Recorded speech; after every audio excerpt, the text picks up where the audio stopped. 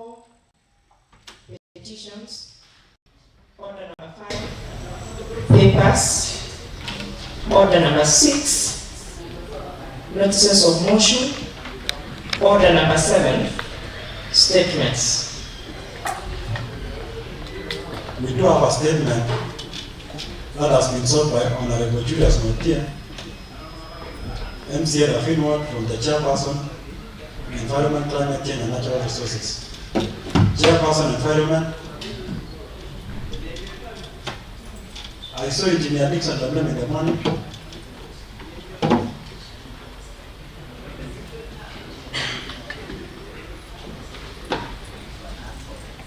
Who is only brief for Engineer Dixon Lamlem?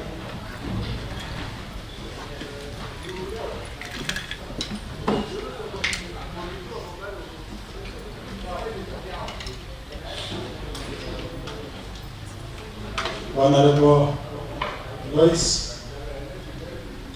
Mr. Speaker,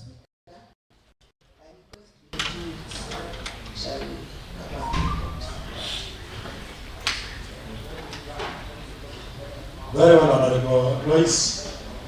Considering the issues at hand, and the issue involves an issue of environment which is so critical to our people, I would like to allow you to the comments. And I want to request you that you come back on the 25th of June 2025 at 2:30 p.m. We do have a statement that has been sought by Honorable Cheruta Kitana from the Chairperson Health Service Committee.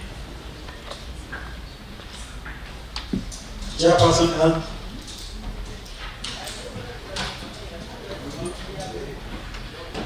Thank you, Honorable Speaker. Honorable Speaker, the report is with the committee but has not been signed by the CCL. The CCL is being invited to appear before the Senate tomorrow on Thursday. And so, Honorable Speaker, invite with us so that we can present the first thing next week on Tuesday morning session, Honorable Speaker. Very well, Honorable Joseph Recording. We can schedule this for Wednesday next week at 2:30 p.m.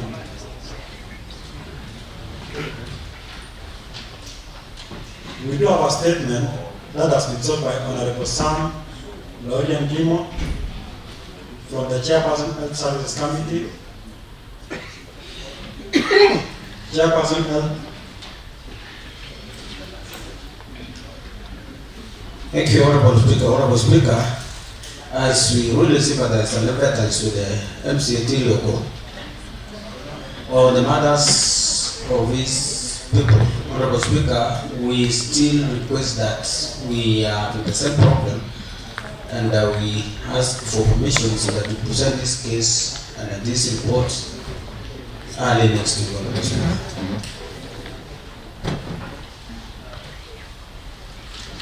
Honorable Sam Lorian, are you okay with this? Okay. Next week at 2:30, Wednesday at 2:30 p.m. We also have another statement from the Chairperson. Honorable Sam Lorian, MCA Tirioko Ward, to the Chairperson Health Services Committee. Chairperson. Honorable Speaker, Kangor Dispensary, as we really have a report, a long one, Honorable Member, and we ask for an extension of only 1 week, Honorable Speaker, so that we will provide the information. Honorable Speaker, you will realize that the Honorable Member is my greatest friend, and he really empathizes with me, and I sympathize with him. We will provide in a week's time.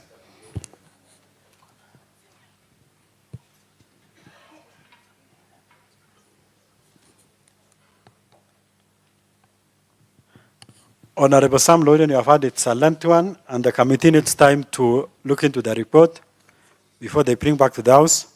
So we can give the committee to the 24th of June 2025 at 9:30 a.m. Clerk.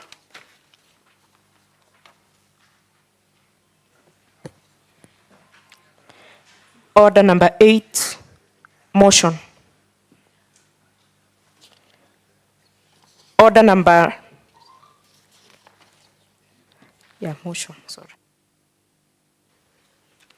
Honorable members, we do have a supplementary order paper.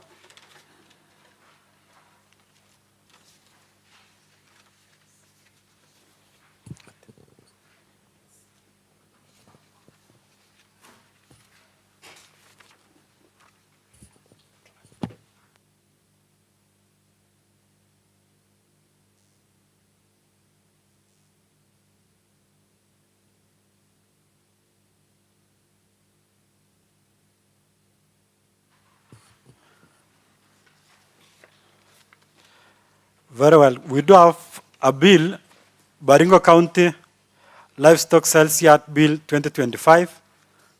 As you can remember, this is a continuation from the debate that we had in El Damarafin during Bunge Mashinani. Chairperson Agriculture.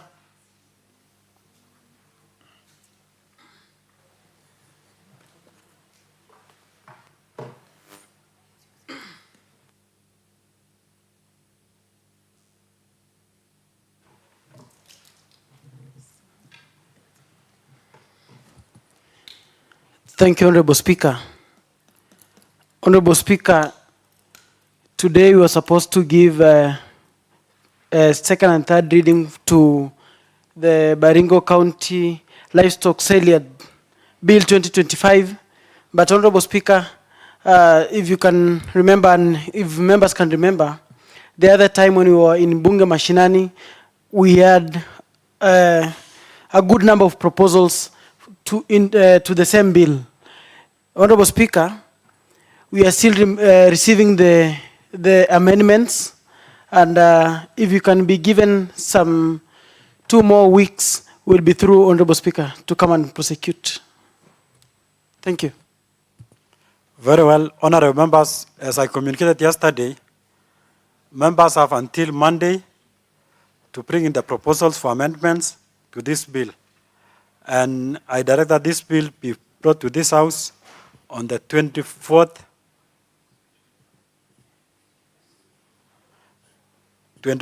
of June 2025 at 2:30 p.m.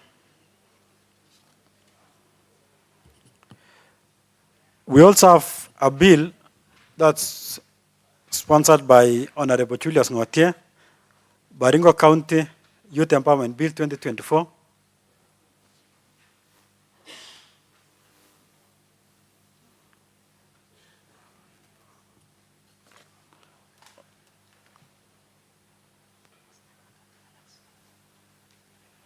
Is it Honorable Ngotie or it's now the committee? It's Chairperson Youth. Okay, thank you, Mr. Speaker. I'll request that you give us 2 or 3 weeks. 2 weeks, sorry. We didn't have to engage the public for public participation due to the exercise that was undergoing due to the Ad-Hoc Committee had some exercise and we could not do them concurrently. Thank you. Very well, Chair. We can now give you 2 to 3 weeks. Let's get at most 3 weeks. You do public participation. Then I direct the House business to fix a date once public participation has been done. Honorable members, we also have a supplementary order paper. Clerk, take us through the supplementary order paper. Supplementary order paper. Order number 8, motion.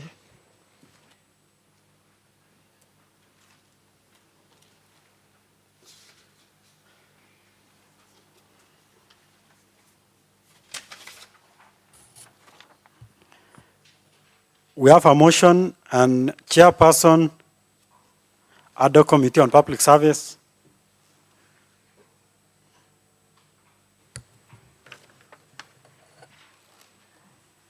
Thank you, Honorable Speaker. I'm going to read the report of the Ad-Hoc Committee on the Baringo County Public Service. You can see the table of contents. And also I want members to note about the synonyms and the abbreviations so that while I'll be reading the report, Honorable Speaker, they'll get to know their meanings. Preface. Honorable Speaker, that on 7th May 2025, the County Assembly debated and passed a motion moved by Leader of Majority urging the House to form an Ad-Hoc Committee to delve into issues revolving around the casual workers and employment malpractice in Baringo County. For the reasons advanced above, the House resolved to constitute 7 members Ad-Hoc Committee to investigate and interrogate inter alia the prayers sought in the motion moved by Honorable Sharon Geter on 5th May 2025 and submit the report to the Assembly within 30 days. Acknowledgement. Honorable Speaker, the committee would like to acknowledge the Office of the Speaker and the Office of the Clerk for facilitating the committee while conducting the fact-finding, witness hearing, and development of this report. Honorable Speaker, protect me from the noise from the honorable members here. Honorable Speaker, I would like to salute and distinguished members of the committee for their invaluable input and contribution to the development of this report. Honorable Speaker, the committee also takes pride in the Secretariat of the unwavering commitment and dedication in the completion of this report.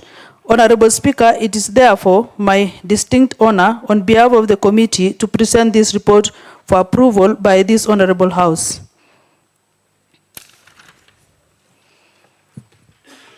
Honorable Speaker, we go to Chapter 1 of the report. Honorable Speaker, on 7th May 2025, the County Assembly debated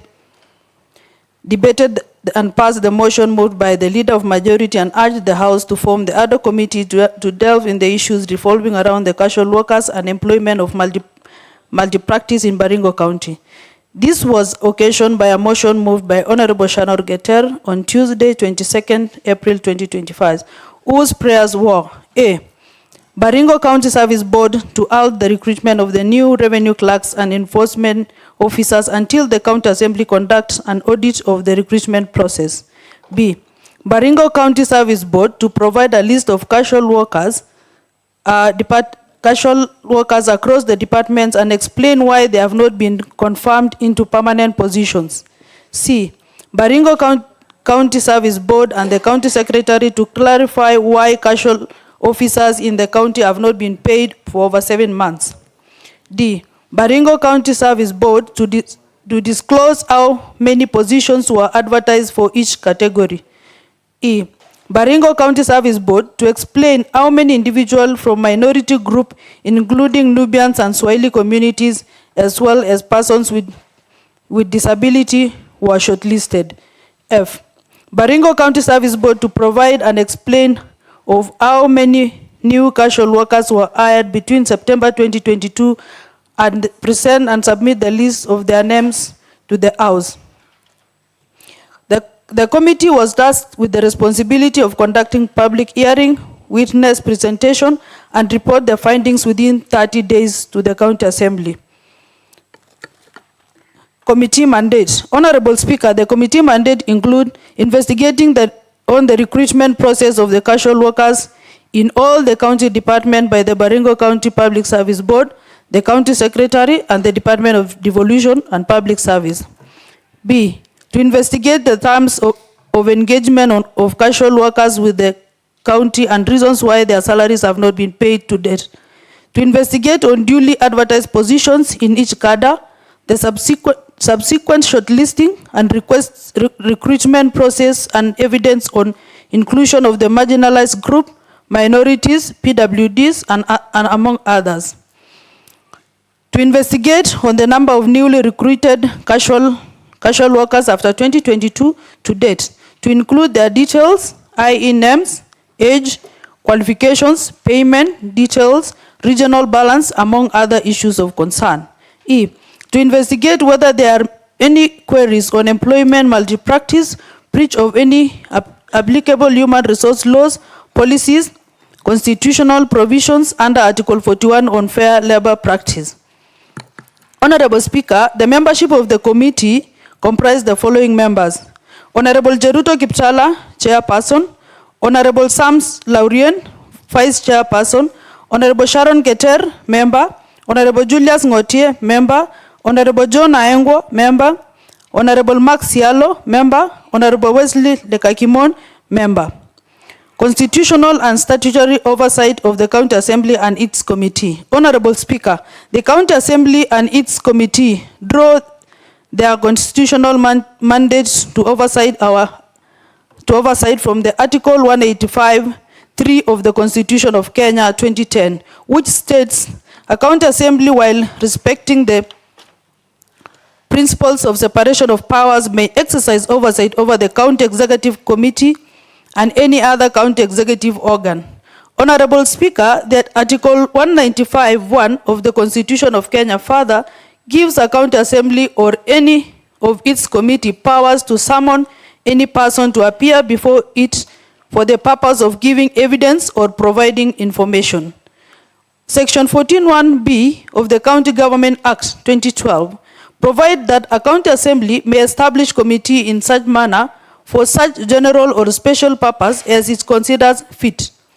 Consequently, under the County Assembly of Baringo Standing Orders number 177, which confers committees with the powers and privileges bestowed on the County Assembly by the Constitution and statutes, include the power to summon witness, receive evidence, and to request for any received papers and documents from the government and the public.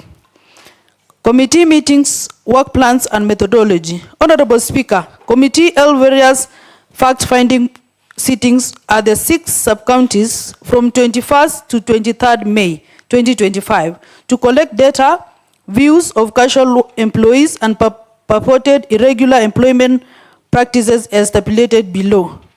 Honorable Speaker, on date 21st May 2025, Wednesday, it was Mogotio and Eldama Ravine sub-counties. On Thursday, 22nd May 2025, it was Marigat and Tiati sub-counties.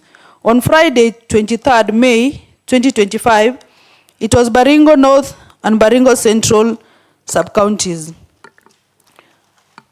Honorable Speaker, there's a table there, Honorable Speaker, showing the earrings in the house that happened, Honorable Speaker. The first one that appeared, Honorable Speaker, was on Tuesday, 27/5/2025, from 10 a.m. to 2. Aggrieved individuals, PASCOP, Trade Union. On Wednesday, 28 May 2025, Honorable Speaker, 10 a.m. to 11:30 a.m. to 2, Human Resource, the Director Human Resource, Payroll Manager, and the Chief of Staff. The Chief of Staff did not appear on that day, Honorable Speaker, and it was rescheduled to Monday, 10th June 2025. On Thursday, 29/5, from 9 to 1 p.m., from 9 a.m. to 1 p.m., the Health CEC, Transport CEC, Water CEC, Agriculture CEC, and Devolution CEC and Treasury CEC, the 2 chief officers for health services and the CEC Transport, and 1 chief officer did not appear, and the session was rescheduled to Monday, 10th June 2025. On Friday, 30th May 2025, from 9 a.m. to 4 p.m., Honorable Speaker, the County Secretary, Public Service Board, County Secretary, CEC, Devolution and Service Board, the County Secretary did not appear, and the session was rescheduled to Monday, 10th 6, 2025.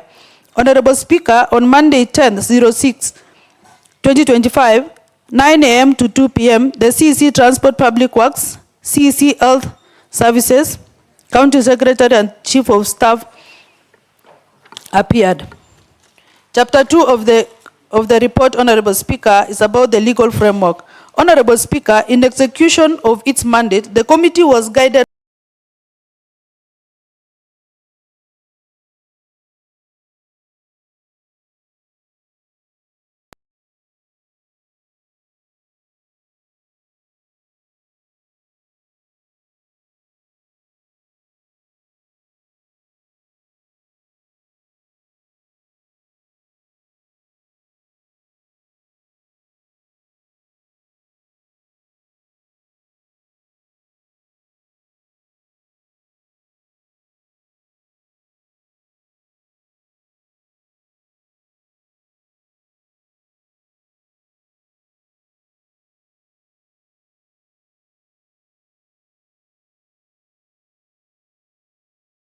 Human dignity, equity, social justice, inclusiveness, equality, human rights, non-discrimination, and protection of the marginalized. C, good governance, integrity, transparency, and accountability. D, sustainable development. Article 27 of the Constitution provides that every person is equal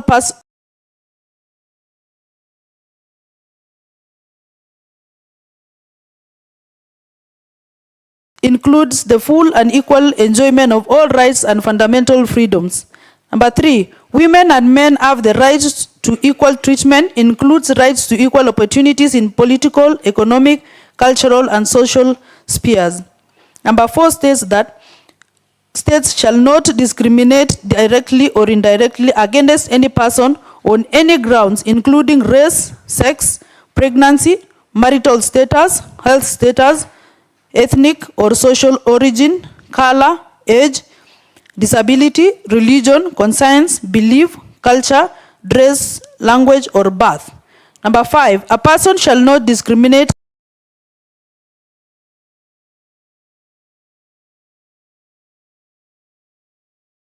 or contemplated in clause 4.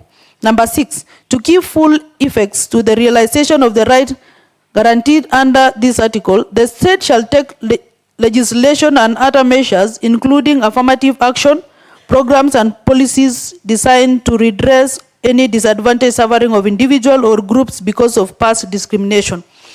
Number 7, Honorable Speaker, any measure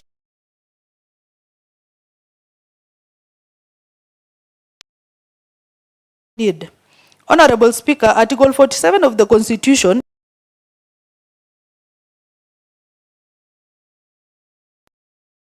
that 1, every person has the right to administrative action that is expedite, effective, efficient, lawful, and reasonable, and procedural fair. Number 2, it's a right of fundamental freedom of a person has been or likely to be adverse affected by administrative action. The person has the right to be given written reasons for the action. Honorable Speaker, Article 41 of the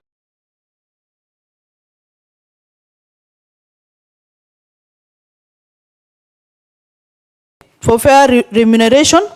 B, to reasonable working conditions. C, to form, join, or practice in the society and programs of trade unions. D, to go on strike. Honorable Speaker, Article 56 of the Constitution provides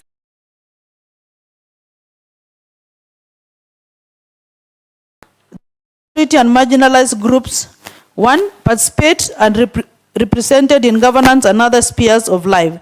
2, are provided special opportunities in education and economic field. 3, are provided special opportunities for access of employment. 4, develop their cultural values, language, and practice. 5, have reasonable access to water, health services,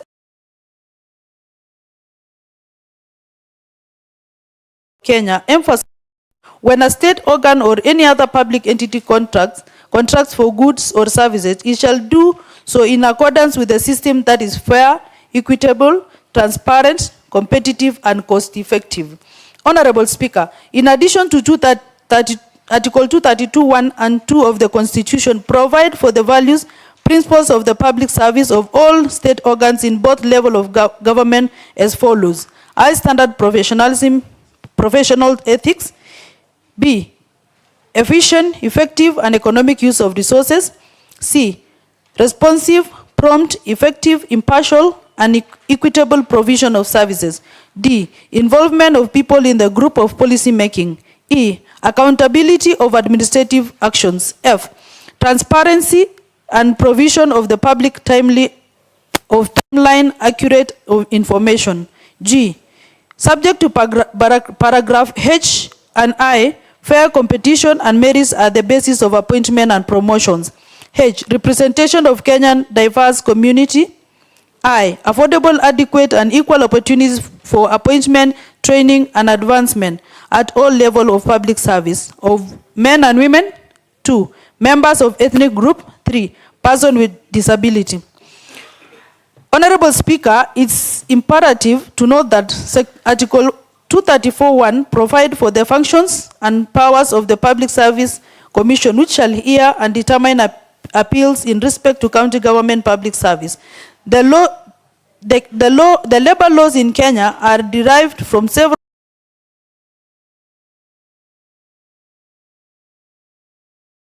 legislation to which Kenya has ratified by dint of Article 2(6) of the Constitution. Honorable Speaker, there are other major laws governing employment in Kenya. These are Employment Act of 2027. Honorable Speaker, this act establishes the minimum terms, conditions of employment.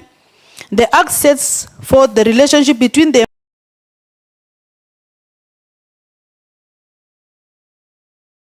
and the employee, which contract of service, prohibition against forced labor, discrimination in employment, sexual harassment, payment of wages, leave, termination, and living amenities.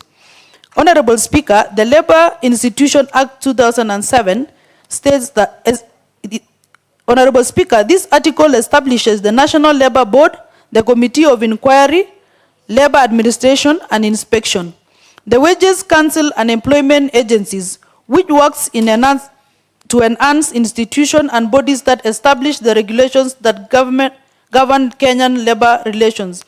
The Act provides definitions for collective agreement, contract of service, employment, employer, trade union, redundancy, and other pertinent terms embodied within the labor laws. Honorable Speaker, the Work Injury Benefits Act of 2027, this act provides for compensation to employees for work-related injury.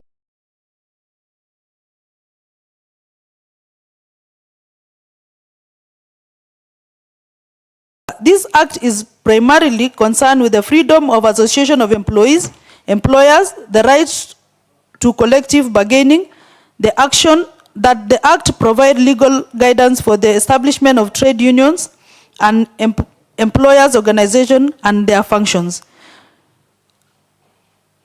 The Occupation Safety and Health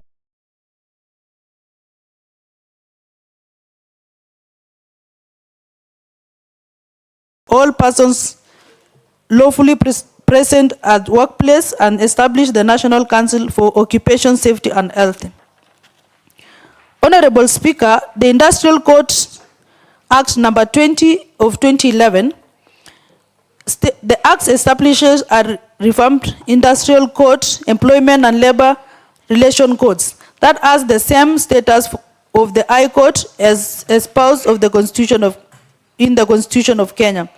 The Industrial Court is established as Court of Superior Records. Court is given powers to adjudicate over cases of employment and labor relations, international conventions, treaties. Honorable Speaker, Kenya, as a member of International Labour Organization, has ratified a number of important conventions related to the rights of all workers pursuant to Article 2(6) of the Constitution.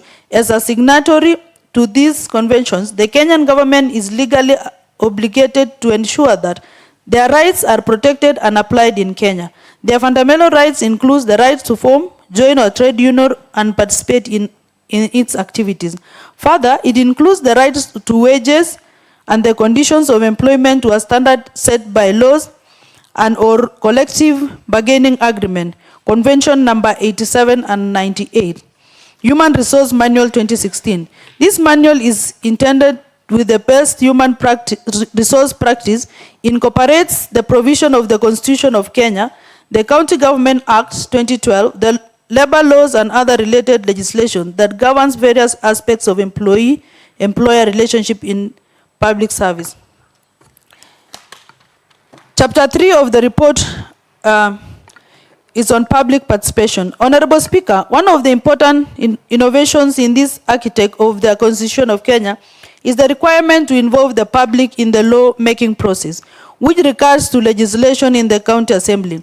Article 196(1) of the Constitution of Kenya provides that the County Assembly shall facilitate public participation and involvement in the legislation and other business of the County Assembly and its committee. Honorable Speaker, other than seeking written comments and memoranda, the committee conducted public participation by facilitating an interactive session with members of the public forum held in the 6 sub-counties as per the below program, which was widely circulated. Honorable Speaker, I'm sure everybody is aware of the table below. Honorable Speaker, let me move in fulfillment of the Constitution required of Article 196 on public participation. The committee, through Office of the Clerk to the County Assembly, sent out notice to the members of the public on Wednesday, 14th May 2025, inviting them to make their own written comments and presentations to the clerk of the Baringo County Assembly. Honorable Speaker, on behalf of the committee, I am pleased to inform to this Honorable House that the views and suggestions of the members of public have been incorporated into the report. Public hearing per sub-county. Honorable Speaker, the Committee Observation and Findings, after conducting a public participation forum, are as set out in the report as follows. Baringo North Sub-County. The following issues were raised. That the payment of salary for the casual workers at the sub-county office and the sub-county hospitals had not been paid since November 2024 and March 2025 respectively. That there are some casual workers who have worked since 2013 without confirmation and have been attending interviews. Number 3, most casual workers are paid below minimum wage requirement as stipulated under the regulation of wages, General Amendment of 2024. Number 4, that there are some workers who were transferred to the hospital as contracted staff and have missed salary since July 2024. That SHA and NSSF remittance are not up to date. That the ambulance driver is a casual worker. That FIF Act has not been implemented. That most of the revenue clerks are casuals. That the total number of casual workers in Baringo North are 20 contracted to the list 2020, contrary to the list submitted by the County Secretary to the Assembly on 5th May 2025, containing 23 names. Honorable Speaker, the findings from Baringo South sub-counties are as follows. That the county treasury has not released money for payment of casual workers. That the payment of the salary for the casual workers at the sub-county office and the sub-county hospital have not been paid since November 2024 and March 2025 respectively. That some casual workers are paid below minimum wage contrary to the labor laws. That contractual staff whose contracts have been renewed several times stated that they have been discriminated in the recent employment opportunities since the people brought on board are just fresh graduates without any experience. That all workers are currently paid through their respective bank's accounts. The findings about FIF is that the FIF Act has not been implemented. The findings from the TRT sub-county. 1. The payment of salary of the workers of the sub-county office has not been paid since November 2024. There exist casual workers who have worked for over 10 years. That the FIF Act is not operational in the sub-county hospital. The casual workers are paid below the minimum wage contrary to the law. The contractual staff whose contracts have been renewed several times states that they have been discriminated in the recent employment opportunities since people brought on board are just fresh graduates without experience. That the casual staff were recruited competitively by the hospital board and placed on a 3-month contract which have been renewed over time. The major reason for the contract renewal for the unskilled staff was based on the fact that the hospital had trained them on how to handle hazardous state waste infectious environment coupled up with experience. The committee also was informed that salaries offered to the casual workers were way below the minimum wage. They requested that they be confirmed and employed on permanent and pensionable terms. Honorable Speaker, the findings from Baringo Central Sub-County Social Org are as follows. 1. That the payment of salary for casual workers at the sub-county office has not been paid since November 2024. That there are contractual staff at the Department of Water who operates the county RIC and were injured in line of duty but were not compensated. There is a variance between the list of casual workers presented by the medical superintendent and the hospital administrator at PCRH, i.e. 186 and 116 respectively. The county referral hospital is a level 4 as opposed to the perception that it is level 5. That the intensive care units at PCRH is manned by casual workers. That those officers transferred to PCRH are officers who have discipline cases and thus hampering service delivery in the facility. The medical superintendent is not consulted on transfers affecting critical staff and service delivery. That most of the medical personnel includes medical officers and ICU nurses at the PCRH are all contractual staff. That there exist casual workers who have worked over 10 years. That the FIF Act is not operational in Baringo County Referral Hospital. That those casual workers are paid below the minimum wage contrary to the labor laws. That the contractual staff whose contracts have been renewed several times stated that they have been discriminated in recent employment opportunities since the people brought on board are just fresh graduates without any experience. Honorable Speaker, the findings from Mogotio sub-county are as follows. The payment of salary of the casual workers at the sub-county office has not been paid since 2024. There exist casual workers who have worked over 10 years. Most of the revenue officers are casual workers. The FIF Act is fully operational in Mogotio Sub-County Hospital. That some casual workers and contracted staff are paid below minimum wage contrary to the labor laws. That the contractual staff whose contracts have been renewed several times says that they have been discriminated in recent employment opportunities since those brought on board are fresh graduates without experience. That the county treasury has not released the funds for payment of the casual workers. That all the casual workers are currently paid through the bank account. Honorable Speaker, the findings from Ravine Sub-County are as follows. 1, that there exist casual workers who have worked over 20 years, including a casual worker who is 64 years old. That their payment of salary for the casual workers at the sub-county office and the sub-county hospital had not been paid since July 2024 and March 2025 respectively. That the FIF Act has not been implemented. That some casual workers are paid below minimum wage contrary to the labor law. That all casual workers are currently paid through their respective bank account. Honorable Speaker, chapter 4 of the report. Witness presentations at the County Assembly.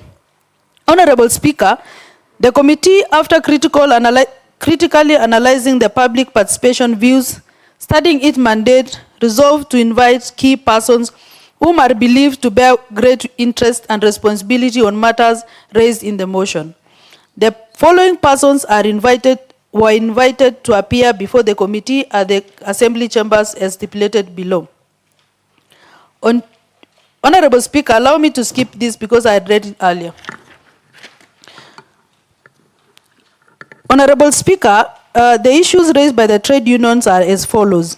Irregular recruitment and payment of casual workers in the analysis of the report of the Auditor General reveals a nagging trend of violation of public finance management laws and regulation in the recruitment and management of casual workers in Baringo County. The report denotes that the process has been opaque and regulated, creating avenues for favorism, nepotism, theft of county funds. Number 2, the County Public Service Board did not authorize the recruitment of the casual employees as stipulated in Section 74 of the County Government Act 2012, which requires that the County Public Service Board to regulate engagement of persons in contract, volunteers, and casual workers. Number 3, unsustainable wage bill, that in 2023-2024 financial year, the wage bill stood at 48% of the total county annual revenue, way above the recommended 35% of the county government PFM regulations 2015. Number 4, failure to publish the report on the head count of the county staff in September 2018. There was an head count with a view of ascertaining an actual staff establishment. However, the report was never published despite spending public funds.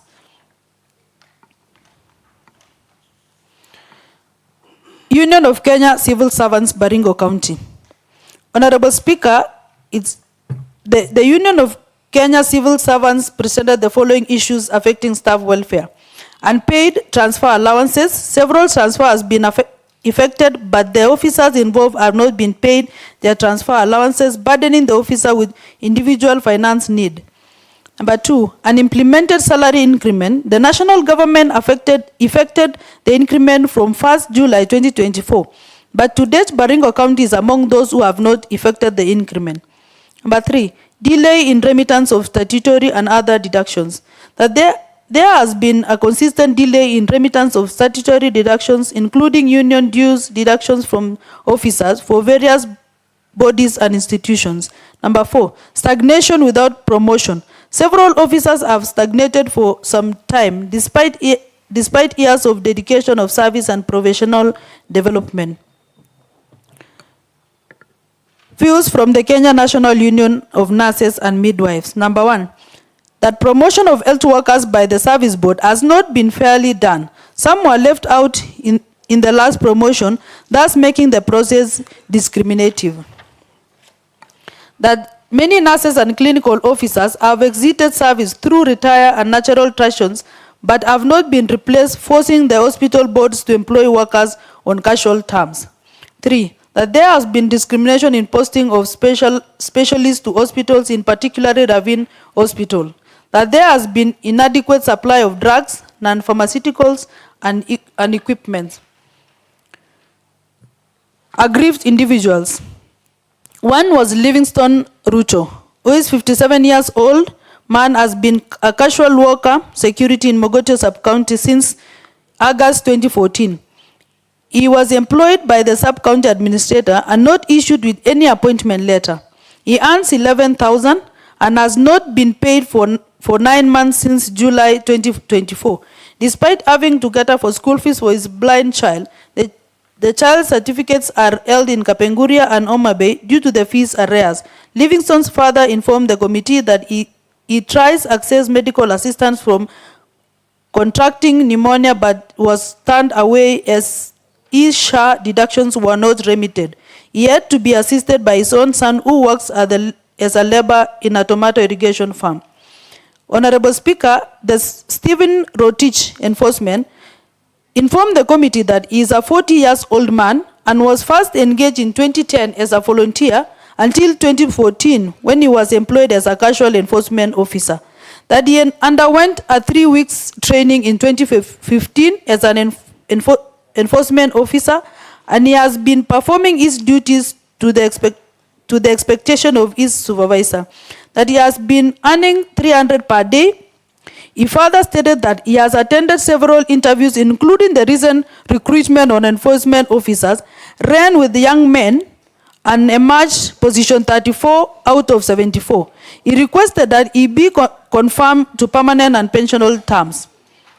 Alex Rotuno informed the committee that he came in the year 2020 as a volunteer operating County RIC in the Department of Water. That he was recently contracted as a casual worker and he has not been getting his remuneration as required. He further stated that he is not under any medical scheme and also his NSSF has not been remitted. That he has sustained injuries, but he has not been compensated nor his medical expenses paid for. Honorable Speaker, Baringo County Public Service Board. Honorable Speaker, the County Government Act 2012, Section 57 provides for the establishment of County Public Service Board in each county, which shall be a body corporate with perpetual succession and seal, capable of suing and being sued, and its corporate name. Honorable Speaker, the functions and powers of County Public Service Board under Section 59(1) of the County Government Act 2012 specify as: A. Establish and abolish offices in the county public service. Appoint persons to hold or act in office of the county public service, including the board of the cities, urban areas within the county, and confirm appointments. C. Exercise disciplinary control over and removal remove persons holding or acting in those offices as provided for under this part. Prepare regular reports for the submissions to the County Assembly on the execution of the functions of the board. Promote in the county public service the values and principles referred to in Article 10 and 232 of the Constitution of Kenya. Evaluates and reports to the County Assembly on the extent to which the values and principles referred to it in Article 10, 232 of the Constitution of Kenya are complied within the county public service. Facilitates the development of coherent, integrated human resource planning and budgeting of the personnel emoluments in counties. Advise the county government on human resource management and development. Advise county government on implementation and monitoring of national performance management system in counties. Make recommendations on salary and remuneration.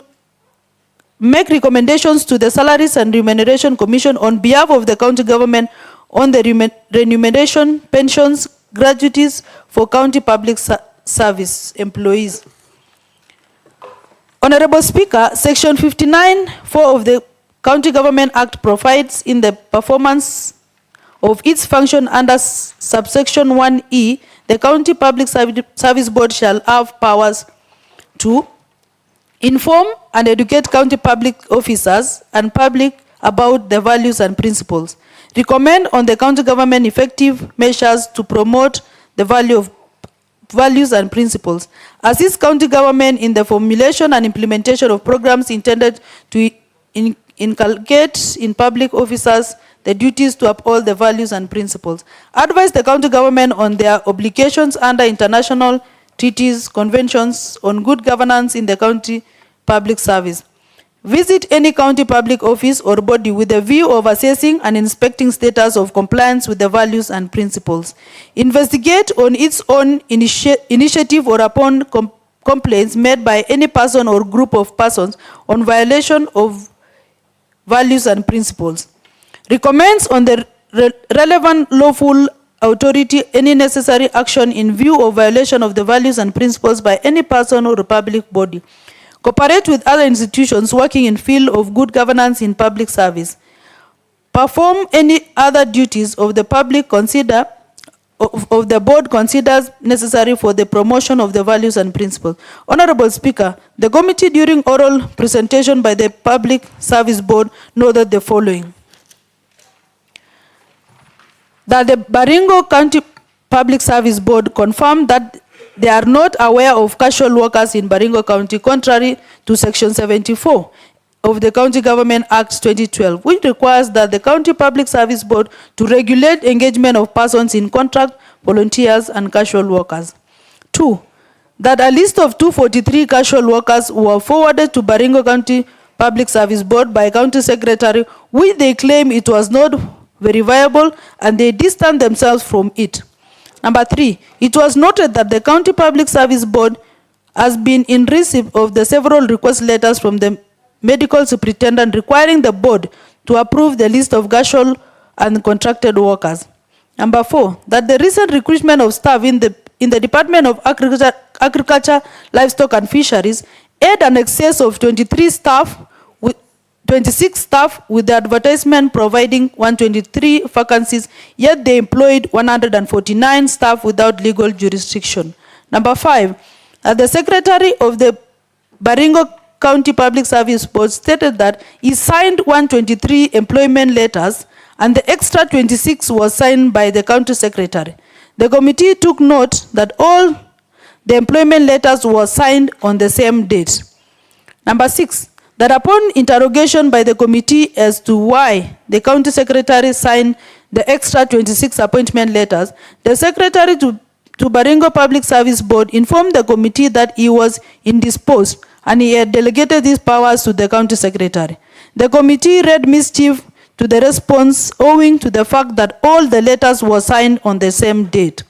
Number 7, that the board is aware of 17 revenue clerks who are employed in 2017, and they stated that the board had completed its role in the recruitment process and the remaining part is a function of the Human Resource Department. Number 8, that the board learned that There are 3 employees who was recently sneaked into the payroll without the approval of Baringo County Public Service Board. Number 9, that on discrimination of the renewal of contract, the service board stated that they have renewed all the contracts forwarded them by the office of the county secretary. Those whose contracts have been renewed include Director Human Resource, Legal Officer of the Service Board, among others. Number 10, that the Service Board employed and renewed the contracts of the Human Resource whom he had signed who is not a registered human resource practitioner, contrary to Section 29(1) Human Resource Management Professional Act 2012, which provides that no person shall practice as a human resource management professional until the person has been issued with a valid practicing license. Number 11, that the officers in the devolution department has not had their contracts renewed since their renewal had not been forwarded to the service board, contrary to what the chief officer devolution stated, that he had forwarded all the names to the county secretary for transmission to the service board for renewal. Number 12, that the board confirmed that there is a budget of 34.9 million for the payment of all the casual workers in the county. That the board confirmed that all the appointment letters shall be signed by the secretary to the service board. That the board confirmed that the county secretary extended a contract of 1 GDU staff after the end of the contract and deployed him to Jamasuzu Water Company, and the rest were not confirmed. That the secondment procedure for an office in the record department was not duly followed, and the service board distanced itself from it.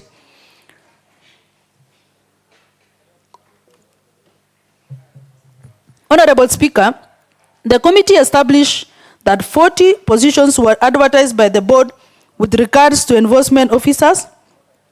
1,425 applied and 455 were shortlisted and interviewed. At the time the board were appearing before the committee, 30 of them had been competitively recruited across the 30 wards. Honorable Speaker, in regard to revenue clerks, 22 positions were advertised and 1,560 applications were received. 191 among them, 4 BWDs, were shortlisted and interviewed on 28 March 2025. Submission by the Department of Water, Sanitation and Irrigation. Honorable Speaker, the Department of Water, Sanitation and Irrigation appeared before the committee on Thursday, 29 May 2025 at the County Assembly chambers. The following officers appeared before the committee: CPA Richard Tamar, the CEC Water and Irrigation; Engineer Noah Chepwarwa, Director Water and Irrigation; Mr. Kigen Kilanya, Technical Supervisor, Groundwater. Honorable Speaker, the CEC in charge of the department informed the committee that the department does not have any contractual staff save for the 31 casual workers in the drilling rig operation. The committee was further informed that he said laborers have been volunteering since 2020. Honorable Speaker, upon further probe, the committee learned that the 2 casual workers suffered injuries while operating the rig, and their medication and compensation was neither covered nor provided. It was also reported to the committee that the casual workers were not being paid any allowance except for undocumented out-of-pocket change from the supervisor. On provision of safety gears, the committee was informed that the only provision from the department were gumboots.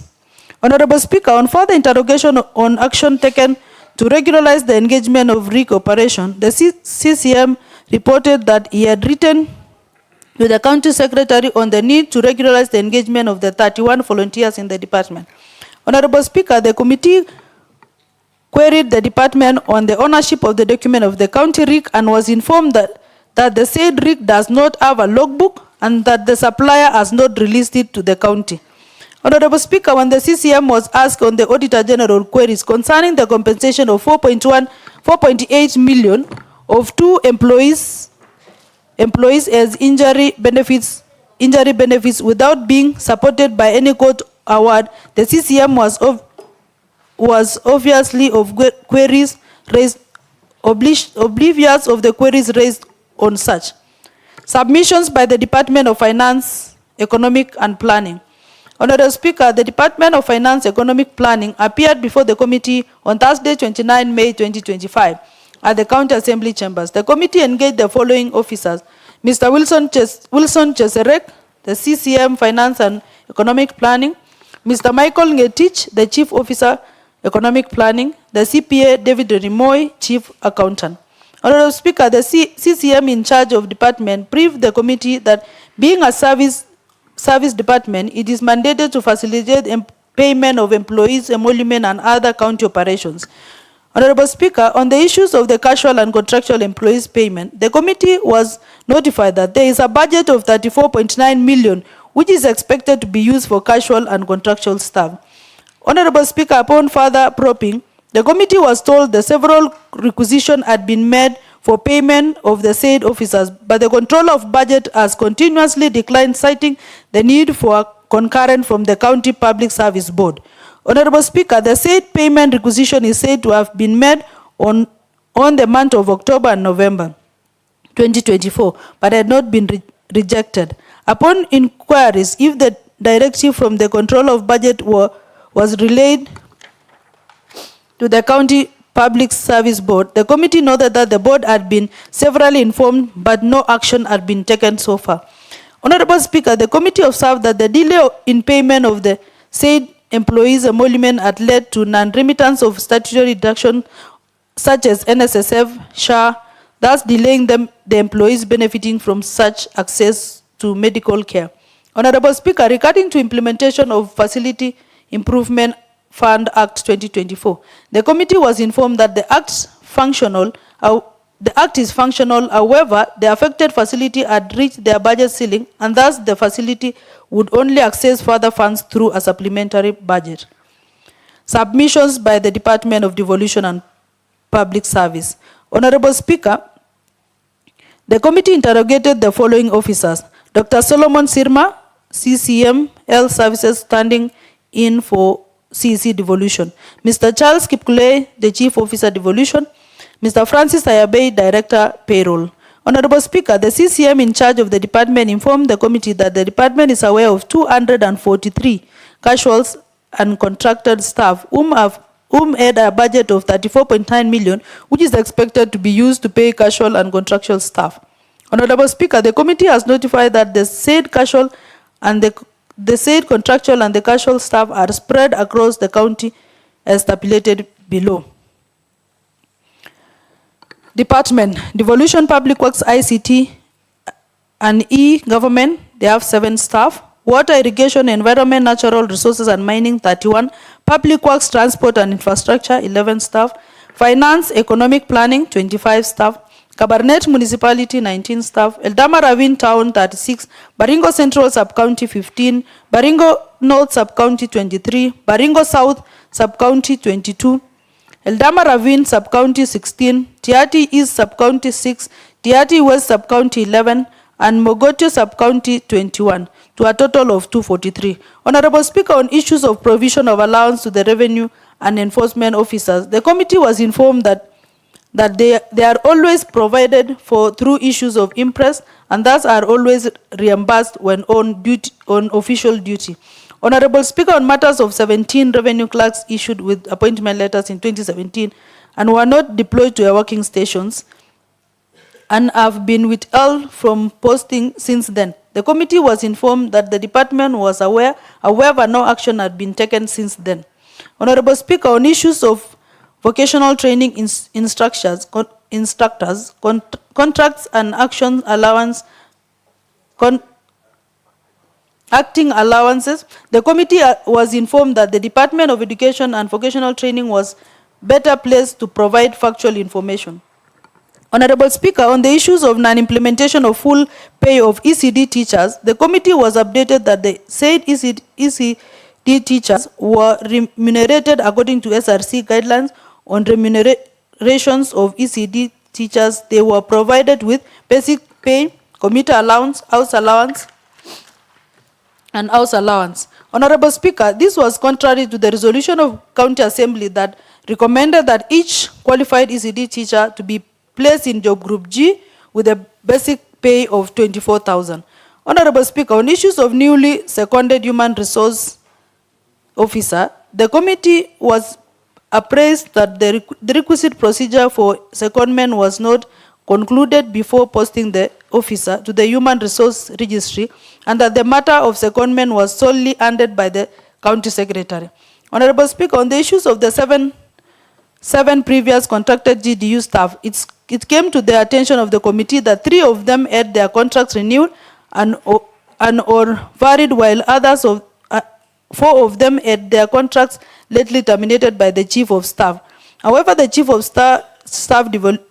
Officer Devolution had requested the County Public Service Board through County Secretary for extension of their contracts. Submissions by the Department of Agriculture, Livestock and Fisheries. Honorable Speaker, the Department of Agriculture, Livestock and Fisheries appeared before the committee on Thursday, 29 May 2025 at the County Assembly Chambers. The committee met the following officers: Ms. Rispa Chepkonga, CCM Agriculture and Livestock Fisheries; Mr. Wendot Chemchor, the Chief Officer, Livestock Fisheries; Dr. Esmond Kiptanui, Director, Veterinary Services. Esmond Kiptum. Honorable Speaker, the CCM in charge of the department notified the committee that the department had 149 contractual staff who were recruited in 2023-2024 financial year on a 3-year contract. The committee was further informed that 2 of them have had their contracts cancelled as a result of incomplete academic credentials. Honorable Speaker, the intent for the above recruitment as advertised was 123 positions. Submissions by the Director, Revenue Management. Honorable Speaker, the respondent was welcomed by... Honorable Speaker, the Director had been the head of the revenue since 2013. He highlighted his role, duties, and functions. He further elaborated on how the revenue system has undergone transformation from issuing of manual receipts to automated and cashless collection of revenue. He also highlighted use of pay bill numbers in collection of revenue and various revenue points and streams, including the 5 sub-county hospitals and Baringo County Referral Hospital. Honorable Speaker, the respondent was put to task as to why he has served without a substantive deputy. The committee noted that the purported deputy whom the director has introduced as his deputy holds a much lower job group. The committee also noted that staff was deployed to serve as an assistant deputy director at revenue management, but was rerouted to municipality as head of revenue under unclear circumstances. Honorable Speaker, on matters casual and contractual workers, the director informed the committee that there are 29 contractual staff and 12 casual revenue clerks. When asked about the recently hired 29 casual revenue clerks, their distribution across the county, the head of the revenue could not confirm nor ascertain the actual stance. On matters discipline, the respondent informed the committee that 13 revenue staff had been dismissed from service for embezzlement of misappropriation of public funds since 2023.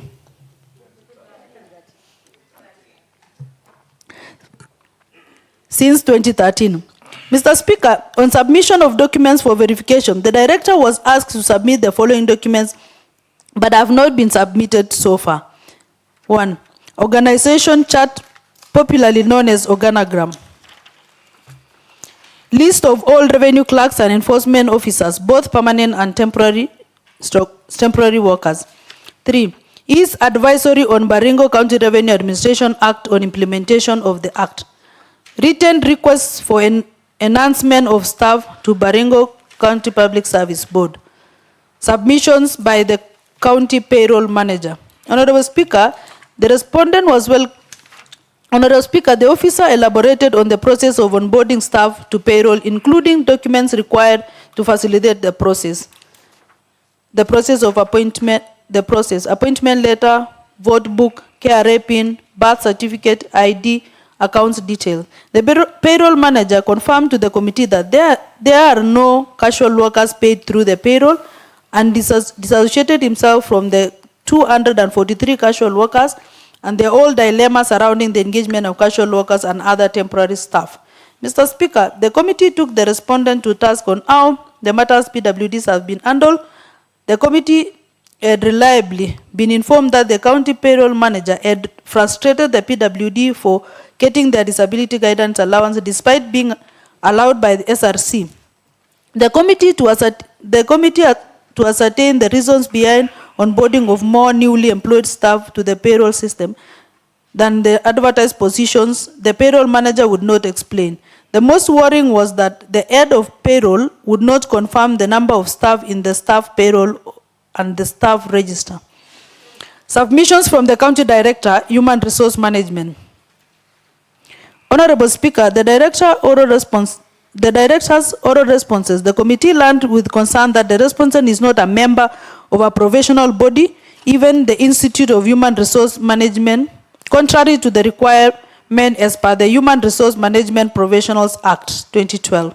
Further, the HRM Professional Act 2012 is explicit that the head of HRM and those handling issues related to human resource should be licensed and must be registered with IHRM and be of good standing.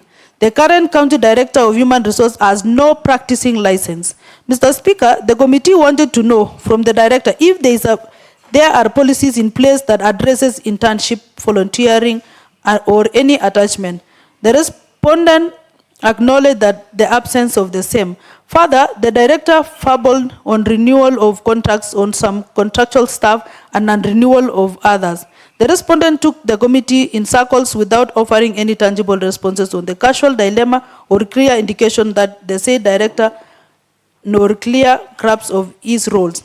Has no clear grasp of his role.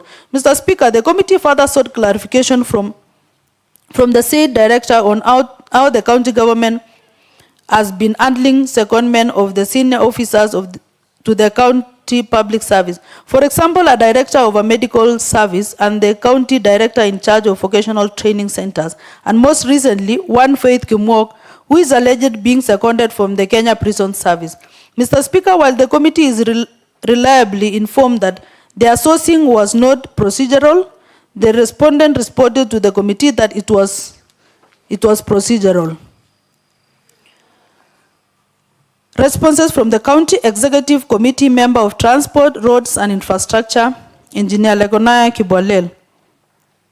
They appeared before the committee on 5th June 2025 with the following: Geoffrey Kosgei, Chief Officer Transport; Timothy Kibawen, Chief Officer Infrastructure and Public Works; QS Daniel Katechwa; John Kibor, County Roads Engineer.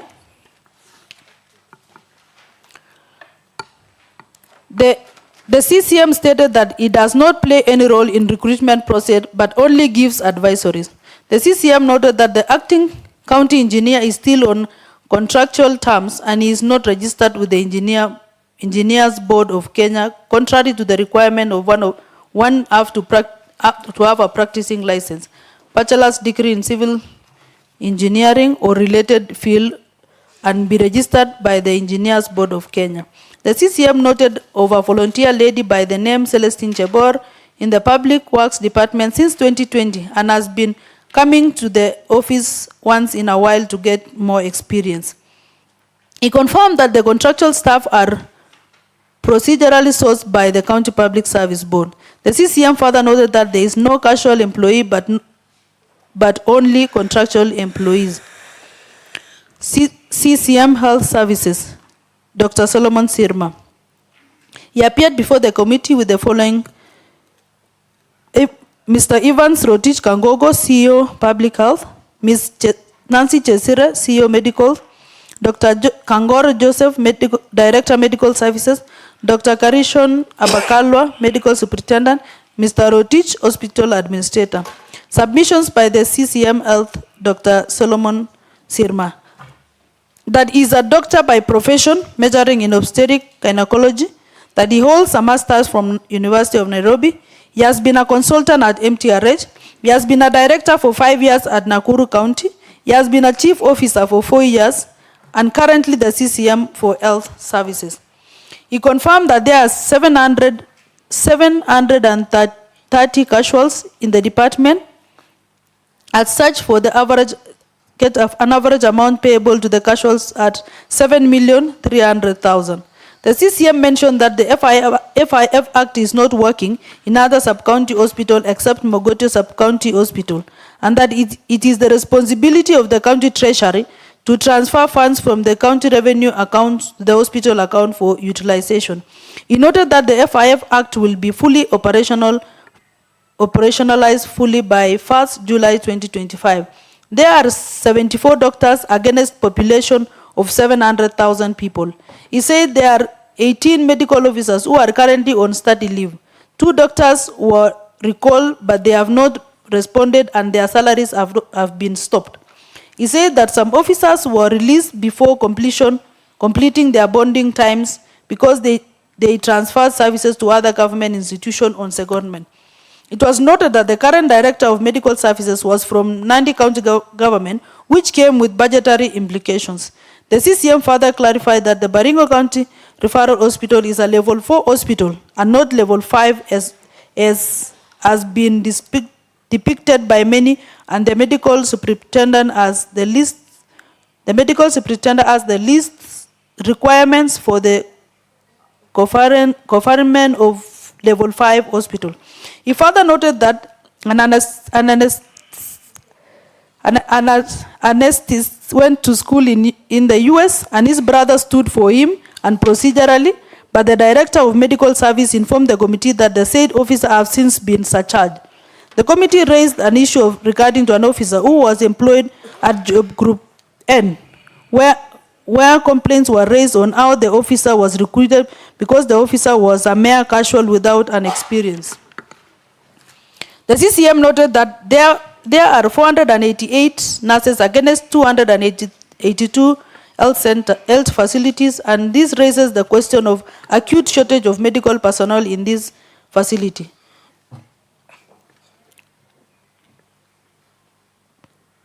Documents to present.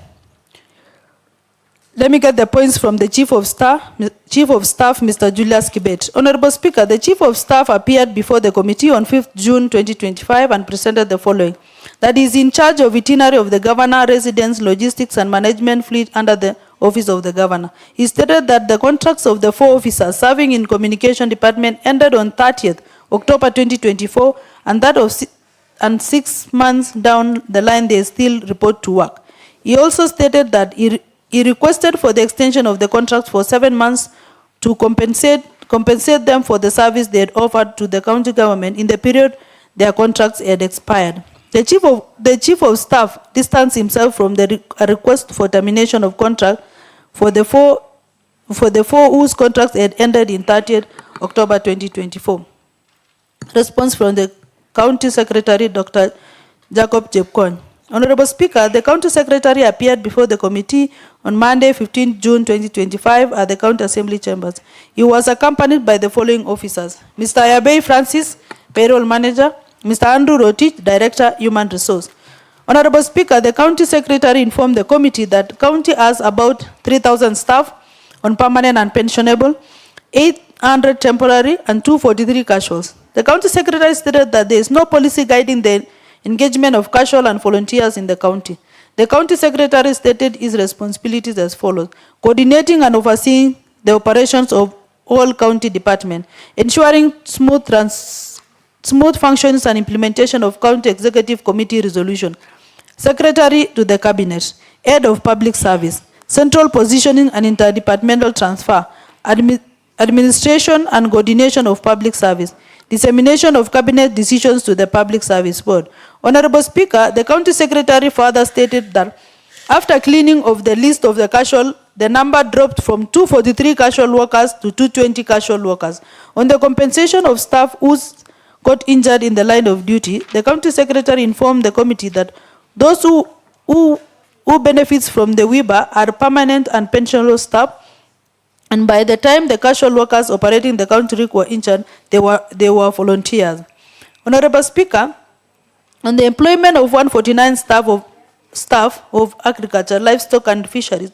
The county secretary informed the committee that the advertisement provided for 123 vacancies and that the extra 26 were engaged upon in the cabinet, and went further to table an extract of the cabinet minutes. He also stated that the recruitment process took long, and midway some officers retired from the Department of Agriculture, Livestock and Fisheries. He further stated that the budget was available since some officers at higher job group had retired. Honorable Speaker, on why the appointment letters of the extra 26 was signed by the county secretary, not the secretary to the board, he stated that the secretary of the board was indisposed. Honorable Speaker, the county secretary was not in position to explain why the contracts of the 4 officers working in devolution department were not extended, yet they worked for the county even after the expiry of their contract. This is a clear indication that there is discrimination in extension of contracts. Honorable Speaker, on the secondment of one Ms. Faith Kimwok to record section of human resource, the county secretary accepted that it was unprocedural and that the constitution was violated. Honorable Speaker, the county secretary distanced himself from additional names of casuals in Baringo North and Baringo Central sub-counties, yet he had approved the list presented earlier to the county assembly. Chapter 5 of the report, memoranda received. Honorable Speaker, in Kenya, memoranda serves as a way for citizens and organizations to engage with the government and influence decisions making.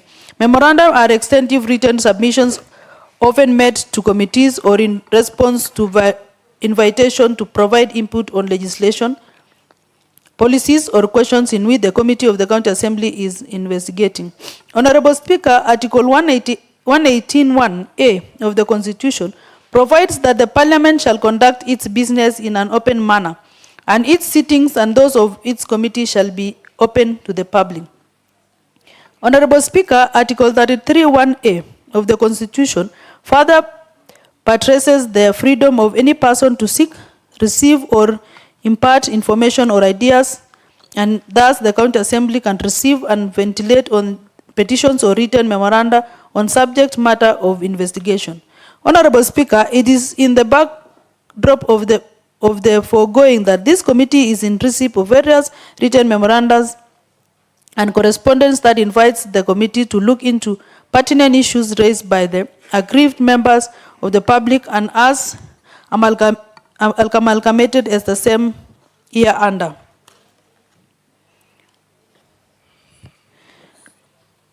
Honorable Speaker, I'm alive that members are able to see the table below, the memoranda, date of received, prayers. And there are 13 in number, Honorable Speaker. General observation of the memoranda received. Honorable Speaker, with regard to the memoranda of the Unions of Kenya, Civil Servants, Kenya County Government Workers Union, Kenya National Union of Nurses, and other private individuals working in county government of Baringo. Honorable Speaker, the memoranda received on above subject matter sought for committee to look into the following issues, namely fair labor practices to contract employees, revenue and enforcement officers, and paid transfer allowances, and implemented salary increment, delay in remittance of statutory deductions, delay in salaries and other deductions, stagnation without promotion, confirmations, work injury benefits, welfare for staff living with disability, and designation of staff. Honorable Speaker, this committee recommends that the Public Service, Baringo County Public Service Board shall adhere to the provision of Article 10, 27, 41 of the Constitution, which clearly speaks about the national values and principles of good governance, equality, and freedom from discrimination, and the inherent rights to fair labor practices. Further, the appointing authority should ensure they adhere to the provisions of the Employment Act 2027. Honorable Speaker, this committee recommends that, pursuant to Article 41 of the Constitution, all casual terms of engagement shall be specified further. The issues of transfer allowance, County Public Service Board shall be guided by the promotion of Section C-20, of the HR Manual 2016, which provides that when an officer is transferred from one station to another by employer, he or she will be eligible for transfer allowance amounting to 1 month basic pay, provided that the new station is not less than 40 kilometers from the former station. Honorable Speaker, the committee further recommend that those whose contracts were not renewed in the Governor's Delivery Unit and the Devolution Department shall have their contracts renewed. It is worth noting that where there are fixed contracts upon the expiry, there are no renewal or reasons for termination. It is presumed that there is legitimate expectation that the contract shall be on a month-to-month basis. Honorable Speaker, the failure to adhere to the provision of Article 41, 47, and 232 of the Constitution on rights for fair labor practice, rights for fair administrative action, and values and principles of public service, as well as Section 41, 45, and 49 of the Employment Act 2027 by the County Public Service Board is illegal and blatant violation of the applicable laws. This committee therefore recommends that the officers be reinstated and their contracts be renewed.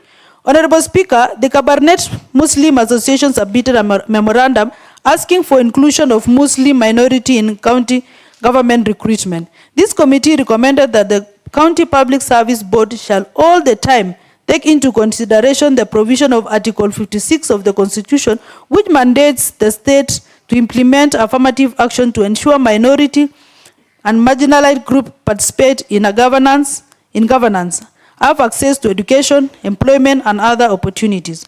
Honorable Speaker, further Article 232(1)(h) of the Constitution emphasizes that the public service should reflect the diversity of Kenyan community, requiring institutions to consider and ensure representation of marginalized groups in public service appointment. Honorable Speaker, there is also a memorandum by the Revenue Clerk issued with the appointment letter dated 31st July 2017, who requested to be posted pursuant to their appointment letters.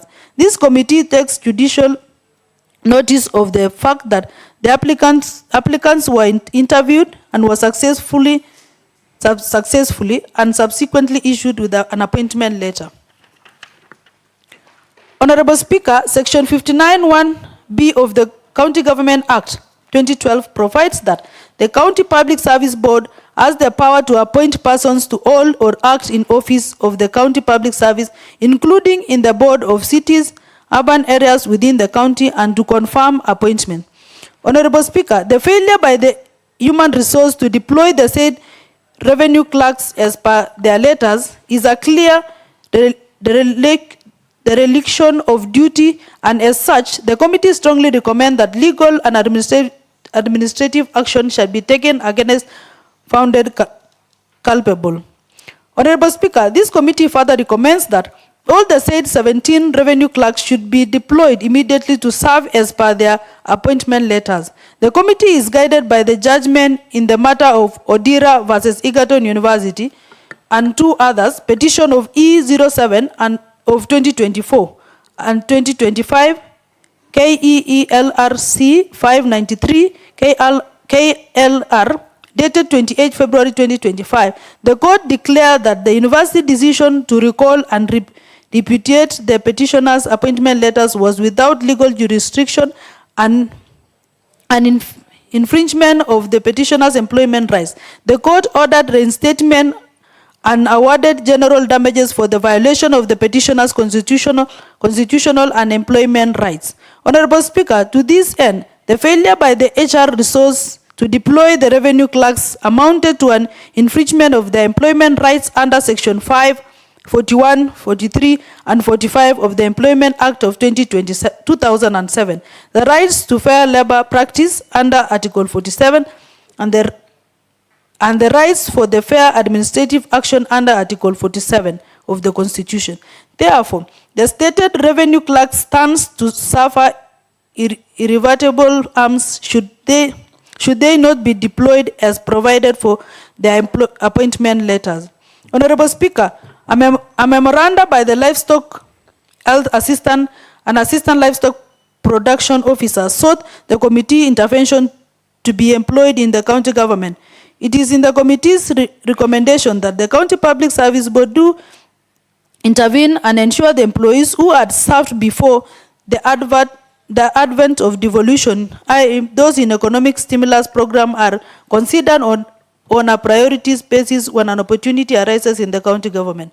Honorable Speaker, it is worth noting that the absorption of local authority staff into county government after devolution has been a source of legal and administrative challenges. While the Constitution mandates the absorption of staff from the defunct local authority into county public service, there have been instances of delays, terminations, and disputes surrounding the process. Honorable Speaker, however, it's worth noting that the County Public Service Board shall exercise equality and equity in absorbing those employees, such that there are no situations where some are absorbed and others are left out without giving reasonable grounds for failure to do so. Honorable Speaker, memoranda was received on discrimination on payment of salary arrears for vocational training staff and shield employment of casuals. The committee recommends that the arrears be paid to the center managers and trainers who have legitimate claims, and also ensures that the employing authority adheres to the Constitution and other statutory procedures of recruitment of employees. Honorable Speaker, it is sad to note that there are vocational training managers who have been in acting capacity for far too long without appointment to substantive positions, and neither they are given acting allowance. Honorable Speaker, this committee takes recognize of Section 37 of the Employment Act number 11 of 2007, being capable of being slightly construed to acknowledgement and appreciation of concept of appointment of employee in an act capacity. Different quarters have bonded the question for how long should an employee be appointed in an acting capacity pending confirmation. Honorable Speaker, Regulations of Wages General Orders Legal Notice number 139 of 1967 generally discusses the concept of employment in an acting capacity and applies only insofar as the same is not in conflict with the Employment Act number 12 of 2007 or inconsistent with the Constitution of Kenya 2010. Honorable Speaker, the provision of Section 34(3) of the Public Service Commission Act number 10 of 2017, an authoritative to the effect of public officers can only serve in acting capacity for a period of 1 month, up to the maximum period of 6 months. Honorable Speaker, Section 34(5) of the Public Service Commission Act number 10 of 2017 provides that the public service appointed in an acting capacity shall be duly qualified and competent to perform the duty at hand, and such appointment is in an acting capacity shall not undermine the expeditious appointment or deployment of a competent person to a public office concerned. Honorable Speaker, the question of the legality of the period of appointment on an acting capacity was espoused in the case of Eda Cherono Maiwa versus University of Nairobi Enterprise and Service Limited 2020, EKLR, where the court held that the prolonged period of appointment of an employee in an acting capacity without being given the substantive appointment or relieved of roles in said acting capacity amounts to discrimination and unreasonable and fair labor practice on part of the employer, contrary to the provision of Article 41 of the Constitution of Kenya 2010, as read together with Section 5 of the Employment Act number 11 of 2007. Honorable Speaker, in view of the foregoing, this committee finds that decision by the County Public Service Board not to convert the employees of acting to substantive appointment or relieving them of their role in the said acting capacity amount to violation of Article 47 of the Constitution as well as Section 5 of the Employment Act. As such, this committee recommends legal avenues to be explored against those capable of contravening the above provision of the remedy. Further, the County Public Service Board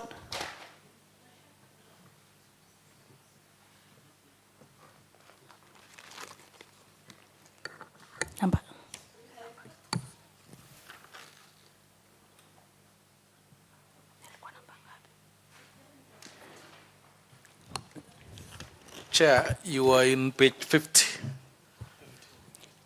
Just go to page 50. Thank you, guided Honorable Speaker. Honorable Speaker, in view of the foregoing, this committee finds that the decision of the County Public Service Board notes to convert the employees as an acting to substantive appointment or relieve them on their role in the said acting capacity amount to violation of Article 41 of the Constitution as well as Section 5 of the Employment Act. As such, this committee recommends legal avenues to be explored against such culpable of contravening of the above provision of to remedy is it further. The County Public Service Board shall pay for all outstanding salaries arrears of those vocational training centers acting managers. Honorable Speaker, memoranda was received on discrimination on payment of salaries arrears for vocational training staff and shriewd employment of casuals. The committee recommends that the arrears be paid to the centers managers and trainers who have legitimate claims and also ensure the employing authority adheres to the Constitution and other statutory procedures of recruitment of employees. Honorable Speaker, there is also a memoranda by the people living with disability under Baringo County staff on compliance with Salary and Remuneration Commission guidelines, which requires that there is need for enforcement of the SRC circular.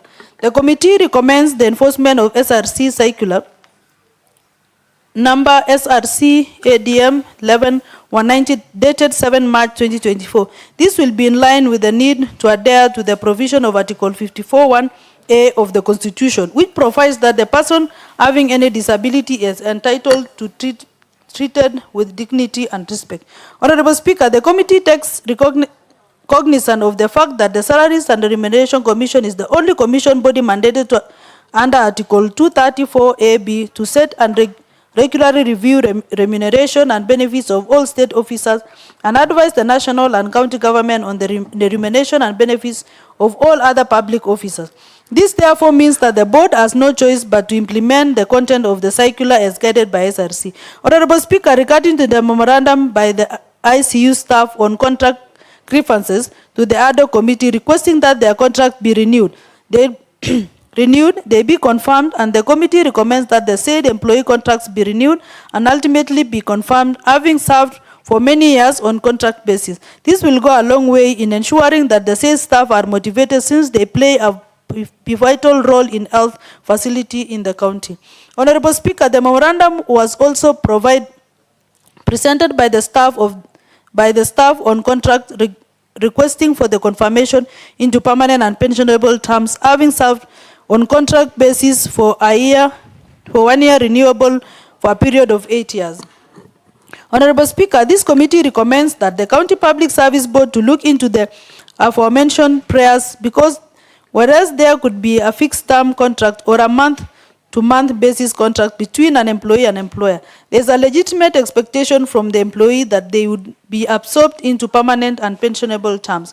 Honorable Speaker, the Court of Appeal in the matters of Kenyatta University versus Esther Njeri Minor Civil Appeal 261 of 2020, KECA 1201 KLR declares that the employee have a right to be accorded dignity and certainty to their work, upholding the High Court decision that found as such. It is worth noting that treating an employee who has served for a long period of time as an unpermanent pensionable permanent employee is tantamount to unfair labor practice and thus denying all the rights of a permanent employee. Honorable Speaker, in view of the above, County Public Service Board should move with speed and look into these cases of employees who have served for a long period without being confirmed into permanent and pensionable terms because it's morally wrong for a person to work for a long time without being confirmed into permanent terms. Honorable Speaker, there is also a memorandum by 19 Cabernet municipality casuals who have worked for a long time, with majority of them having worked for more than 7 years. They requested for confirmation and payment of their delayed salaries. The casual averts that they have spent correspondence from the municipal manager to the board, county secretary, human resource, court attendance and conciliations invitation letters by the county labor office.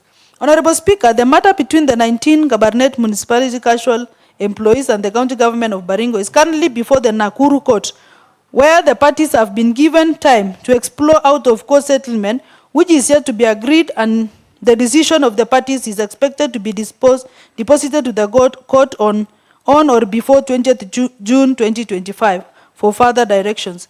Honorable Speaker, the casuals also stated that they have not been paid since October 2024 without any reason communicated to them. This has drowned this casual both financially, psychologically, and socially, and all of them depend on this for their daily sustainability of their families. This is a clear infringement of the rights of human dignity under the Article 28 of the Constitution. Honorable Speaker, the delays to pay salaries by the employer are contrary to the Section 18 of the Employment Act 2007, which provides in a mandatory terms when salary or wages becomes due for payment. For a casual employee, wages are due at the end of each day, worked while monthly salaries are due at the end of each month. Honorable Speaker, the board discriminated against the casual employees by failing to pay their dues contrary to Section 5 of the Act, which prohibits discrimination at the workplace. Subsection 5(7) provides as follows. 5. An employer shall pay his employees equal remuneration for the work of equal value. An employer who contravenes the provision of this section commits an offense.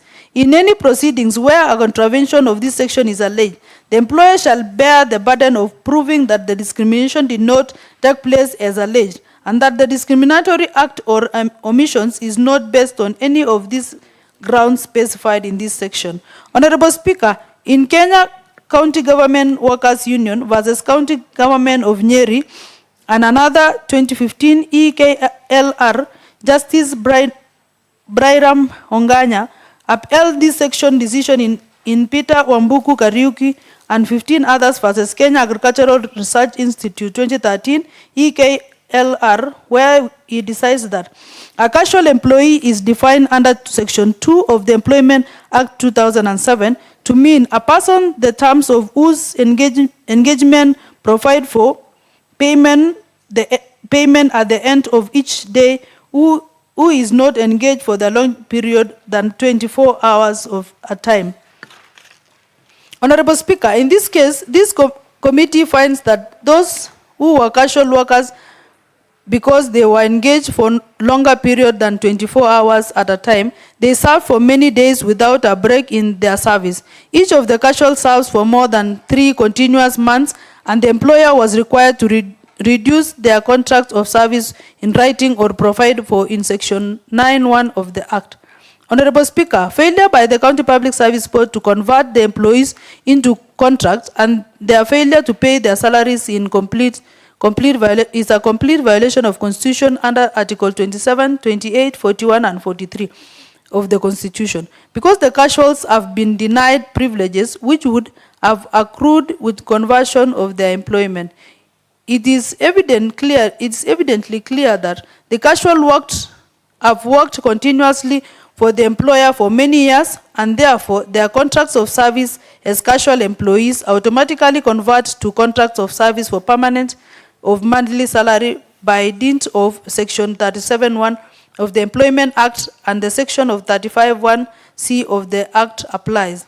Honorable Speaker, this committee regrets that whereas there having been various correspondence between the casual employees and the board, the county secretary, the County Assembly Committee on Labor, the court engagement, as well as the conciliatory invitation by the Labor Office, the board has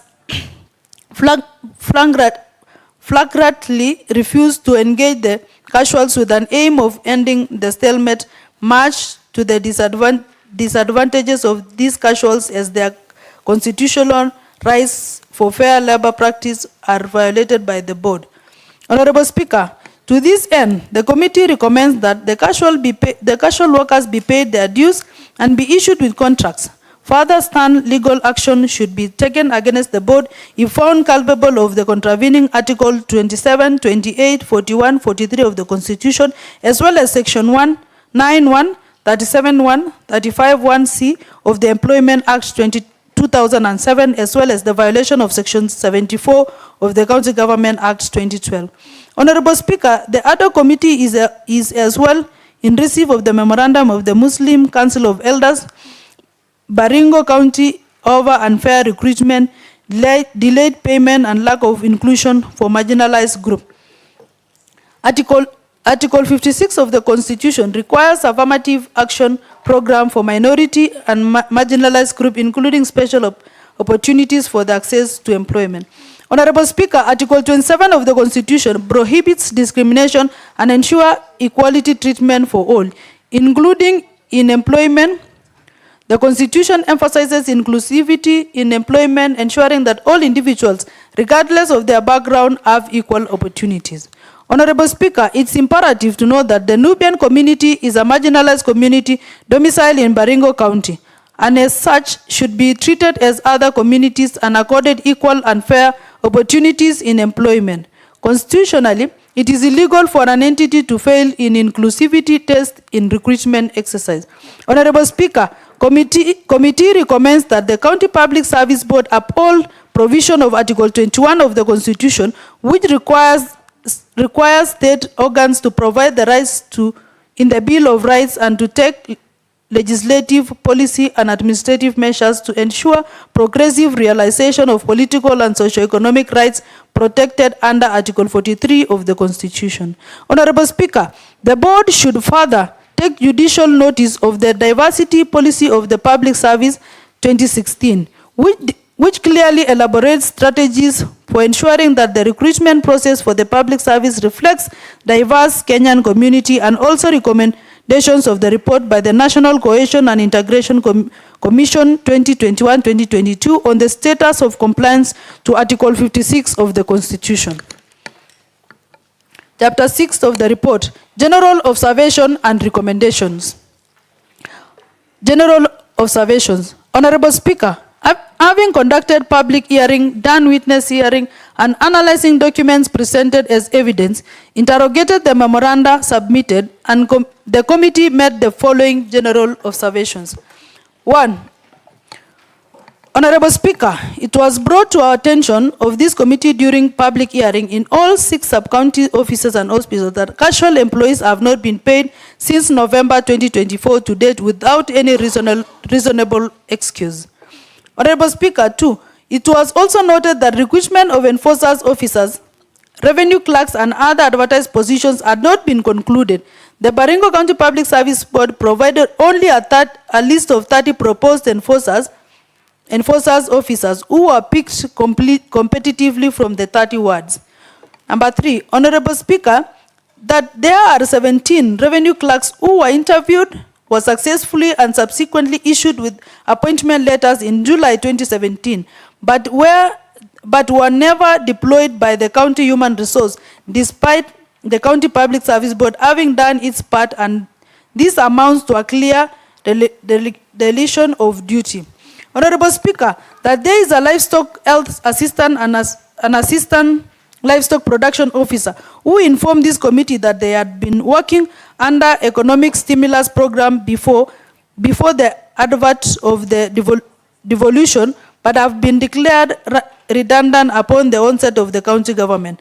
Honorable Speaker, the committee noted that there are vocational training centers managers who have been acting capacity for too long without appointment to substantive positions, and neither are they given acting allowance. Number 6, Honorable Speaker, it was also observed that the people living with disability under Baringo County staff have not benefited from the directive by the Salary and Remuneration Commission guidelines, which requires government entities to pay personal guide allowance for public officers living with disability. Number 7, Honorable Speaker, the committee noted that in most cases, Baringo County Public Service Board is not involved in the engagement of casual and contractual staff, making the process irregular. Honorable Speaker, the committee noted that the County Secretary, in liaison with the CCM Agriculture, Livestock and Fisheries through the Cabinet minutes, compelled Baringo County Public Service Board to employ an extra 26 staff in the Department of Agriculture and Livestock Fisheries, and the County Secretary further proceeded to sign the employment letter a clear show of conflict of interest. Number 9, the committee noted that there are 2 contradicting letters from the Chief of Staff and the County Secretary. The letter by the County Secretary sought extension of the contract for the 4 staff, while the Chief of Staff sought for the termination of their contracts, a clear indication of a supremacy battle between the 2 officers. Number 10, Honorable Speaker, the committee further observed that there are ICU staff who have been on contract for 7 years and have not been confirmed. Number 11, Honorable Speaker, it also came to our attention of the committee that Kabarnet municipality casuals who have worked for over 10 years as casuals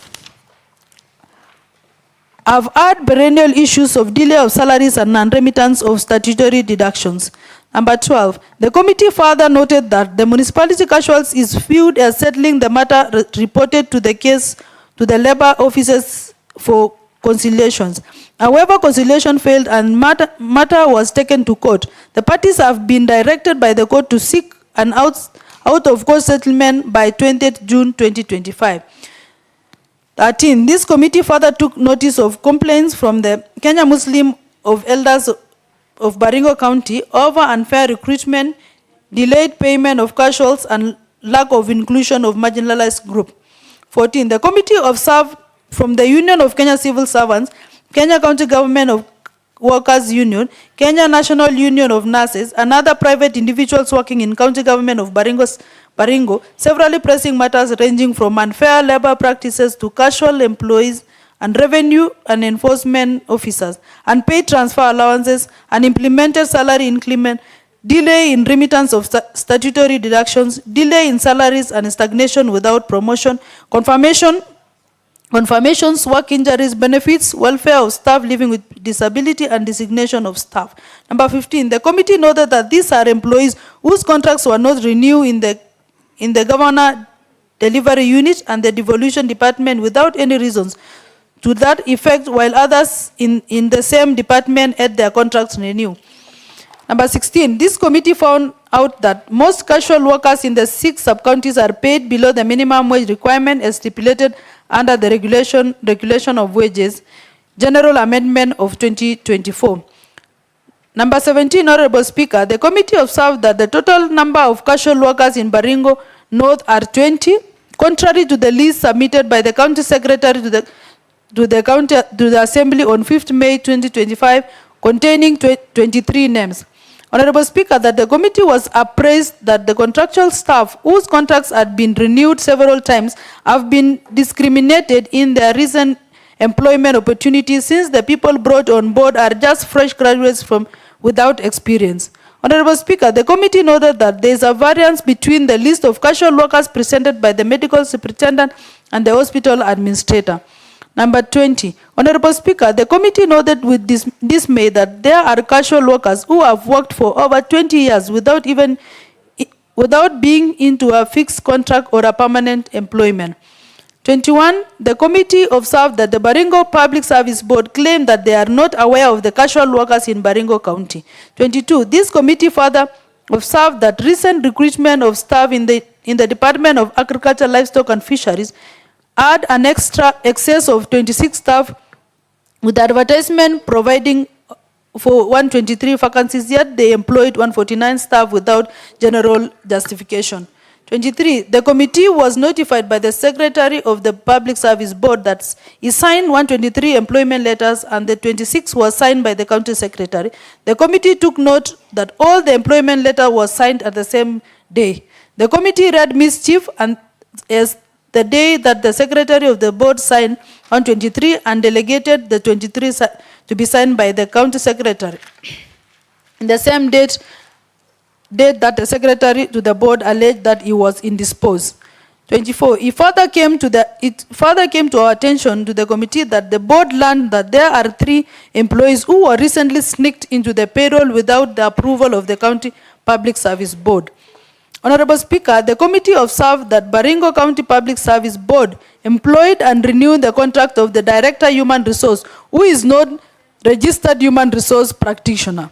26. Upon interrogation, this committee was informed by the board that there is a budget of 34.9 million for the payment of all the casual workers in the county. 27. Honorable Speaker, the county secretary procured and approved a secondment of one officer, Ms. Faith Kimwok, from the Kenya Prison Service to the County Human Resource Office as from 19th August to 2024, without the knowledge of Public Service Board and without following the due process. Honorable Speaker, there are no policies in place on engagement of volunteers, casuals, and contractual staff. 29. The committee noted that there is a massive nepotism, favorism, and discrimination in the engagement of the casuals.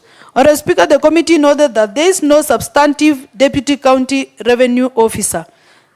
31. Honorable Speaker, the county government is still collecting cash and not optimally utilizing the point of sale machine and the M-Pesa pay bill platform. An amount of 1,785,420 has been lost so far. Subsequently, junior officers are held liable for the fraud and the revenue pilferages while their supervisor are set scot-free.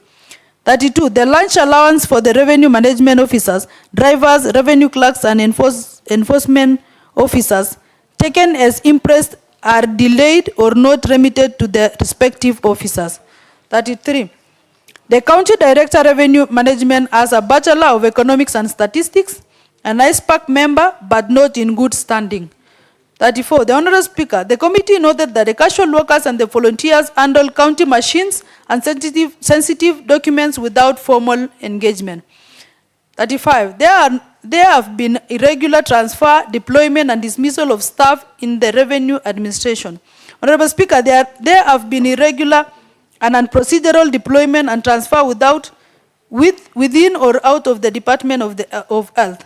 37. The county has approved study leave of 18 medical doctors without succession plan and strict adherence to the bonding policy in 2022, 2 medical officers had deserted duty but continually draw salary for two years without the knowledge of the county human resource and payroll management, leading to the loss of funds amounting to 3,678,910.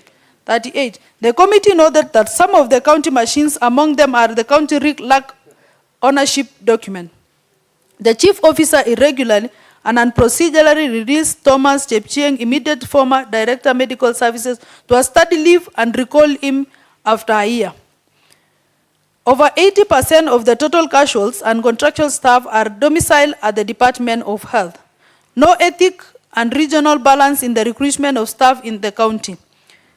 The chairman, Chirac, who doubles up as the county secretary, and the committee dismisses staff without the approval of the board.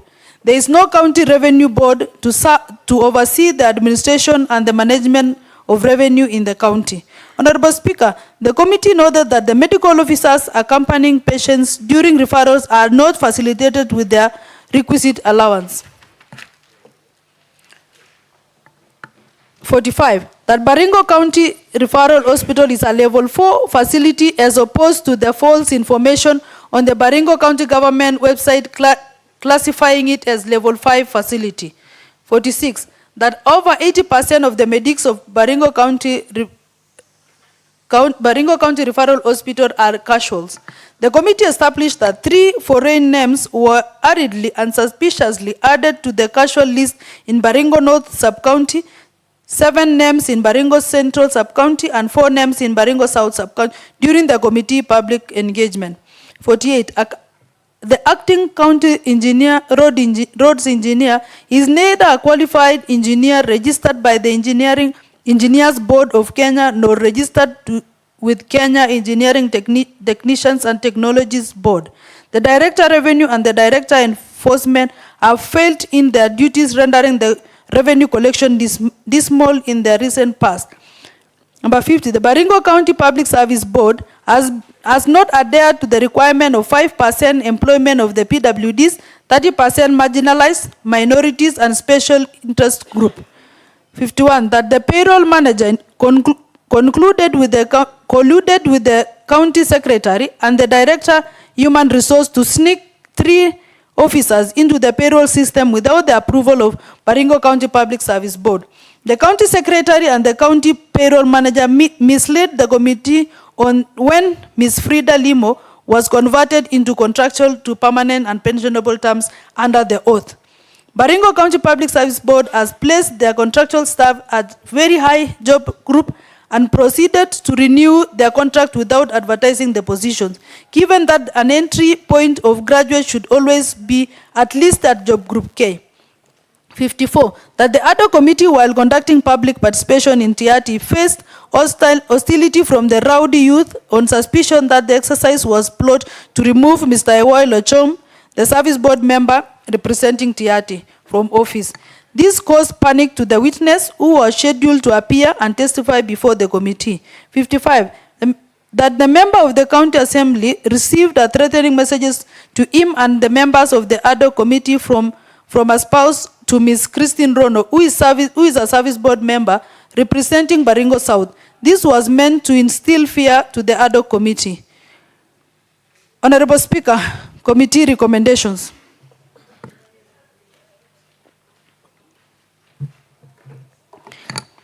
Honorable Speaker, the committee, having conducted public participation with net hearing, analyzing the document presented, hereby recommends as follows.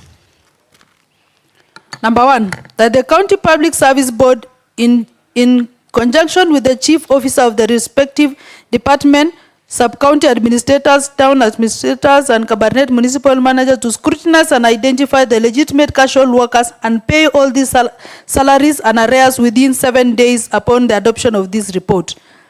Number 2, that the county treasury to release funds to the hospital boards and health facilities committee for them to be able to pay salaries, allowances, and remit all statutory deductions.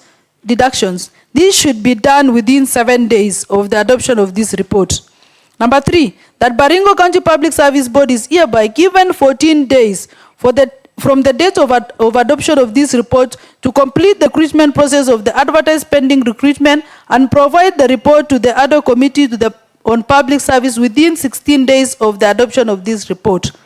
That the failure of the human resource to deploy the revenue clerks amounted to an infringement of their employment rights under Section 5, 41, 43, and 45 of the Employment Act 2007. The rights to fair labor practice under Article 41 and the right for fair administrative section under Article 47 of the Constitution. And as such, this committee strongly recommend that the said revenue clerks to be deployed to serve the county government as per their appointment letters within 7 days after the adoption of this report. Number 5, that the legal administrative action should be taken against found culpable of failing to implement the decisions of the board which approved the appointment of the 17 revenue clerks by curtailing their deployment contrary to Article 41 and 47 of the Constitution as well as the Employment Act 2007. Honorable Speaker, the failure to implement the content of the appointment letters without legal justification and infringement of the employees' employment rights. This is because the employer did not at any instant revoke or recall the employment letters of the said revenue clerks, but have been taking them in circles, much to the derailment of their livelihoods. Number 6, that the County Public Service Board should pay all the outstanding salaries of the vocational training centers acting managers. This committee is aware that Section 34(3) of the Public Service Commission Act number 10 of 2017 are authoritative to the effect of public officers can only serve in acting capacity for a period of 1 month and up to a maximum period of 6 months. Honorable Speaker, it's worth noting that a prolonged period of appointment of an employee is an acting capacity without being given a substantive appointment or relief of their roles is said in the said acting capacity amount to discrimination and unreasonable and fair labor practice on the part of the employer, contrary to the provision of Article 41 of the Constitution of Kenya 2010, as read together with Section 5 of the Employment Act number 11 of 2007. Honorable Speaker, this committee therefore recommends that the legitimate vocational training centers managers should be paid their salaries, arrears, their outstanding acting capacity allowance, all benefits accruing to such appointment, and a decision be made to whether to relieve or appoint them in substantive positions to avoid uncertainty in their positions. Honorable Speaker, the committee further recommends that the employment of all Baringo County employees who have been in acting capacity for more than that prescribed period be regularized. Number 7, that there should be an immediate enforcement of the SRC circular ref number SRC ADM 1190 dated 7th March 2024. This will be in line with the need to adhere to the provision of Article 54(1)(a) of the Constitution, which provides that people having any disability is entitled to be treated with dignity and respect. Further to note, the directives by the SRC binds all state organs unless the said directives and orders are revoked by the Commission itself. Number 8, that the CCM devolution, Public Service and Baringo Public Service Board should redeploy the Director Revenue Hilary Siror, Revenue Officer Robert Miskin, the Director Enforcer David Seremo with immediate effect and replace them with competent personnel and lifestyle audit be conducted on them. Number 9, that the governor should put in place County Revenue Management and Administrative Board in place within 6 months upon the adoption of this report. Number 10, the ICU nurses' contract should be renewed and ultimately be confirmed, having served for many years on contract basis sufficient say. These employees play a vital role in all our health facilities that offers ICU services. Number 11, that the matter of Kabarnet municipal casual workers in presently before Nakuru Court. However, this committee is aware that the court refers the matter for an out-court settlement between the county government and the casual workers. In view of the above, this committee recommends that the county government to engage the said municipal casual in bid to amicably find a lasting solution on or before 20th June 2025, when both parties are due to report back to court on their decision. This will help salvage the county from bearing a burden of litigation costs.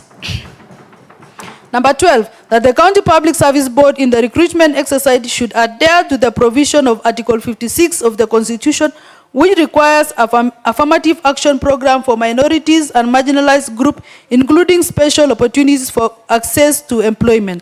Further, the County Public Service Board should take note of the diversity policy for the Public Service 2016, which clearly elaborates the strategies for ensuring that the recruitment process of the public service reflect the diverse Kenyan community. Number 13, that the County Public Service Board should adhere to the provision of Article 10, 27, 41 of the Constitution, which clearly speaks about the national values and principles of good governance, equality, and freedom from discrimination, and the inherent rights of fair labor practice. Further, the appointing authority should ensure that they adhere to the provision of the Employment Act 2007.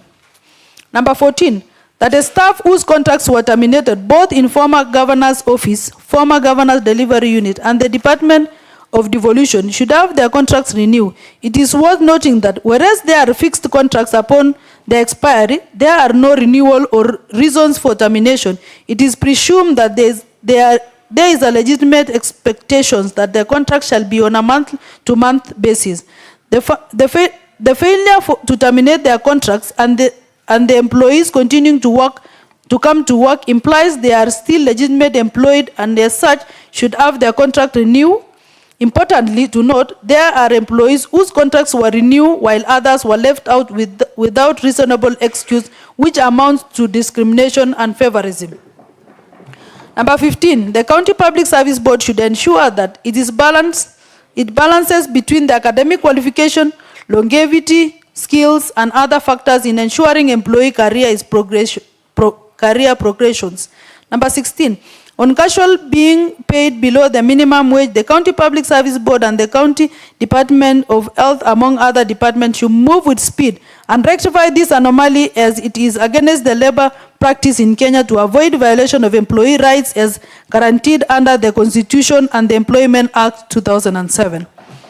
that the County Public Service Board shall look into these peculiar scenarios where employees have worked as casuals for a very long time in a bid to ensure that these casual workers are not being discriminated in their employment and should enjoy their constitutional rights to fair labor practice like other persons. This can be done by placement of internal advertisement. That the legal administrative actions should be taken against the County Public Service Board for their duty contrary to section 74 of the County Government Act 2012, which requires that the County Public Service Board regulates engagement of persons in contract, volunteers, and casual workers. It is worth noting that the board ought to be aware of all the employees in the county. Number 19, that the action should be taken against those culpable for the misinterpretation of facts regarding the recruitment, where out of the 123 advertised positions, an extra of 26 were employed without following the due process. This is a very clear violation of the need for fairness and openness in public service, including violation of Article 10, 27, 41, 232 of the Constitution. Further, it's over-recruitment. If the over-recruitment led to unfair selection process or favors certain group disproportionately, it could be seen as discriminatory, to which the Constitution prohibits. Honorable Speaker, investigation into this authentic of Secretary to the Public Service Board assertion of delegating authority to the County Secretary and being indisposed at the same time should be carried out to look into the possible act of abuse of office or giving false information to the Committee on Oath. Number 20, that the County Public Service Board should institute administrative disciplinary action against those culpable of malpractice, such as sneaking of employees to payroll without following due process. 21, that whereas the Director of Human Resource does not possess a valid practitioner certificate as required under Section 29, 1 of the Human Resource Management Professional Act 2012, this committee recommends that he be given 21 days to comply with the said provisions, failure to which legal ramifications shall be applied. 22, action should be taken against the employees' authority, the County Public Service Board, for incompetence and abuse of office for appointing unqualified persons into public service. 23, that the service of the said Faith Kimok be terminated immediately as it was irregular, illegal, and unprocedural. Honorable Speaker, this committee further recommends that legal action to be taken against the County Secretary who is culpable of irregular, illegal, and unprocedurally secondment of the said Faith Kimok, and the County Secretary is liable to the violation of Article 10, 27, 41, and 232 of the Constitution. Public Service Values and Principles Act 2015, Public Officers Ethics Act 2003, Leadership and Integrity Act 2012, and Public Service Regulation 2020, which emphasizes on competitiveness and meritocracy in public service, among others. Number 24, those forensic audits should be conducted by the Office of the Auditor General on the County Public Service Board since the assumption to office to date.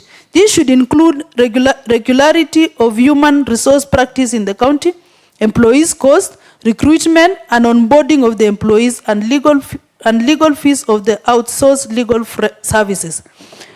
25, that further investigation should be conducted following the variance between the list of casual workers presented by the medical superintendent and the hospital administrator at PCRH. Those found culpable of the irregular recruitment of casual and unprocedural should face an administrative action. 26, that the County Public Service Board, in conjunction with the Human Resource, fast-track the case of promotions and occasioned by employees' stagnation in one job group for long and redesignation of a priority basis, and report to the County Assembly during their annual report to the House.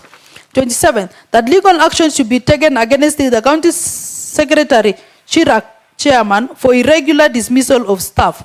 28, that legal action should be instituted against the county secretary who is discriminatively extending contracts and converting employment terms of employees who are working under his office while he was the deputy governor as the deputy governor. These acts and omissions amount to gross misconduct of abuse of office. Number 29, that the failure by the county secretary to authenticate actual number of casual engaged by the county government is in different departments is a show of incompetence for failure to manage the county public service. Number 30, the county secretary has failed to consult the relevant department before designating, deploying or redeploying county staff, hence causing confusion in the public service. Number 31, regarding to the transfer of employee transfer allowance should be paid to those employees for a transfer to a station more than 40 kilometers, and those who had not been paid previously should be paid. 32, that employment of the hospital administrators should be sourced competitively to ensure those brought on board have knowledge of hospital management. 33, that the medical superintendent should serve on a 3 years term renewable, once for efficiency and institutional memory. That Baringo County Referral Hospital be made a county parastatal to ensure efficiency and effective of service delivery. 35, that payroll manager have a competent payroll assistant and proper staff establishment for efficient service delivery. 36, that payroll management system and control should be strictly adhered to avoid abuse of system by individuals. 37, that perennial renewable of contracts should cease and they should be confirmed on permanent and pensionable terms. That there should be no further engagement of new casual volunteers or interns until the formulation of policy on management engagement of the same. 39, that the committee recommends that the priority on the 10 remaining positions for the enforcement officers be given to those who have served for so long as casuals and marginalized and minority groups. 40, that the test pumps unit and drilling rig team be considered for formal employment due to their pivotal role in the Department of Water. CEC Water, CEC Treasury, and the Service Board should ensure that this is done in 2025-2026 financial year. 41, that the CEC Water, CEC Treasury, Director Human Resource should ensure that the rig operators who got injuries in the line of duty are compensated as per the Work Benefits Injury Act WIBA 2007. 42, that a biometric system for checking in and checking out be installed at PCRH and all sub-county hospitals be installed 1 month after the adoption of this report. That this House or through this committee immediately initiate investigation into the conduct of the county secretary on the following grounds: gross violation of the Constitution or any other law, abuse of office, gross misconduct, incompetence, conflict of interest. 44, that this House do extend the terms of this Ad-Hoc Committee for the further 1 month to enable the committee monitor the implementation and the recommendation of this committee within the view of reporting to this House on the progress of the mandate. Thank you, Mr. Speaker. The certification of this report, Honorable Speaker, is signed by the committee members and prove authenticity, and it is signed behind the report. Thank you, Mr. Speaker.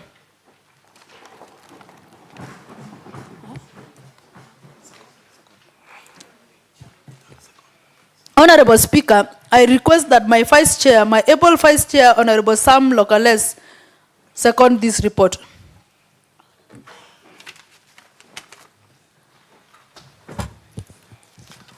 Thank you, Mr. Speaker. This is one of the longest reports we have ever had in this House, Mr. Speaker.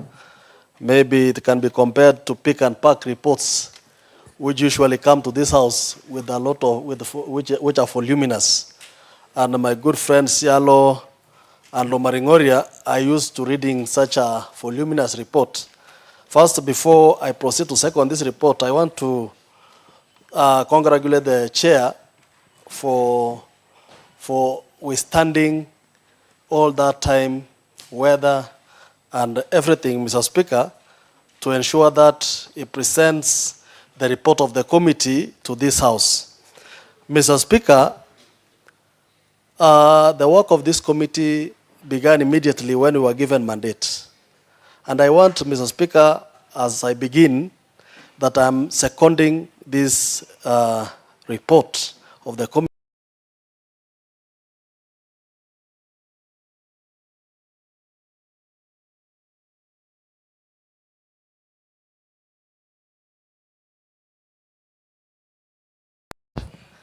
The committee surely burned midnight oil, Mr. Speaker, to ensure that this House and the people of Baringo get justice. And there was value for time and money, Mr. Speaker, during the time of listening this report, doing this report, up to finalizing this report. You will know that, Mr. Speaker, we had the challenges. Some of the challenges includes movements. At this time, Mr. Speaker, when we are faced with the budget constraint,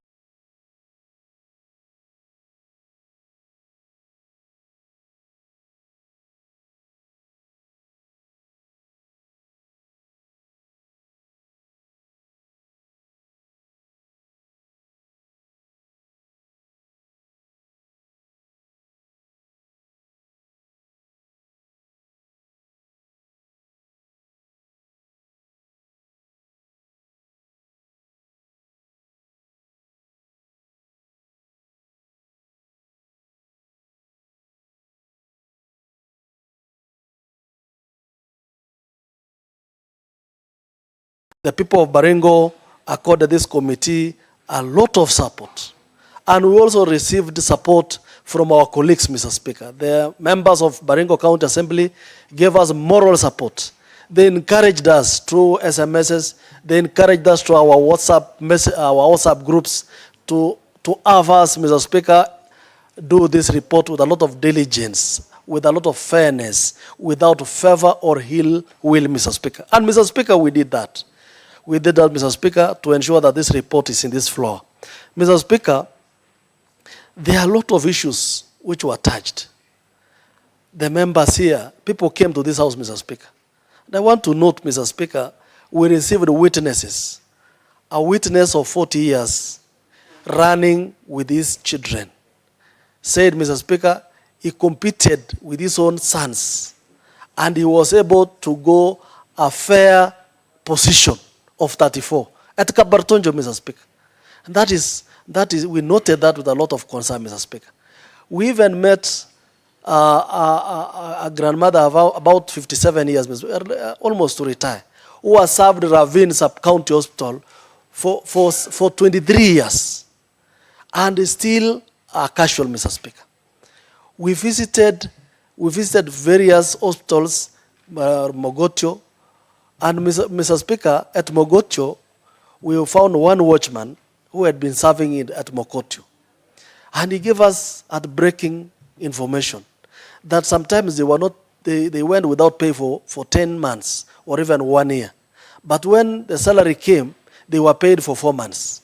And when they inquired, where are the rest of the months, they were told, Mr. Speaker, and I want to quote in Kiswahili, ng'ombe ikiingia kwa shimo haitoki na manyoya yote. That was from the accountant at Mokotio, Mr. Speaker. It's really heartbreaking, Mr. Speaker, that such a at this era, 21st century, we could use such words to give an excuse of failure or incompetence in office. Mr. Speaker,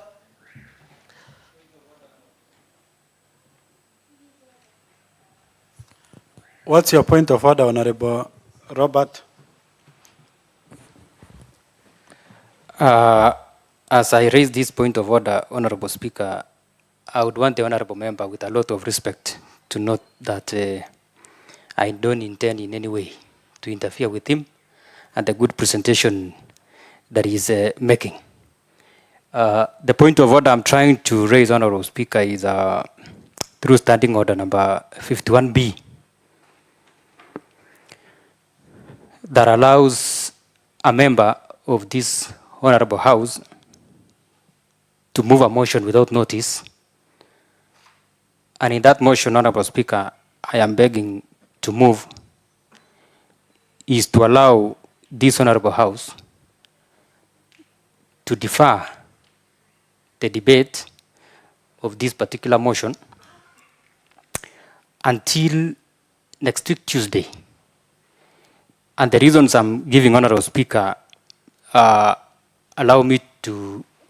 Honorable Robert, because Honorable Locales is seconding, why can't you allow him to finish seconding, then you address your... Thank you, Honorable then Speaker. you address your... Thank you. I stand guided. Your PO. Thank you.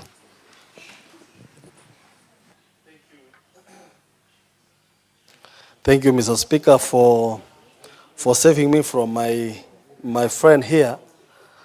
I know those are part of diversionary attentions, Mr. Speaker, in this House to cause panic and, Mr. Speaker, to the members. And I want, Mr. Speaker, to state Honorable that... Sam Locales, you just proceed and make your contribution. Thank you. I stand guided, Mr. Speaker.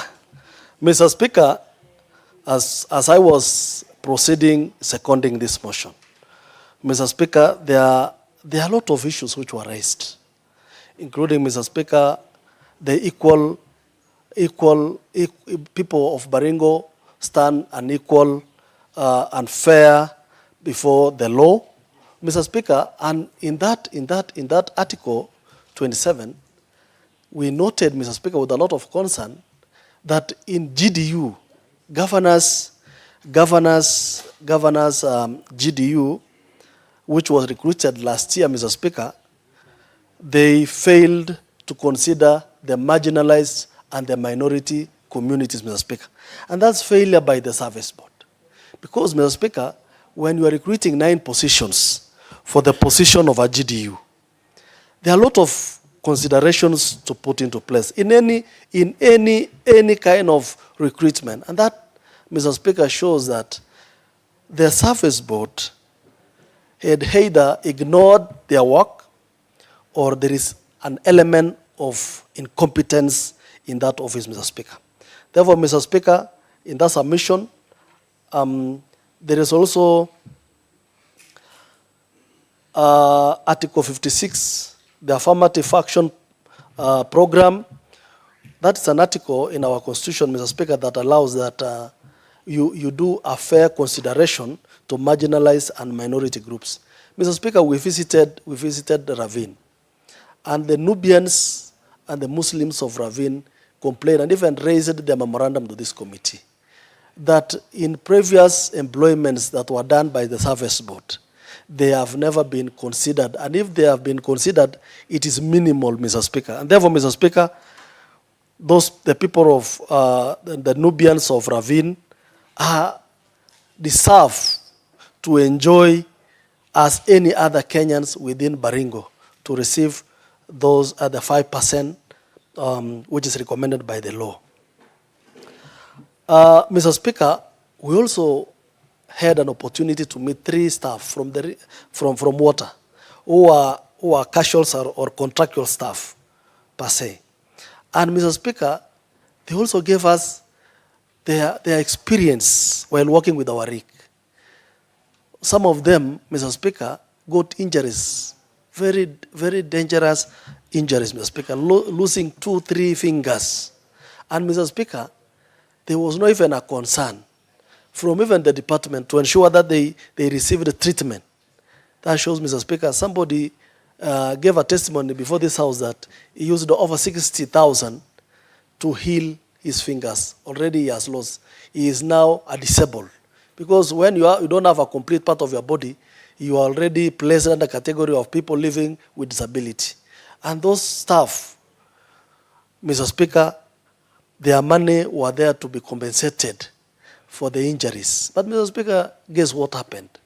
The money is there, and even the Auditor General noted that the voucher was raised of 4.8 million to compensate the 3 staff. but the money has never reached the intended people. That shows you, Mr. Speaker, there is an abuse of office in that element, Mr. Speaker. And somebody must bear or carry the costs of an abuse to the office he's holding. Mr. Speaker, casuals in Baringo have gone without salaries for over 10 months, 10 clean months without salary.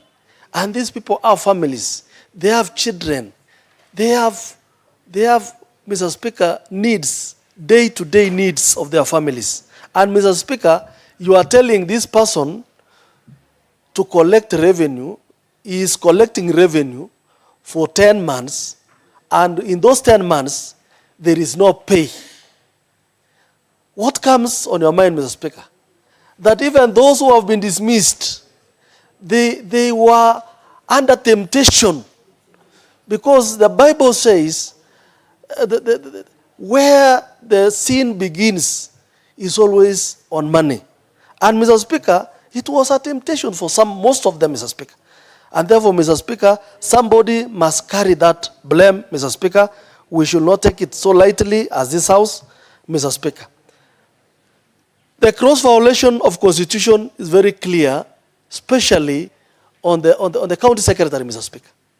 The County Secretary, Mr. Speaker, played a key role in employment irregularities in this county. It was very evident, Mr. Speaker, that 126 positions were advertised for agriculture, and he went ahead to raise a request for 26. After raising a request of 26, Mr. Speaker, the 26 were hired without following due process. The service board exonerated themselves, saying they were just told to do it. And even the person who signed those 26 forms, Mr. Speaker, is the county secretary. Therefore, Mr. Speaker, I think the person who will carry the blame, the very big blame in this county today, is none other than Dr. Jacob Chepkwony, Mr. Speaker. And Mr. Speaker, he must carry it because he held a public office and he forgot that everybody was looking onto him, Mr. Speaker. Mr. Speaker, there were other irregularities which happened, and we questioned as a committee. We even asked about Faith Kimok, Mr. Speaker, who was sneaked from prison to handle our files, our human resource data, for 7 good months. Until this week, when we were interrogating, the one Faith Kimok was still working with the Baringo County offices. And Mr. Speaker, the service board distanced themselves that they are not aware of one Faith Kimok. But the county secretary says, in his own wisdom, Mr. Speaker, he saw fit to bring one Faith Kimok to assist. And he proceeded to write a letter of deployment, secondment to one Faith Kimok. Mr. Speaker, this county is at risk. We don't know how far is our data now in hands of wrong people. We do not know, Mr. Speaker. And we must sympathize with the county workers of Baringo, that their important information as we speak, Mr. Speaker, might have fallen in the wrong hands, Mr. Speaker. Therefore, Mr. Speaker, this is a serious crime that should never be forgiven, Mr. Speaker, by anybody. Mr. Speaker, there is transfers. People are transferred from one department to another, from one to another. Before even he lands to the one, he is taken back to another. There is another lady. She was transferred from here, HR. She was taken to Rivarol Hospital. She was brought back to agriculture, to agriculture, to education. She was again taken back to agriculture. And she's still in agriculture. We don't know how long she will be there. Maybe in the next 2 weeks, she will be out of agriculture. Mr. Speaker, that tells you the kind of abuse of office from one Jacob Chepkwony. There are a lot of other irregularities, Mr. Speaker, from the service board and even the CCMs in charge. Because they must be held accountable for the department they hold. For instance, Mr. Speaker, the CCM in charge of Treasury should have already formed a committee to ensure that the casual workers had not waited for the 10 months to be paid their salary. That has accumulated a lot of money for this county, Mr. Speaker. If the CC in charge, through his wisdom, Mr. Speaker, would have advised for this casual to be paid in 3 months or 1 month, then, Mr. Speaker, we will have not been complaining now, and the people of Baringo will be enjoying the services. Mr. Speaker, our health centers, our BCRH, Baringo is run, the superintendent of Baringo is a very, very educated and honest, sincere doctor. Mr. Speaker, we must say that, according to our finding, and even how he was responding to us. But he has problem, Mr. Speaker. There is a tug of war between the superintendent of the hospital superintendent and the administrator of the hospital. The administrator of the hospital want to call the shots before the superintendent. And therefore, Mr. Speaker, even employing, when the superintendent was away on an official leave, the administrator went ahead and even brought people on voluntary services, others to casuals, Mr. Speaker. That we found, Mr. Speaker, that even the administrator doesn't have a background or an experience on health issues, Mr. Speaker. And therefore, Mr. Speaker, that's why we advised that anybody to be an administrator of our hospital should have a medical background and a management background, so that he can bring the two, Mr. Speaker, and serve our hospital the best, Mr. Speaker. Mr. Speaker, what will I say, what will I not say? The members have read for themselves. It is now my humble duty, Mr. Speaker, to second this motion and request the honorable members to support the work of this committee as we move ahead to sanitize Baringo. Thank you, Mr. Speaker.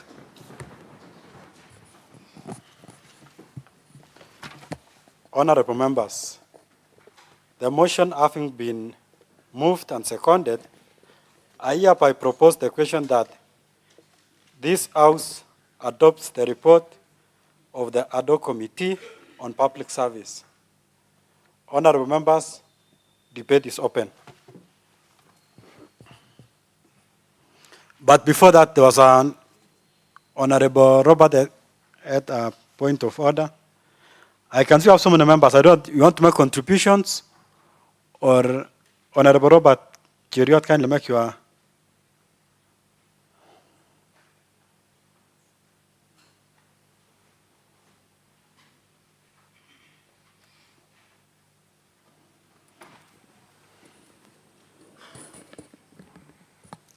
Thank you, Honorable Speaker. I had mentioned earlier when I disrupted the Honorable Member Sam Lorien that I was rising on Standing Order number 51 to request this Honorable House to move a motion without notice that requests this Honorable House to accept to defer the debate of this particular report until next week, Tuesday, so that it can allow the honorable members of this particular House to scrutinize the report as per the provisions of standing orders. The Honorable Speaker, as I mentioned this, I want to remind the honorable members that the writings of one American scholar called John Santayana, who said he wrote a book called The Life of Reason. And he said that those who cannot remember the past are condemned to repeat it. This is a very interesting, beautiful report, well thought out with our honorable members in the Ad-Hoc Committee. They spent their passionate moments, their long hours, long evenings that we were all following, and we appreciate them so much that they were able to raise the standards of this particular assembly to a higher standard in terms of oversight and representation. Indeed, Honorable Speaker, what the honorable members have done in this report is impressive. but they have been limited by time. We all appreciate that Ad-Hoc Committee are bound by 30 days, which will lapse today. Honorable Speaker, as you are aware, and I believe even the same Ad-Hoc that did this impressive work are appreciative of the fact that their responsibility and their tasks are still pending to be achieved adequately, and that is why in part of these recommendations they have requested that they be given an extra 30 days for them to be able to execute the mandate they are doing. This request that we defer this debate until next week is to allow us that we don't find ourselves in a situation in other quarters that the baby may be thrown out of the door with the bath water. Honorable Speaker, allow me also, as I conclude, so that I request a member to help me second a writing by one mathematician called Blaise Pascal. And this is in appreciation of what this committee has been able to do. This gentleman, Honorable Speaker, said the inventor of mathematics of probability. For those who know the mathematics of probability, he said, we are usually convinced more by reasons we have found ourselves than by those which have been occurred to others. Honorable members in this House, I know, Honorable Speaker, are fully convinced by the reasons written in this committee, because these are reasons that have been scrutinized by our honorable members.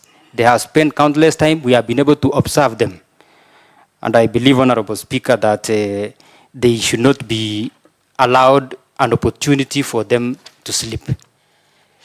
Honorable Speaker, if you go to the first page, and if you check in our standing orders, it guides that a report that comes to this Honorable House should be circulated to the honorable members for review 12 hours before the delivery of the report to the House. Our honorable chair, who does impressive work, delivered this report today, the 11th June 2025. And if, again, and I said, Honorable Speaker, the purpose of this is not to allow the baby to be thrown out of the door with the bath water. If you go to page 9, although it is a typo error, this can be used against the good work of this particular committee, that page 9, that the honorable members were able to sit on Monday 10th of 6th with the county secretary and the entire team, knowing that that was Monday 9th. Honorable Speaker, this deferment, I request honorable members to accept it, to go with a recommendation that requests the allowance of our Ad-Hoc to continue sitting for an extra 30 days, that this report continues being a property of the Ad-Hoc Committee as they rectify the few things in this, and we shall be able to debate, accommodate all the aspects mentioned here, and we shall be able to pass this report, Honorable Speaker. For that reason, I request Honorable Cynthia to second. Thank you.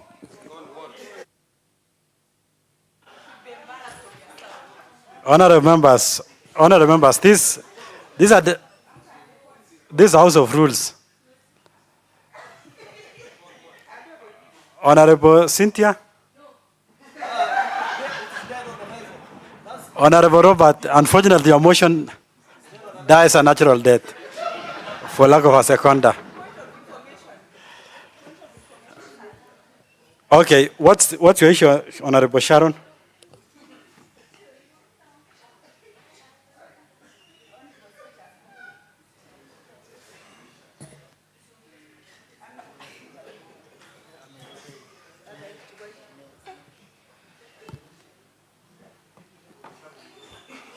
Honorable Speaker. Honorable Speaker, I don't know if you'll allow me, but I want to say that Honorable Robert is mischievous. I know you'll not allow me, Honorable Sharon, but I want let's to not say go that direction. it's not. The motion has failed. Yeah, failure. Failure. Honorable Sharon, what do you mean failure? Like, just, Honorable Speaker, Honorable I just wanted to make Honorable it Sharon, Honorable Sharon, this House of Rules. And let's Honorable observe Speaker. decorum. Kindly withdraw and apologize. I have not completed my statement. I am Honorable saying, Sharon, kindly withdraw the statement failure. I don't know if it's as simple as a failure. I don't know or what. Honorable Robert. I withdraw the word failure, but allow me to explain. No, just withdraw and apologize. I withdraw and apologize to Robert. You are such a successful person. Okay. You are victorious. What's it, Honorable Cynthia?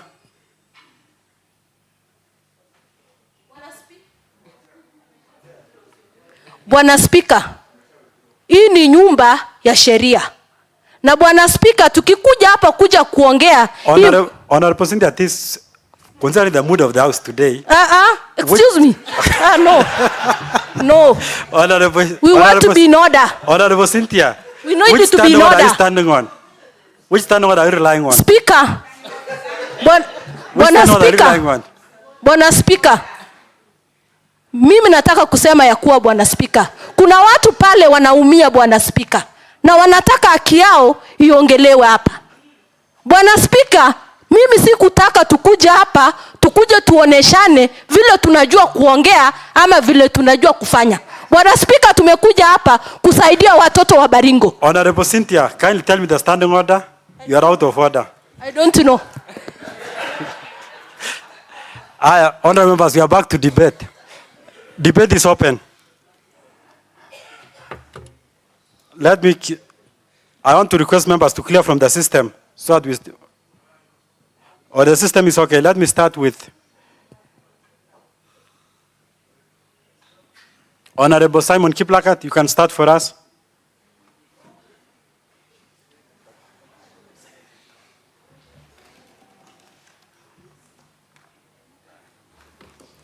Thank you, Honorable Speaker. First of all, I want to take this opportunity to appreciate the Ad-Hoc Committee led by our able chair, Cheruto Kiptala. They have done justice to this report, and the quality of the report is really, it's so high.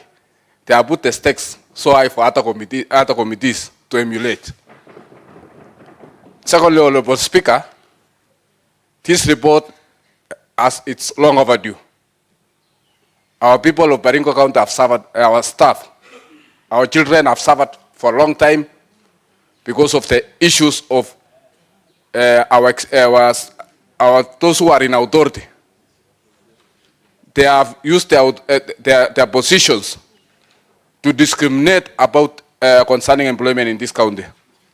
Honorable Speaker, if you can see from this report and from the information we got, one of our children who have been working as casuals, the last payment they got was on November last year. People staying without salaries for close to 8 months, Honorable Speaker, is injustice. These people have children to feed. These children, these staff, casuals, have school fees to pay. And it is really immoral for the people in authority, those who are supposed to pay them, to continue making them to suffer. The 7 days they have been given to the service board, I believe it's enough for them to conclude and make sure that these casuals are paid within the shortest time possible. Honorable Speaker, we know we have the constraint of budget in terms of confirming these casuals to permanent and pensionable terms. But I believe when the revenue officers and the enforcement officers are employed, we shall enhance the basket of revenue collection in Baringo County. And when we collect enough revenue, we can as well absorb these staff, these casuals, to permanent and pensionable terms, as this report has said. Honorable Speaker, there is again contractual staff who have been working in the Department of Roads, Department of Water. They have been contracted 3 years, they are being renewed their contracts. Like the machine operators, like those even engineers in the Department of Water. They have been in contracts for a long time. And I believe the amount they require for them to be confirmed into permanent and pensionable terms are a very small amount. And I'm requesting from this report that they have recommended that these people be absorbed to permanent. And for me, I fully am in full support of these people who have been in contract to be employed permanent as soon as possible. Honorable Speaker, this county is blessed. This county is blessed with a lot of resources. This county can collect close to $1 billion in terms of revenue collection. It's us, it's our people who have been put in those places who are not doing their work. And the recommendation that those who have been put as who have been the director of revenue should be given other assignments, not staying there, because they have been a letdown to this county. The only thing in the recommendation number 8, which I may dispute, the report, which I really request if it's better to be amended, is that if you are the person, the report said they have been incompetent. The incompetence, and then they are saying the lifestyle audit be conducted on them. Who does this lifestyle audit? Because the report has not come out clear to show that who is supposed to do this lifestyle audit. So I am requesting for the deletion of the lifestyle audit to be conducted on them, because there is no clear. They have not stated who is supposed to do this lifestyle audit to this individual. Honorable Speaker, wage bill in Baringo County now stands at 51%. The 48 is for 2023-2024. But 2024-2025 at the current state, the wage bill in Baringo is at 51%. We are paying salaries with an expense of development in Baringo. And the services, the salaries we are paying should go hand in hand with the services we are offering. Honorable Speaker, I'm requesting, in addition to this report, that there is some staff who are being paid salaries and they don't have work to do. We need to do a reorganization of staff in Baringo County so that they can do other jobs. Instead of employing new staff, we do reorganization of staff in this county. Because you can get, in a department, they have like 10 drivers and they have only 2 cars to be driven, which is very irresponsible. And this staff, those people can be recommended to go and work in other departments instead of employing new people, so that we can have enough money to do development in Baringo County, Honorable Speaker. Lastly, Honorable Speaker, I'm in support of the recommendation number 14. As you know, Honorable Speaker, there were 7 staff who were on contract basis. These staff, 3 of them were employed, their contracts were renewed. And 4 of them was blatantly terminated by a mere chief of staff who doesn't have authority to employ or to terminate a contract for somebody. And the chief of staff was the supervising, the chief officer, who is the supervisor of those staff, had recommended that these 4 staff be renewed their contracts, and there is a budget for it. This shows that there was discrimination in that department, because how can you renew for 3 staff and you terminate for 4 staff? So I'm really of this support of this report, apart from the recommendation, apart from recommendation number 8, which needs an amendment if possible. Thank you, Honorable Speaker. I support the report. Very well, Honorable Simon. You know what to do if you want an amendment. Let me give to Honorable John Tarus. Okay, thank you, Honorable Speaker. I rise to support this report, Honorable Speaker, and commend the committee for the work that they have done. They have done a commendable job. And Mr. Speaker, maybe I should take the committee to page 51 of this report. I think there is a word there which needs to be corrected before I make my submissions on what I want to say. That is the first statement or the first paragraph, which says, Honorable Speaker, memoranda were received on discrimination on payments of salary arrears for vocational training staff. And that word shrewd, I think that word should be skewed, employment of casuals. Because you cannot say, when you talk about shrewd, it means it is something that is in tandem with what's supposed to be done. It is good. So, but I think that word should be skewed, Mr. Speaker. And let me now go to the gist of the matter in this particular report, Mr. Speaker. And as per Article 27 of the Kenya Constitution, Mr. Speaker, it says every person is equal before the law and has the right to equal protection and equal benefits of the law. And the Speaker, Part 4 says the state shall not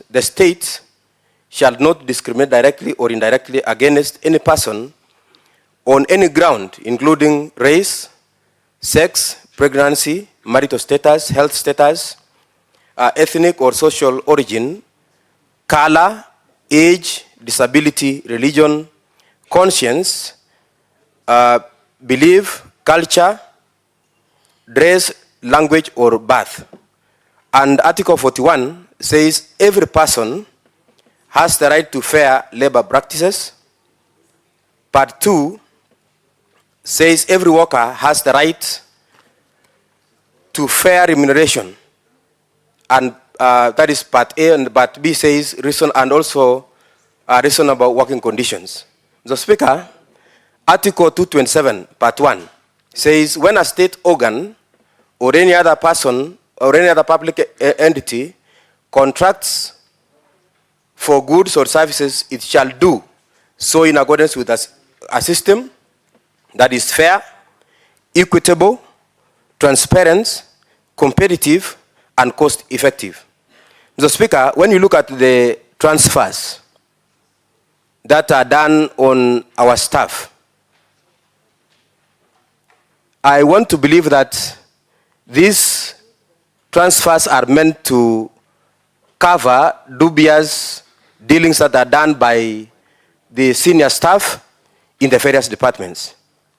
And Mr. Speaker, when we talk about 12 years of casual or contract basis for our people who are contracted or they volunteer for as long as 12 years, Mr. Speaker, I think this is very unfair. And from the report, Mr. Speaker, we also have unfair promotions, where some staff, especially those who are under the stimulus program, some were promoted, some were left out. Some were employed, some were left out. This is unfair, Mr. Speaker. And also long periods of non-payment of the meager salaries, which our people are being given. And, you know, to be specific, from last year, that is 2024, October, to date, and no payment. These are people who have families, Mr. Speaker. These are people who have activities that they want to carry out. They want to carry out their development programs, Mr. Speaker. And they are staying there, working for the county government without pay. And there are people who are in these offices who are supposed to make sure that these things are done in good time for people to progress and do their work and provide services effectively. Mr. Speaker, on the issue of the minimum wages is not adhered to. This is discriminatory. This is part of a scheme to make sure that our people remain in poverty, Mr. Speaker. And Mr. Speaker, also employment, you know, sometimes when you look at the 123, they advertised 123 vacancies, Mr. Speaker, and they employed 149. We don't want to deny anybody employment, Mr. Speaker, but the question is, which advertisement was raised, or let's start from the indent, Mr. Speaker, because when you want to employ, you must raise an indent. Was there an indent for the 26? Was there an advertisement? And if not, then this is a violation of the law, Mr. Speaker. And this is a violation of the 2010 Constitution, which stipulates very clearly what ought to be done by a state officer, Mr. Speaker. And I want to believe that these people are taking the advantage of the desperate situation of our people who are unemployed. And Mr. Speaker, I want to request these honorable members that we pass this motion as it is, and they have done, the committee have done a commendable job, Mr. Speaker.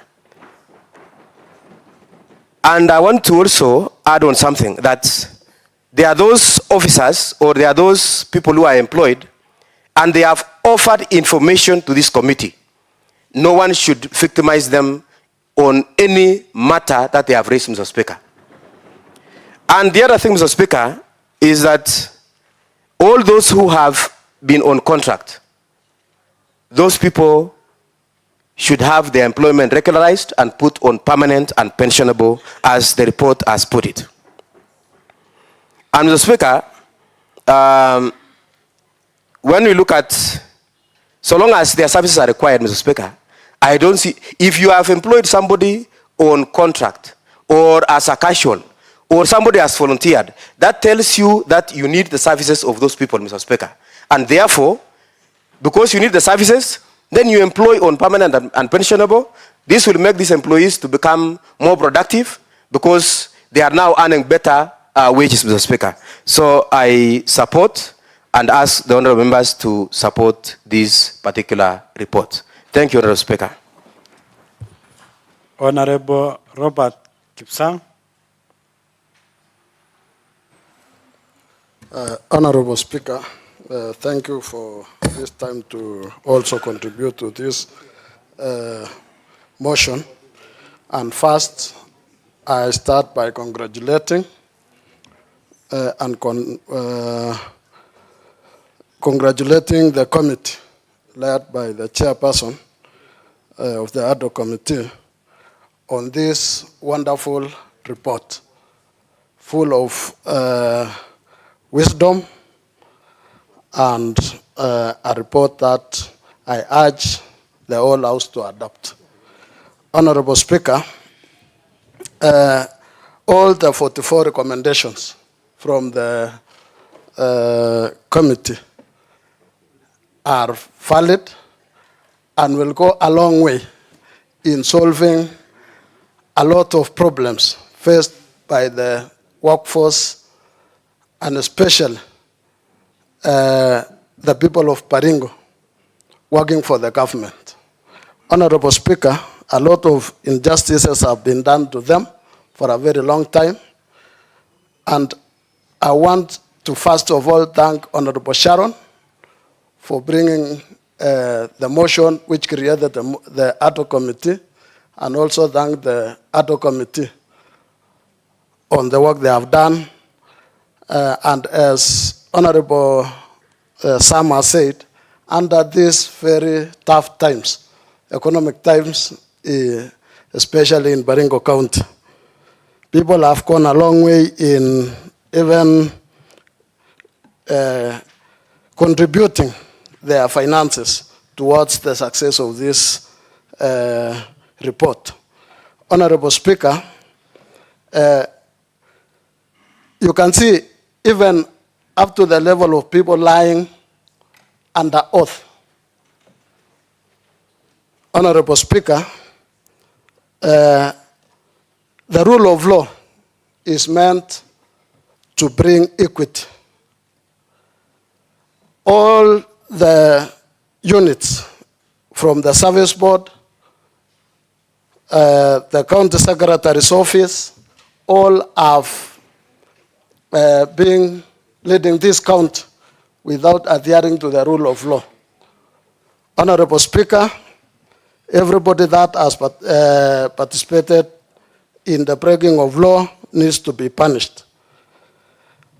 Honorable Speaker, especially the recommendation number 44 of extending the work of this committee so that they can look into the implementation of these recommendations. I support it. I support that recommendation very much. Honorable Speaker, we can see the injustices which have been done to the casuals. Honorable Speaker, people going up to 10 months without a pay, and also the amounts paid to them, which is below the allowed amounts, Honorable Speaker, is an injustice which cannot be allowed to take place in this modern world. So, Honorable Speaker, I want to say that I support the report 100% and wish that we support the committee.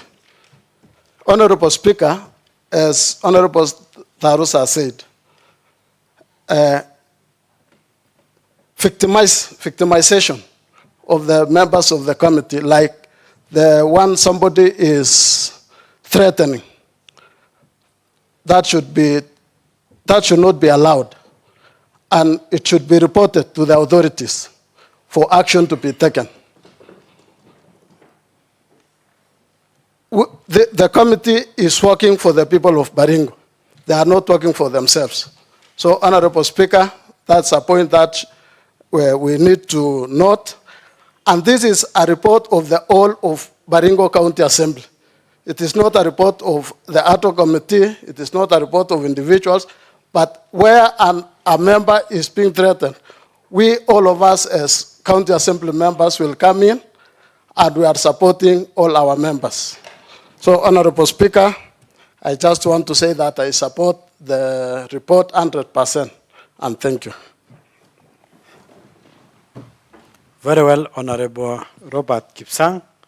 Let's give to Engineer Nixon Lemlem. Thank you very much, Honorable Speaker. I want to stand and also support the report of the Ad-Hoc Committee. And I want to start by congratulating the Ad-Hoc Committee, led by the Iron Lady, Honorable Jeruta Kiptala. Of course, with Sharon, you ladies, honorable ladies, you performed exceedingly well. Of course, it can't go without mentioning Honorable Leka Kimon and my good friend Sialo, and the other members, including Aengwa and Sami. They both did a wonderful job, Honorable Speaker. Honorable Speaker, today is a defining moment for the people of Baringo, and specifically for this House, because we have a report that gives a picture of what Baringo County is since it was started in 2013. Honorable Speaker, this is a county that has been unfair to our people, Honorable Speaker. All the leaders who have come to this county government, and specifically the executive wing, should be ashamed of not being decisive in leading the people of Baringo. Honorable Speaker, today I appreciate this House because we are dealing with a sensitive issue without emotions. And this is how things should happen, Honorable Speaker.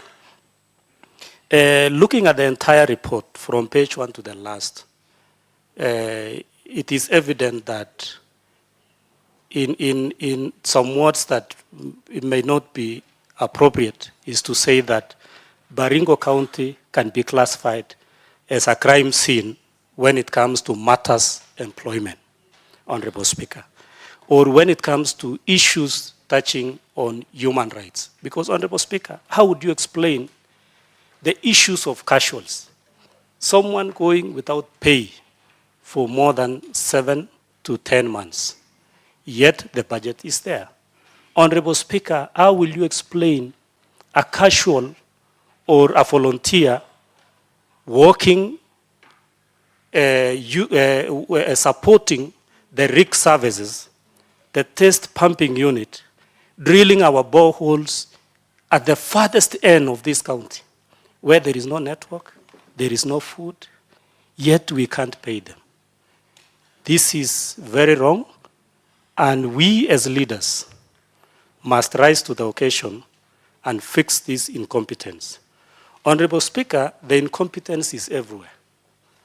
From the head of departments to every other person in this county, there is so much incompetence. To the extent, even when there is recruitment, a whole senior officer will say, just go and console your MCA because your MCA will recruit you, will employ you. Honorable Speaker, the MCA never employs people in this county. We have a public service board. When it comes to advertisement, the name of the MCA is not in that advertisement. We don't receive applications. But a whole public service member, or a whole CC member, or a whole county secretary will still mislead a young man, a young woman of this county that go back to your MCA. Honorable Speaker, that is the highest level of incompetence. So I can say there is incompetence in every corner of the executive in this county, Honorable Speaker. And this has come for us to fix. Honorable Speaker, earlier on, I thought the committee had not done the right job. Because when I looked at the recommendation, I thought we needed time so that we put the right recommendation on this, Honorable Speaker. But after explanation by our learned sister, Honorable Sharon, is that the elephant is on the table, and we are going to eat or chop it pit by pit, Honorable Speaker. And now I fully agree, Honorable Speaker, with these recommendations, Honorable Speaker.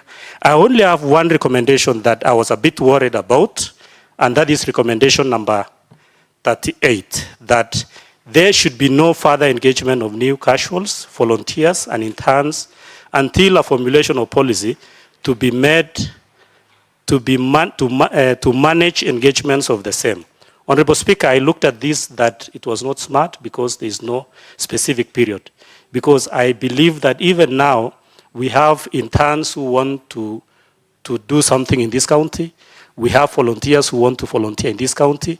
And so if we leave such a report, then we are closing those opportunities out. But then, Honorable Speaker, with the speed of chopping, then means this report will fix that, Honorable Speaker.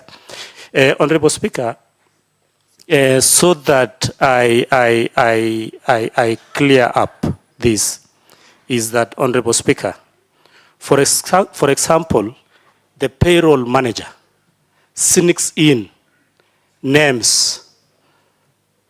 What do we call that? What happened to honest? For example, we advertised 123 jobs. We ended up employing additional 26. What do we call that? What happened to honest, even to the documents that we put in the public, Honorable Speaker? Then the observations were legit. It mentioned one CC and also the county secretary that they influenced the public service board to employ additional. That must go punished, Honorable Speaker. Honorable Speaker, we want to deal with this, I would want to plead with this House that we deal with this report without emotions, without who is my friend, who is my brother, who comes from where. This is a Damascus moment. Let everyone carry their cross. Honorable Speaker, so that we move forward, we must fix the revenue collection system, Honorable Speaker, because we said we are going to employ the casuals. We are going to employ the seven revenue officers who had been given their letters. That is a must. But then there will be a budget issue. So we must fix our revenue. And if we find that the director of revenue is not competent enough, Honorable Speaker, the entire system of the revenue must be collapsed, redeployed elsewhere, and we radically implement this report. So we start by fixing the revenue collection system entirely from the head to the tail. Honorable Speaker, we must fix the devolution unit headed by the county secretary. Honorable Speaker, the issues mentioned around the county secretary. County secretary is a great friend of mine. He is a great son of this county.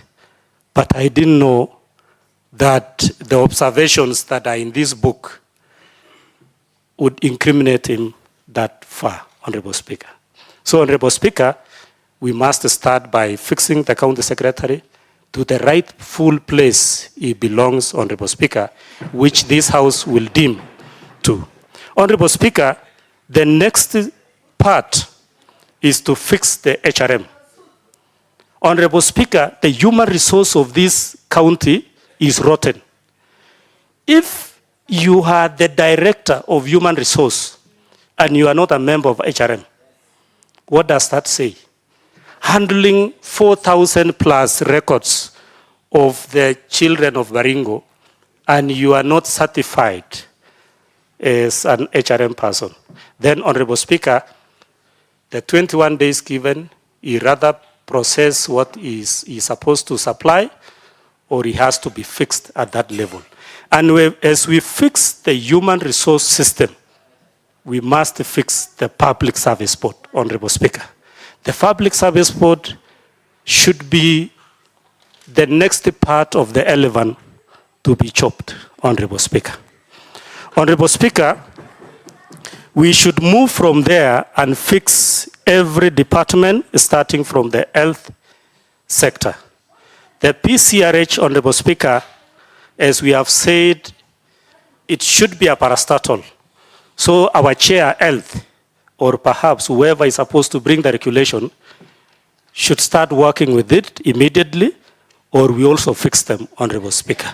Because it is a moment that we must fix everything so that it works for the generations to come, and it makes everyone to be assisted. Honorable Speaker, before we fix the public service board, let the casuals be paid.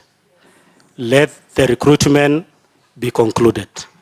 Honorable Speaker, let the revenue workers who had not been deployed be redeployed. Then we come back. We come back and fix the system, Honorable Speaker. So otherwise, Honorable Speaker, I want to stop at that and say this is a moment that we must fix everything correctly. And if it deems, Honorable Speaker, let's fix it all the way to the end. And then this Baringo would be better. Thank you, Honorable Speaker. Honorable, what's your point of order, Honorable Simon?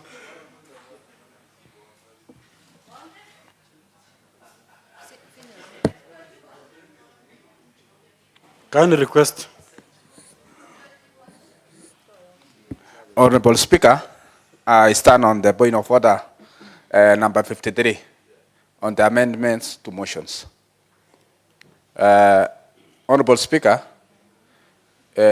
on that standing order, it says, unless otherwise provided in these standing orders, an amendment to a motion which a member wishes to propose in accordance with these standing orders may be moved and if necessary, seconded at any time after the question upon the motion has been proposed and before it has been put. Honorable Speaker, I wish to move a motion amendment. Under that section, that we amend. You go to page 9. We amend Monday, 10/6/2025 to read 9 of June 2025. Because that the date is not rhyming up, because Monday was 9th, not 10th. Again, Honorable Speaker, I wish to request we amend recommendation number 8, that we delete the last wording of a lifestyle audit be conducted on them. That is an this recommendation is overstepping our mandate as the House, because we don't have powers to do a lifestyle audit to our staff. Honorable Speaker, I request that we delete that part to just read that the CCM devolution, Public Service Board, and the Baringo Public Service Board should redeploy the Director Revenue, Hilary Siror, Revenue Officer Robert Misken, and the Director Enforcement, David Seremo, with immediate effect, and replace them with competent personnel. And then again, I request we amend recommendation number 8, that to read that there should be no further engagement of new casuals, volunteers, and interns until a formulation of policy to manage engagement of the same within 30 days. I request Honorable Alex to second. Honorable Alex.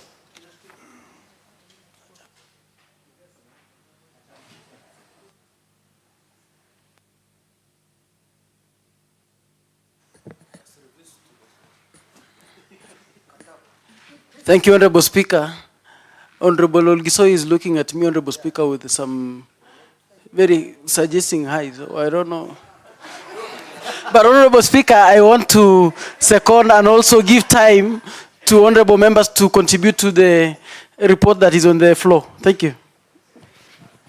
Honorable members, before we proceed, Honorable Simon Kiplakat has proposed a motion for amendment under Standing Order 53, and this in order since Standing Order 51 allows some motions to be processed without notice. Similarly, Standing Order 54, paragraph 2 provides that Honorable Sam Locales and Honorable Sharon, I know you have been busy, but this is the House, and the rules apply. Standing Order 54 provides that all amendments should be in writing.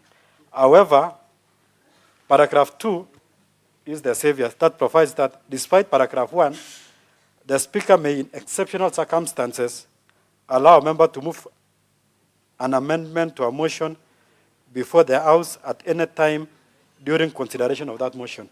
Honorable members, Honorable Simon Kiplakat has proposed amendment of page 9 on the dates, recommendation number 8, to delete the word "and a lifestyle audit be conducted on them," and Standing Order and recommendation 38 to add that within 30 days. Honorable members, allow me to put the question. Because of time, let me use Standing Order 1, so that we have so much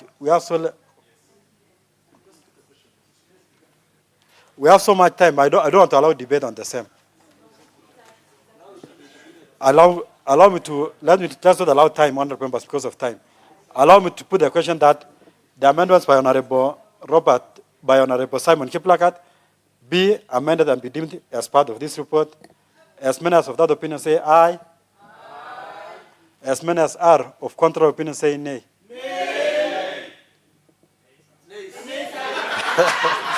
The nays have it.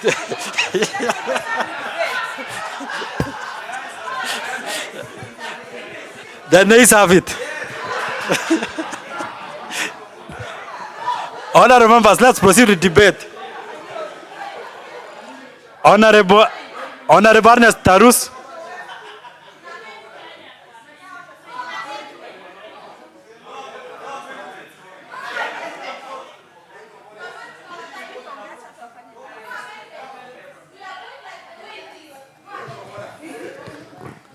Thank you, Mr. Speaker, sir. Honorable Ernest, just wait. There's a point of order by Honorable John Tarus. No, that is a distraction, Mr. Speaker. Just hold on, Honorable Ernest. You'll have your time. You'll have your How time, can he Honorable. interrupt his MP? Honorable John Tarus. Okay, thank you, Honorable Speaker. I rise on point of order number 29, part 2, which says that unless for the convenience of the House, the Speaker or the Chairperson, as the case may be, directs earlier or later interruption of business at 6:30 p.m. or on the occasion of an afternoon sitting, and at 1 p.m. on the occasion of a morning sitting, the Speaker or the Chairperson of committee shall interrupt the business. Then, so, Mr. Speaker, I'm just requesting for an extension of time, considering the number of members who are in the request list, because I have checked, it is about 12. Mr. Speaker, I think we need to extend that time. Thank you, Mr. Speaker. Honorable John Tarus, who is seconding you? I request Honorable Sitoi to second the... Honorable members, Honorable John Tarus has moved a motion to extend time as per Standing Order 29, paragraph 2, that this House extends its time from 6:30 to such time that the motion will be, or debate will be finalized. As many as are of that opinion say aye. Aye. As many as are of contrary opinion say nay. The ayes have it. Honorable members, this House will continue sitting until such time when it will finish its business for the day.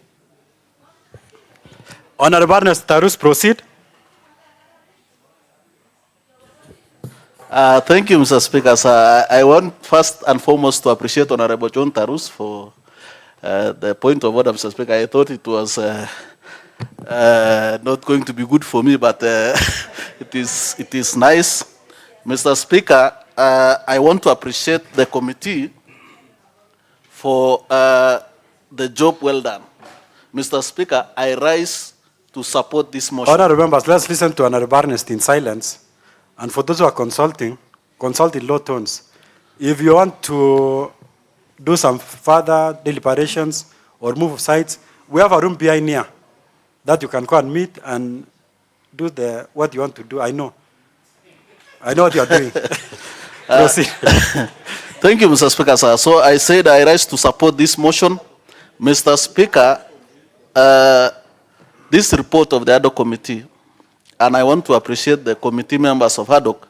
Mr. Speaker, having listened to the presentation, and we all participated in watching this process. I personally even attended some of the sessions. And Mr. Speaker, I can tell you, this was one of a duty that needed courage, needed perseverance, needed diligence, and Mr. Speaker, the committee have delivered on both those very much expected levels of commitment. Mr. Speaker, I want to appreciate the motion mover who initiated this process, Honorable Sharon Keter, and I also appreciate the able chair. Mr. Speaker, for the first time, the ladies had a chance to shine, and they have done their best. And it goes to tell you, Mr. Speaker, Baringo can go places with women in leadership. So, Mr. Speaker, I want to say that I want to dispel this notion that whatever, Mr. Speaker, I was very concerned about the amendment, but Mr. Speaker, this House is equivalent to the High Court. Mr. Speaker, we have even ability to recommend for anything, even EACC, even anything, even DCI. So, Mr. Speaker, what we are just saying is what we are recommending. It is further, there is more investigation. And, Mr. Speaker, as we move along, the main aim of this Ad-Hoc Committee, or most of the recommendations, as I have read, is just meant to ensure that Baringo gets back to its feet. Mr. Speaker, as we speak on matters employment, I can say we are in ICU. I don't want to use the word crime scene. So, and this is a process that needs all of us. Mr. Speaker, I have looked at the recommendations of the committee.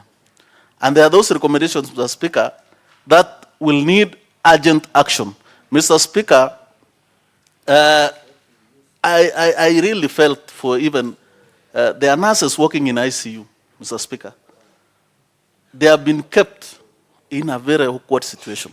Mr. Speaker, the recommendation by the Ad-Hoc Committee of FIF, operationalization of the FIF bill. Mr. Speaker, I have seen somewhere the CEC gave that, you know, as at 1st July, it will be fully operational. Mr. Speaker, I want to say that this committee must see that some of these issues are implemented. Mr. Speaker, our hospitals can run and be financed by the income it generates on its own. So the FIF bill must be operational. Mr. Speaker, we asked why, and you know, Mr. Speaker, the reason why we were ring-fencing the monies that we collect in hospitals was to stop the idea of taking this money and using it elsewhere. So, Mr. Speaker, that process, and for that, Mr. Speaker, I want to support the recommendation that this committee be given more time, the 21 days they have requested, so that they participate in a process of ensuring that these recommendations are fully implemented. Mr. Speaker, some of the recommendations, I want to appreciate the committee. They did not, they went exactly to what we wanted. Go to the issues, go to the actors, Mr. Speaker. Mr. Speaker, this Ad-Hoc report will send the right message to any employee. It doesn't matter who you are. It doesn't matter if you are the chief of staff, because if you are the chief of staff, you think you are the governor, because you stay with the governor all day. That whatever action you take, you will be accountable as an individual. That nobody should ever imagine obeying unlawful orders. Mr. Speaker, how would someone, a chief of staff, employ somebody? You know, it can only happen in Baringo, maybe, perhaps. Mr. Speaker, that was the worst case scenario. So it is up to those individuals. If you are a CEC, you are a CEO, you are a director, don't act ultra-vires. Don't act outside what the mandate that you have entails. Mr. Speaker, we have also noticed, Mr. Speaker, it's not that most of these employees are very knowledgeable, but Mr. Speaker, they have succumbed to the situation, the evil situation of Baringo County. They have put aside their trainings and decided now to go the shortcut. Mr. Speaker, most of them have everything that is needed. But, Mr. Speaker, because of laziness, Mr. Speaker, if you are told you are HR, Mr. Speaker, there are trainings that go with that profession. How long do you take to to refresh? How do you adopt to the current, like now, we have so many, we were in the IFMIS, now we have ICRIS, we have every now and then. And these people don't go for those trainings, Mr. Speaker. What does it tell us? It tells us that the employees have succumbed to the practices. And this House, Mr. Speaker, must stand tall. Mr. Speaker, this situation as presented to the public, and because the people watched keenly, people are getting to understand who does what. Mr. Speaker, our role is legislation, what we are doing. Our role is oversight. And it is time now people realize that the scapegoating, you know, Mr. Speaker, you will find somebody like what Honorable Lemlem was saying, a very senior person saying, go and tell the MCA to employ you. You know, that is scapegoating, Mr. Speaker. And that has really meant that MCAs have been accused on several occasions. But, Mr. Speaker, we have put it plainly here. And we have shown people that so and so at this office is responsible. And it is on that, Mr. Speaker, that I support this motion, Mr. Speaker, that this report, Mr. Speaker, so that we restore sanity in Baringo. Mr. Speaker, there have been so much said. Mr. Speaker, like the casuals, we went to the hospital, Mr. Speaker. We say we don't have money to employ. But why would you have 6 doctors on casual who are earning 100,000 and above? Is that not above the minimum threshold for wage? That is above. In fact, Mr. Speaker, I was shocked. In the hospital, every employee is almost above. It's just a few, those of local, but the rest are earning 20,000 beyond. So why would we not prepare for them, if not even a BNP situation? Why not do contracts that can really enable them to fill long-term contracts, Mr. Speaker, 5 to 6 years. And then, Mr. Speaker, we will be able, you know, Mr. Speaker, an employee who is on casual, even if he's earning 100,000, Mr. Speaker, that employee will not deliver if the employment terms are not good. So I feel like that is the first thing we need to do. The departments, Mr. Speaker, when we were witnessing the cross-examinations, you could just see people struggling, people just struggling to answer. And I think I really sympathize with the revenue department because I think they came unprepared. They came here thinking, you know how people get employed to this Baringo, Mr. Speaker. You know, if I'm working at the assembly and the speaker employed me, I might think the speaker will be available for me forever. Mr. Speaker, that is the wrong notion. And that is what we want to kill by doing what we are doing now. That never should, if you get a chance to serve, even if you have been seconded by the president, serve diligently. Because the president will not be here when you will have committed crimes. We will fix you, Mr. Speaker. So I think, Mr. Speaker, so that I don't take much time, there are so many things we would have said, but let me preserve time for the rest of the colleagues. But I want to say I'm very happy for members that for the first time, we have come up and really taken this issue seriously. I think there was a time Robert was trying to introduce something, and even a seconder was missing.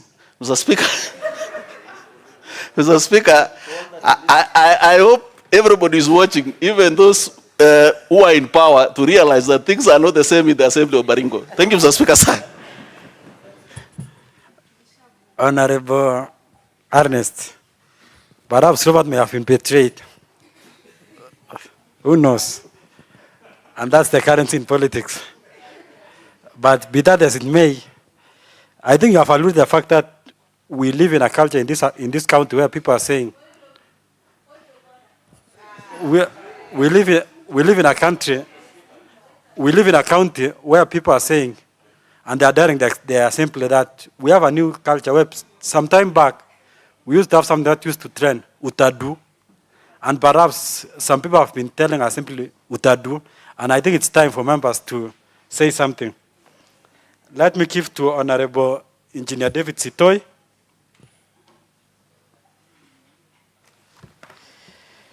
Thank you, Honorable Speaker.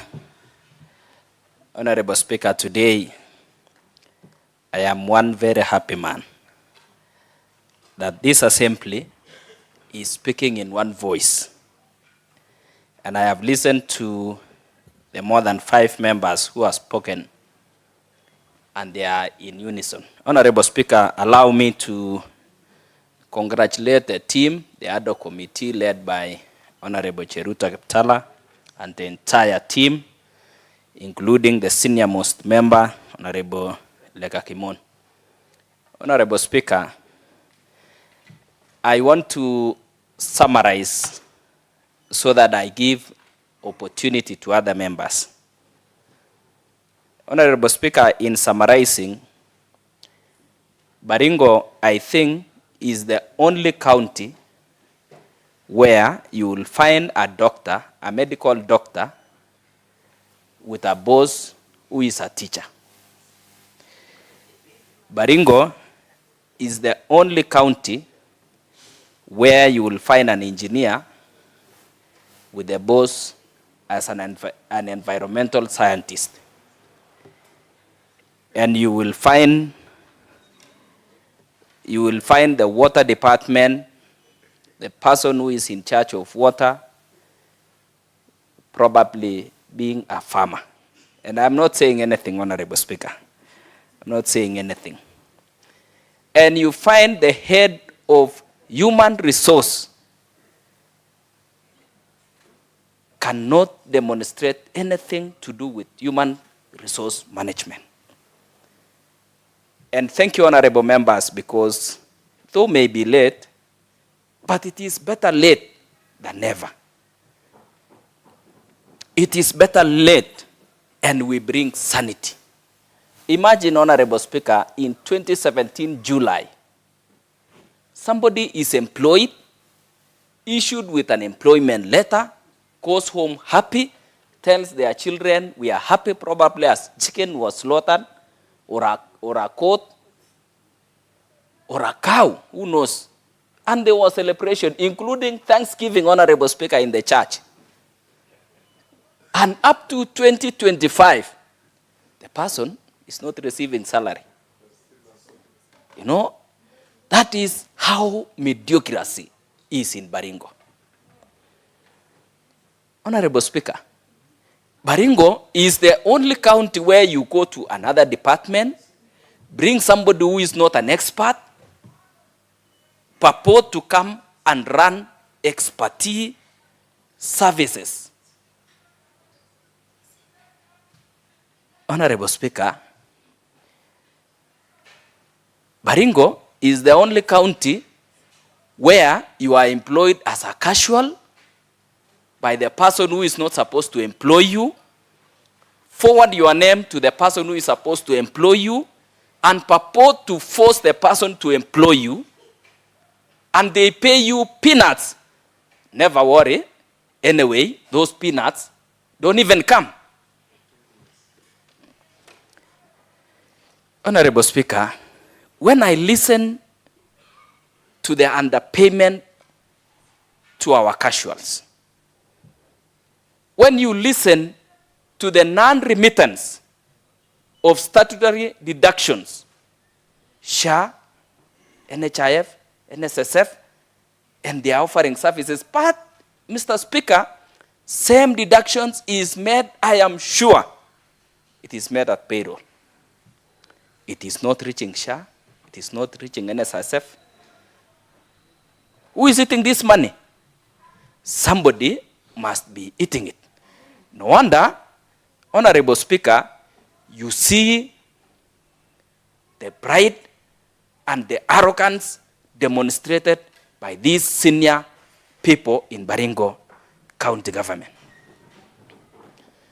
Honorable Speaker, occasionally, and I thank God most of these people don't know me, including the directors and all the other senior people in the county. But occasionally, I walk into some offices and I pretend as a citizen, just to see how they behave. And I even sit and I leave without talking to anybody, just to observe. And it is a real problem. They treat people like trash. They don't have dignity for human beings. That is why, Honorable Speaker, we have people putting in our website that Baringo County Referral Hospital is level 5, but when they are called for interrogation, they say, no, it is actually a level 4. They are answering the question that I've been asking myself. Why are we referring patients to E10? And E10 is a level 5 hospital. Today, I have an answer. Please go ahead and refer.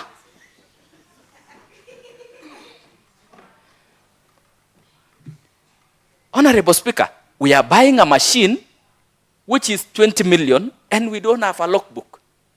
And we sit pretty. We buy a machine which is 60 million and the person driving it is a casual.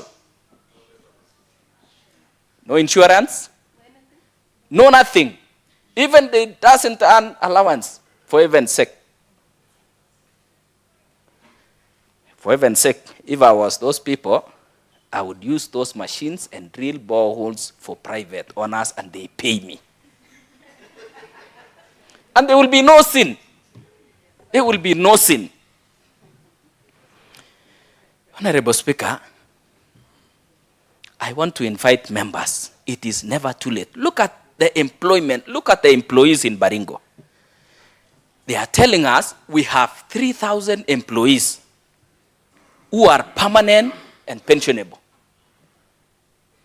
If we have, and we have 6 constituencies, if you divide for argument's sake, 3,000 by 6, every constituency should be enjoying 500 employees, permanent and pensionable. 500. We go further and we have another 800 employees on contract. And I suppose these are the senior people. Again, if you divide that, you will realize that each sub-county constituency should be having about 40 of them. Mr. Speaker, we have another 243 casuals. Never mind that they have not been paid for 10 months. Total, we have 4,043 employees. Mr. Speaker, I want to concur with Honorable Simon Kiplagat that we need to check what are these 4,043 people doing for the people of Baringo. So that Honorable Sitoi is not enjoying the services of 20 people, one of them taking photos, another one driving the vehicle, another one washing the vehicle, another one taking care of my coats. We want to see these 4,043 people offering services to the people of Baringo. Mr. Speaker, finally, when you check, and I was disappointed. They are telling us confidently that we have, 70 doctors. 70, I think. And we have a population of 700,000. And I was calculating, each doctor is supposed to treat 9,500 people. They go ahead and tell us, out of the 70 or so, 18 are on study leave. And they are enjoying payment. You know, some things I don't really understand. That's why we are in level 4. And I am suspecting at this rate, we will go back to level 2.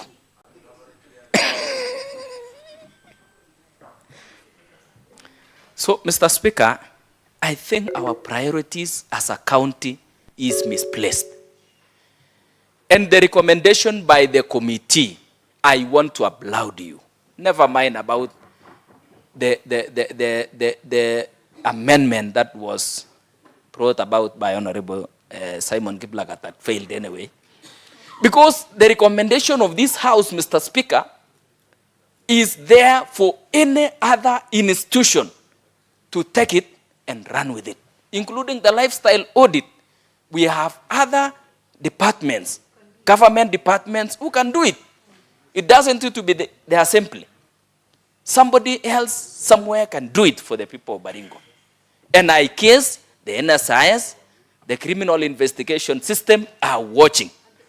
Please go ahead and investigate these people that are fleecing the coffers of Baringo. Mr. Speaker, why are we not getting enough revenue? Because we have the boss of revenue who is incompetent. Why are we not having good roads? Because we have the engineer of roads who does not understand that thing. Why do we have a failed medical system? Because the person manning the hospital is not a medical doctor.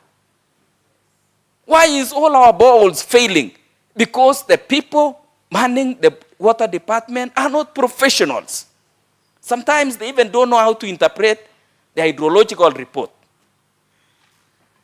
So, Mr. Speaker, let's give people to lead in their profession.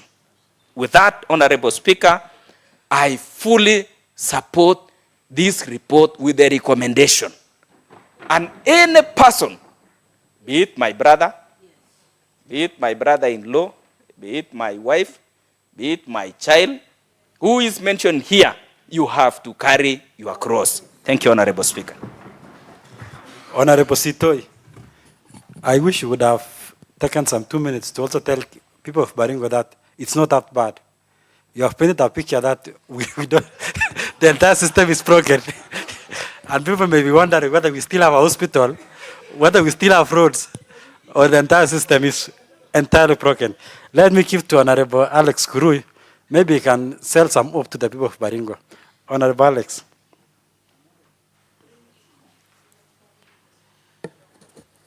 Thank you, Honorable Speaker. Honorable Speaker, from the onset, I want to support this report, Honorable Speaker. But again, I'm trying to build the hope, Honorable Speaker, but I cannot get the pillars. Honorable Speaker, it has been termed initially that Baringo County and the service board itself, Honorable Speaker, is a crime scene. And I even had the Honorable Kibet avoiding the term crime scene for a lesser word of the county being in ICU. Honorable Speaker, we are in a county that we again fail to know if really this is a county government that is run or a private business. Honorable Speaker, if you look at the report by the Ad-Hoc Committee, and I want to congratulate the Ad-Hoc Committee for bringing back the report, Honorable Speaker, and meeting the expectation that we had. Honorable Speaker, we followed this process. When witness hearing was conducted, we even at some times joined the Ad-Hoc Committee just to give them support and make sure that we get the reports back to this House, Honorable Speaker. Honorable Speaker, because I can see we have a very big list in waiting, Honorable Speaker. I want to make some very few comments, Honorable Speaker. Number one, Honorable Speaker, is about our county referral hospital, Honorable Speaker. You look at the report and the recommendation about the BCRH, Honorable Speaker, you even fail to understand. In one of the observation of the committee, Honorable Speaker, is that there is a skewed process of transfer of staff. And in the observation of the committee, Honorable Speaker, is that some medical doctors are transferred to Eldama Ravine in a way, Honorable Speaker, that is skewed. If you look at BCRH, Honorable Speaker, we had initially when the team was going round, we had 6 medical doctors who are casuals, Honorable Speaker. As we speak, 2 of them have resigned. We are remaining with 4. We don't have a medical officer, Honorable Speaker. The only people we talk about are consultants, Honorable Speaker. The same consultants, Honorable Speaker, are never seen in the hospital. Not even a single day you'll find them stationed in the hospital, Honorable Speaker. Not to mention about the medical officers. Honorable Speaker, people who are manning our Baringo County Referral Hospital, Honorable Speaker, are intern doctors. I was there yesterday in the evening, and I can clearly and authoritatively, Honorable Speaker, substantiate this.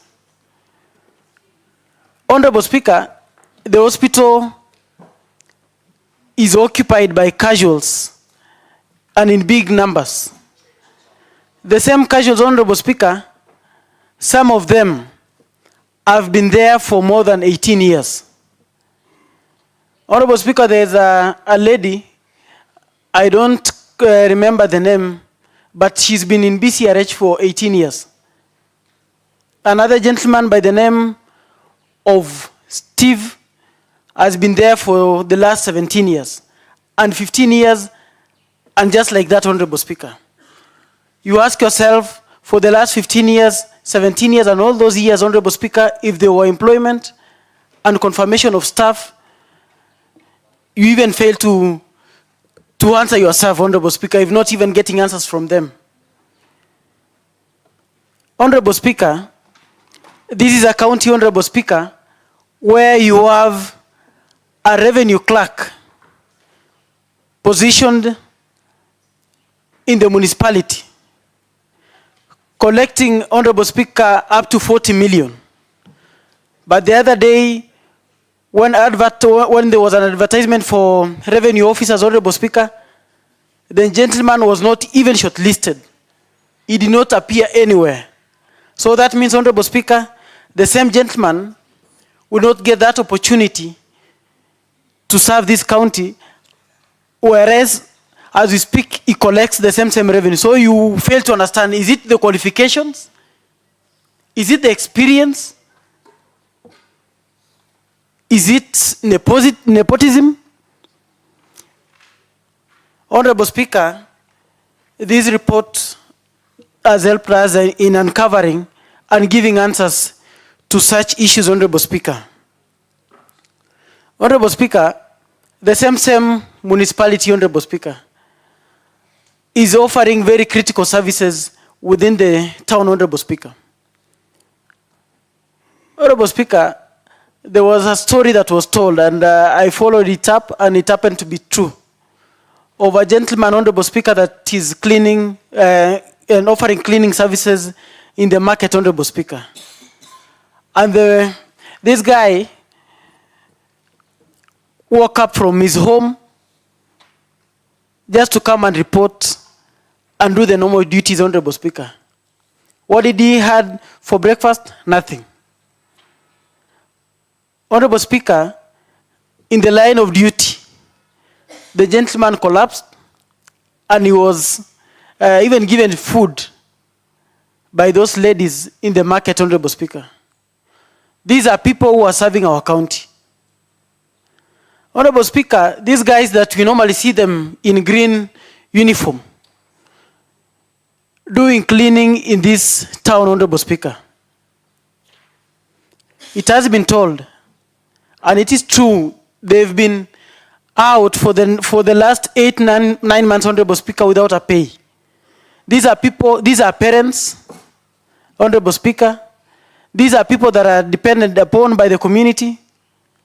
But somebody just wakes up in the morning because he knows and he feels like the following day and the coming weeks, maybe tomorrow will be better than today.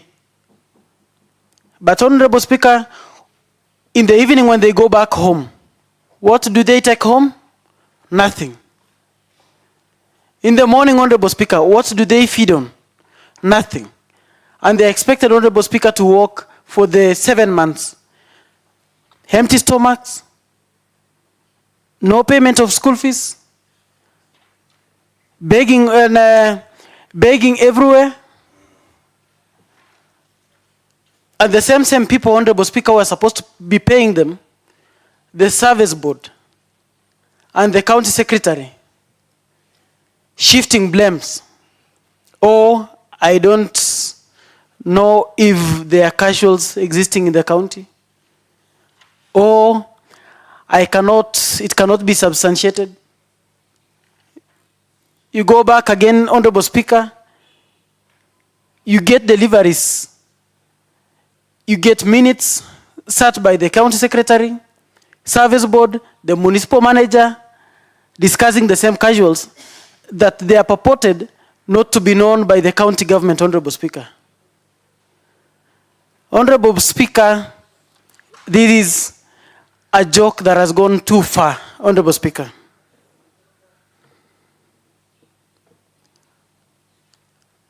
I want to believe, and I've already read the mood of the House, Honorable Speaker. There will be sanity in this county for once.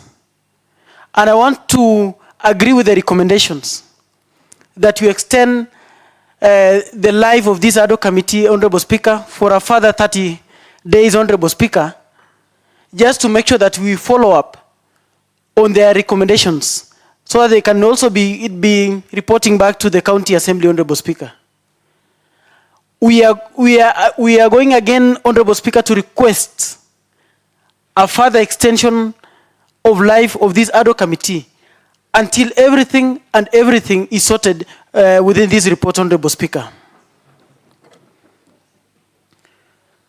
Honorable Speaker, in the proposals and the recommendations by the Ad-Hoc Committee, Honorable Speaker,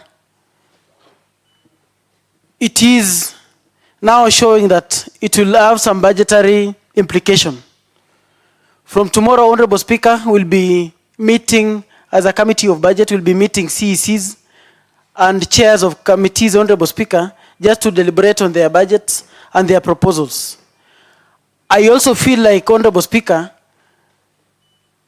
we should also invite the Ad-Hoc Committee led by the chair so that this report, out of this report, Honorable Speaker, we can get something out of this.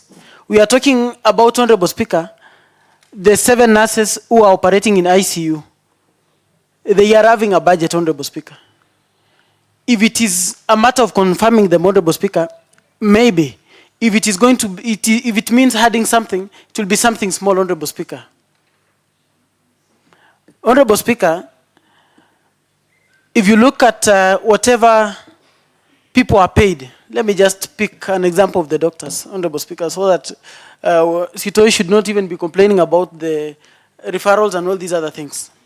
You look at the MOs, Honorable Speaker, paid 80,000. MO interns paid 180,000, Honorable Speaker. The intern is supposed to get instructions or even guidance by the qualified doctor, Honorable Speaker. Look at the pay. Honorable Speaker, I think this report should be done some justice. As I rest my case, Honorable Speaker, I'm also the chair, Agriculture, Livestock and Fisheries, Honorable Speaker. There were this recent employment, Honorable Speaker. At one point in time, I had a meeting with the director HR and the county secretary, and I think the chair service board was also there. I asked them, what is the cost of having this, the recent employees of agriculture in contract vis-a-vis having them in permanent and pensionable basis? And it was clear, Honorable Speaker, that if you can convert them to permanent, it is even cheaper than having them in contract. What is so hard? What is so hard, Honorable Speaker? Honorable Speaker, the minimum pay for the casuals that you are talking about is 15,000. Most of these people, Honorable Speaker, currently notwithstanding the current position and the nature of the work they are doing, Honorable Speaker. What they get is close to 15,000 that we are talking about as the minimum pay. And some of them are even getting a pay way above the 15,000. Honorable Speaker, Honorable Sialo is a good friend of mine and is indicating that he's going to Mogotio. And I don't know, he's telling me tar. I fail to understand what he's referring to, Honorable Speaker.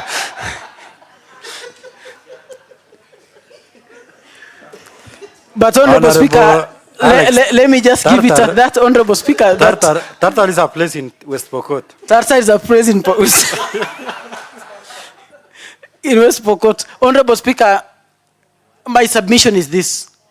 If you have the minimum pay and the budget is there, why can't we have them in permanent basis, on permanent basis? You can summarize, Honorable Alex. If we have them on contract, Honorable Speaker, they have the budget. Why should we have them still on contract? Why can't we move them to permanent basis, Honorable Speaker? I submit. Thank you. Honorable members, considering time, and we have some members going as far as Tartar, it's important that we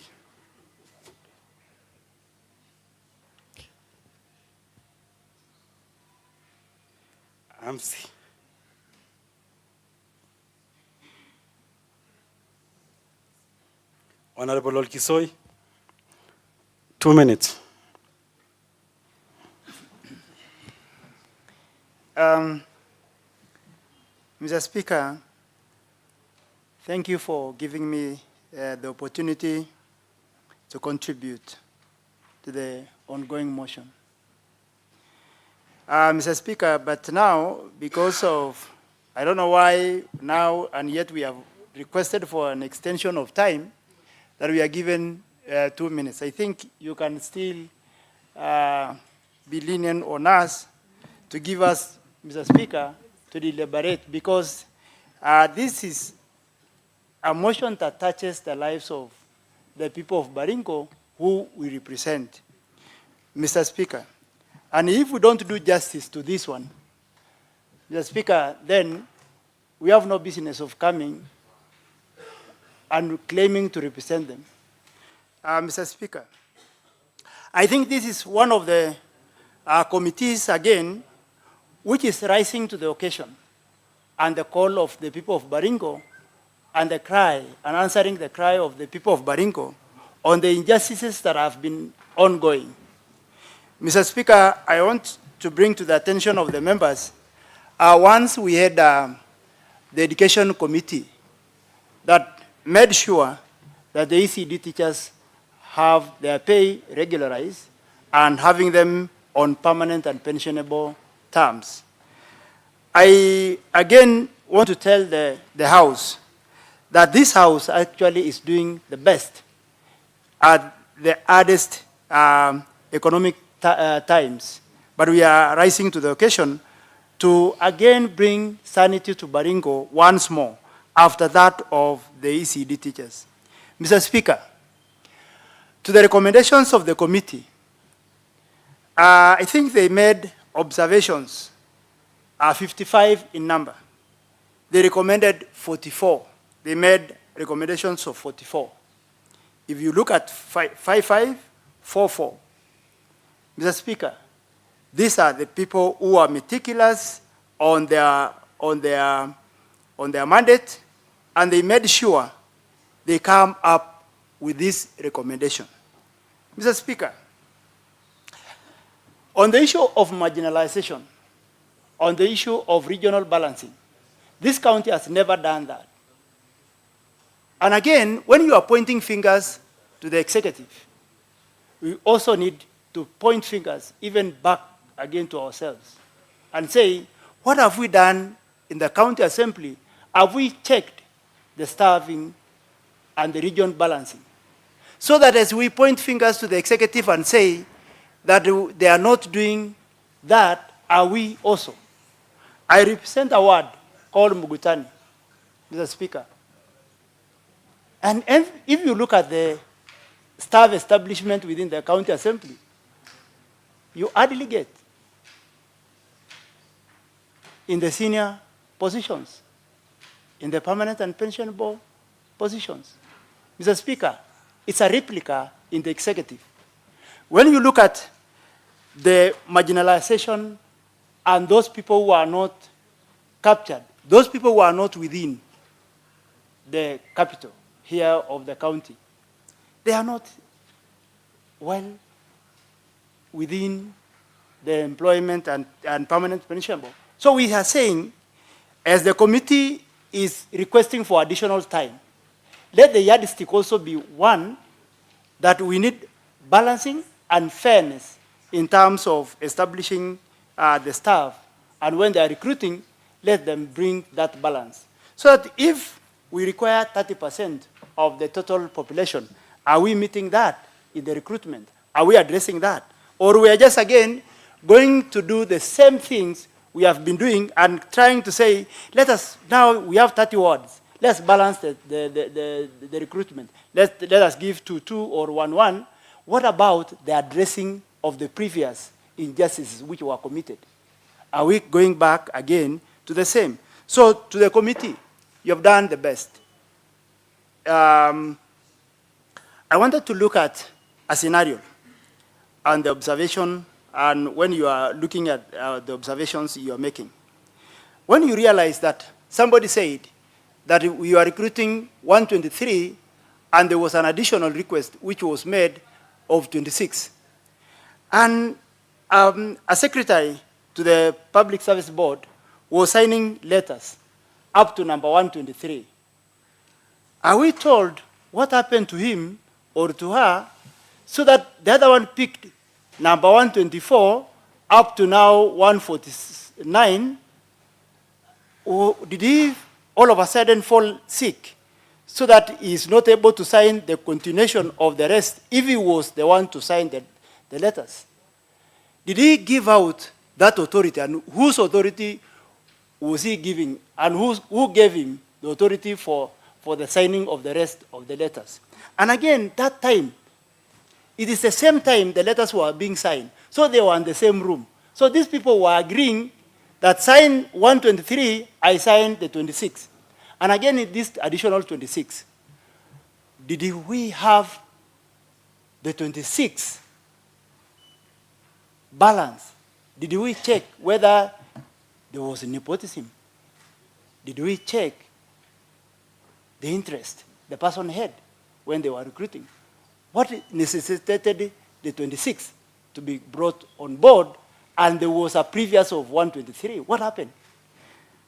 Because then a certain thing must have happened when you are signing 123, and then all of a sudden somebody else is signing 26. What is the regulation? Were you supposed to sign? So when we are saying one person did a mistake, there was a collaboration. So the Public Service Board collaborated with the county secretary to do what they have done together. So these two are culpable of the mistakes they did together. It's not just one person. So you cannot say that it is the county secretary who took the functions of the Public Service Board. They agreed because it was the same time when the letters were being signed, and minutes were the same. Mr. Speaker, when Honorable Kiplagat was requesting for lifestyle audits to be removed, that clause for lifestyle audit to be done, Mr. Speaker, we are recommending. And there were reasons why the committee found it necessary for lifestyle audit. Because once, I'm known the salary I earn when I come here, they are known the allowances I get when I come here, and all of a sudden, if I have an helicopter, Mr. Speaker, where did I get? So should we limit ourselves that we are only supposed to do some recommendation and we don't audit ourselves to see whether am I supporting what I earn? does the salary that I earn support how I'm running myself outside? Mr. Speaker, there was a lady that comes from Marigat, enforcement officer, and requested that she wants to be transferred because he comes from Marigat, elderly, she's taking care of her children and the brother's children. The brother is deceased. I requested to be given a transfer. And the person bluntly will tell her that you wait. You can't be transferred at this moment, and she has been requesting from 1 year ago up to date. She still comes to Cabernet, and this person doesn't. He tells her, "Did you report me to the seniors? Let us see and wait whether you can be transferred." Mr. Speaker, that is the nature of the people we have. People who don't feel for those ones who are serving our people on the lower ranks, on the lower cadres of our people. Mr. Speaker, so that when we are saying, let us audit these people, let everything be done, an audit should be done to all of them. And Mr. Speaker, again, when you tell somebody that you go without salary for 7 months, for 1 year, and what you are requested in the Public Service Board is a concurrent only, a concurrent for them to be paid. And you don't feel for anybody. If your salary stays for 1 month, Mr. Speaker, we are employees. We are employees. And we know when our salary is delays only for 2 days, we feel it. What about these people who are staying for 7 months? Mr. Speaker, I don't think I have mercy with a person who is torturing another person for 7 months without pay. And this is a casual. Mr. Speaker, and again, these 17 people, from 2017 to date, they are carrying letters of employment. And Public Service Board says we are assessing and they are not meeting the qualification. What was 2017 Service Board doing to see they are fit to be recruited? That you are coming now, all of a sudden you are realizing now they are not fit to be employed within our county, and the 2017 Public Service Board saw them fit. Mr. Speaker, it is injustice, and it is about time we, the Assembly, this time round, let us do justice. And I call upon Kindly the wind Ad-Hoc up, Committee. Honorable Dolkisoy. Mr. Speaker, I call upon the Ad-Hoc Committee as they requested. I support that request, and I concur with them that they want more time. We give you time. We will support you to get more time for fairness to be done in Baringo. We give you more time for the cry to stop. We give you more time, the Ad-Hoc Committee, for justice, for these people to be paid their salaries. We give you more time for our referral hospital, once more, to be elevated to be level 5. We give you more time for you to regularize everything within our county. We give you more time to represent us fairly and justifiably. Mr. Speaker, I rest my case. As I am saying, the Sharon, Honorable Sharon, I was told one day when I was there, when I was following the proceedings, I was told that lady who is sharing and Nauyo Mtoto are doing the best in our county. And our people are saying young people are doing what they are supposed to do and defending the people of Baringo. I want to congratulate the chair, now Mtoto, our honorable, in quote, Mtoto wa Baringo. May God bless you, and may God bless the County Assembly of Baringo. Thank you. Thank you, Honorable Kisoy, but be mindful of the standing of the rules. When you decide to speak in English, it's only that you are finalizing. I would have stated otherwise. Let me give to Honorable Robert Uriot.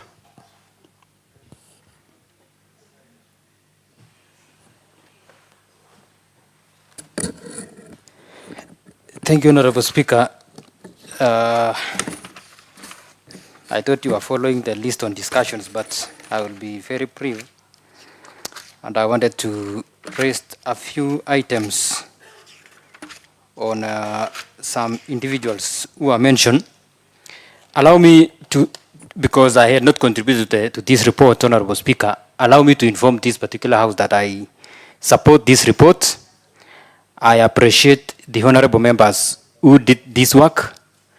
And I would equally also, on a light note, Honorable Speaker, agree to Honorable Sitoi's proverb yesterday that when the God wants to deliver, you cannot delay further. And Honorable Cynthia has equally also confirmed to us that when the master is bleeding, you cannot ask its dog to lick the blood so that it stops bleeding. Honorable Speaker, Livingston Rotich, who is a 57-year-old man, has been serving since 2014 in Mogotio sub-county. With his age and the challenges he's just mentioned, without access to SHA and all those things, Honorable Speaker, is worth appreciating the effort that this committee went to the grassroots from sub-county levels to do the interviews. We saw even the case of Stephen Rotich, who has been engaged in this county since 2010. This tells us that the challenges mentioned in this report are systemic in nature, Honorable Speaker. Issues that trace back to 2010 before devolution, during devolution, and 15th year into devolution, and they have not been addressed.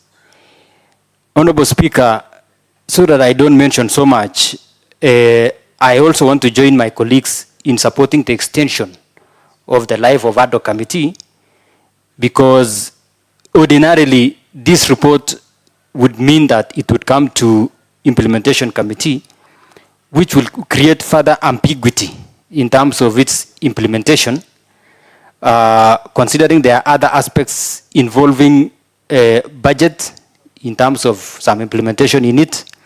There are issues of timelines, like the recommendation made to County Public Service Board to conclude all the pending, I think that have been given around 14 days to conclude all the pending recruitments under advertisements, which to me may not be practical in nature. And finally, Honorable Speaker, I just want to mention about the staff who are mentioned, the 7 staffs that have been mentioned regularly, who are serving under GDU previously. GDU, Honorable Speaker, I think in full means Governor's Delivery Unit, whose governor is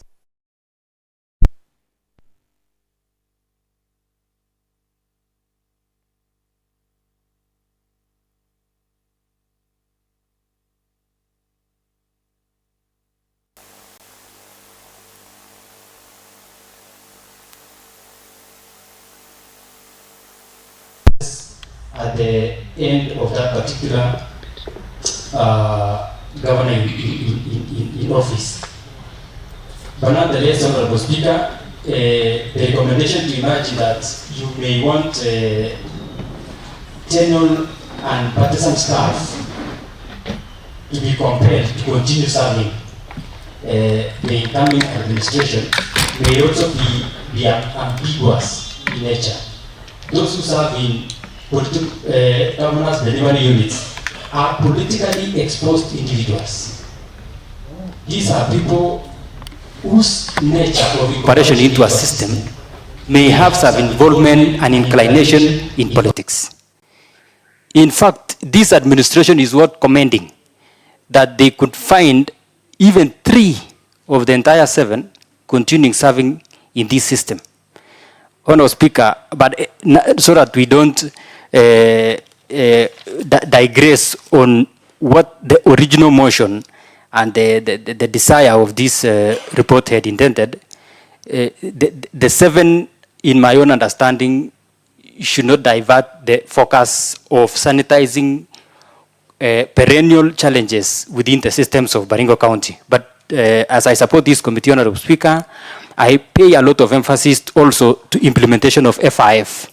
The CC for Health could not convince the committee that it is possible to have the CEC for finance to have accepted to release funds to Mogotio Sub-County Hospital only, and the rest of the hospitals could not be allowed to, the implementation of FIF bill could have lapsed. I would request, as we extend the timelines for this Ad-Hoc Committee, to help us also still pay more attention to implementation of that FIF, and I beg to support this report. Thank you, Honorable Speaker.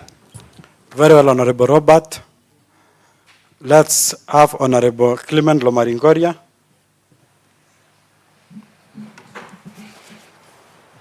Honorable members, we only have 3 more members and we'll be done. Honorable Speaker, thank you for giving me the chance to submit my opinions based on my own judgment. Honorable Speaker, the report is very good, and that I will extend my congrats or congratulations to the committee for good work done.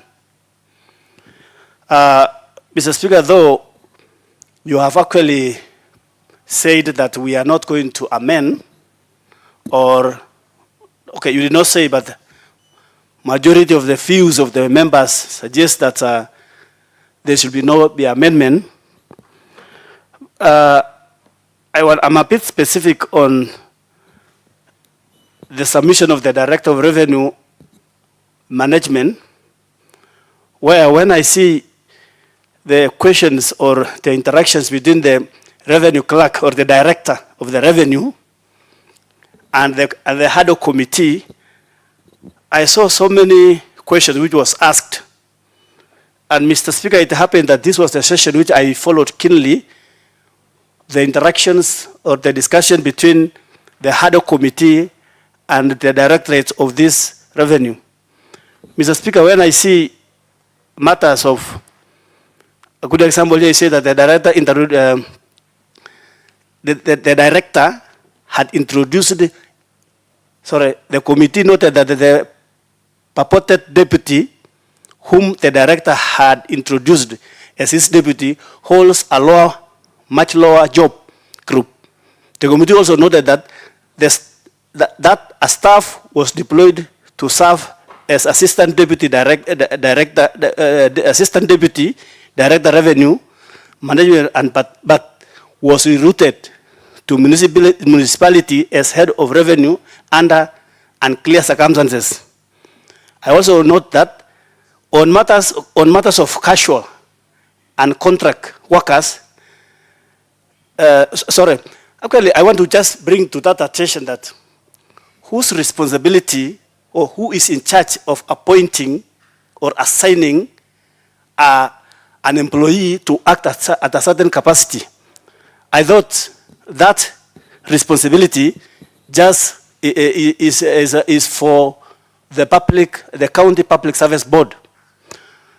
Coming that to be the responsibility of the director, I will say that it may not go well on that matter, but I will wish to say that that's actually the responsibility of the public service board. 2, when the director was asked on the matters of indiscipline, actually, who is supposed to discipline? The director do not have that particular capacity of disciplining an employee, but it is his boss, immediate boss, which is the CEO, because I believe the director respond or report to the CEO of the department.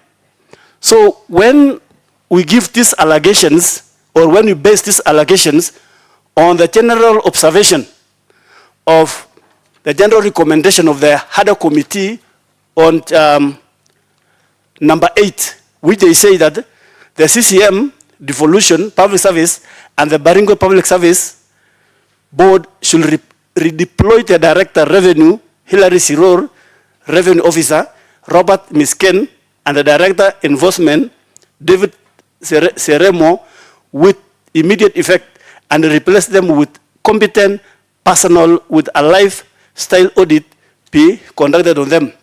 Mr. Speaker, I see that as much as the discussion between the Ad-Hoc Committee and the said officer was a bit, actually the discussion at that time was a bit tense. And I felt like it was so emotional because I watched the video. So I don't know how the House will do. For me, I will feel like there should be amendments saying that that irregularity where an employee or a lower job group is assigned a duty of being assistant deputy director, that responsibility actually should be answered by the Public Service Board or should be answered by the junior officer of the department, that is the CEO, the CEO or the CCM. The same matter when you are trying to recommend number 8 on matters of discipline. Mr. Speaker, I want to tell or to inform that the people or the person or the entity in charge of what you call matter of discipline is the Chirac Committee, which is led by the county secretary, or sometimes in other cases is chaired by the CEO of the devolution. So when we are trying to bring this matter to the shoulders of the Director of Revenue, I think it will not bring sense because the matter should actually be answered or should be actually be placed under his seniors or the people responsible of redeployment, that's the Public Service Board. Mr. Speaker, and come with the cash. Honorable Lomarinkoria, kindly wind up. Yeah, actually I requested earlier and I don't know who removed my card. That's why I'm given very short time. But Mr. Speaker, I'm also thinking on, try to think loud. When the recommendation is clear, says that we observe the casuals, we observe the 9 TDCU, I mean, we are given employment. When I go through, or when I see the document, actually, let me cite a case. When you talk of the 9 or the TDU, which were employed, if we are trying to say that observe them, yet we are very sure that they did not pass the Public Service Board, are we not sidelining the issue of marginalized community, gender, or I mean that equity? So I think that matter should be discussed detailedly by the Ad-Hoc Committee so that they come up with a framework on how they can be hired. Talking also of the casuals, it might also happen that those casuals might have concentrated in a particular region or might have may not have considered what we call regional balancing. So in this matter, when you come to trying to say that let's observe, as much as I'm aware, or I'm sure that you will still realign with the budget, the Ad-Hoc Committee should also be given that extension to come up or to come up with the guidelines on how you can reobserve that so that we can consider the issue of regional balancing. Otherwise, Honorable Speaker, I had a lot, but because of the time you just given, I may not explain all. Rather, I will say this is a good report, and there are so many other areas that executive has laxed. And if we move, or if the House move in this particular pace, I think we will have the best county in the entire county.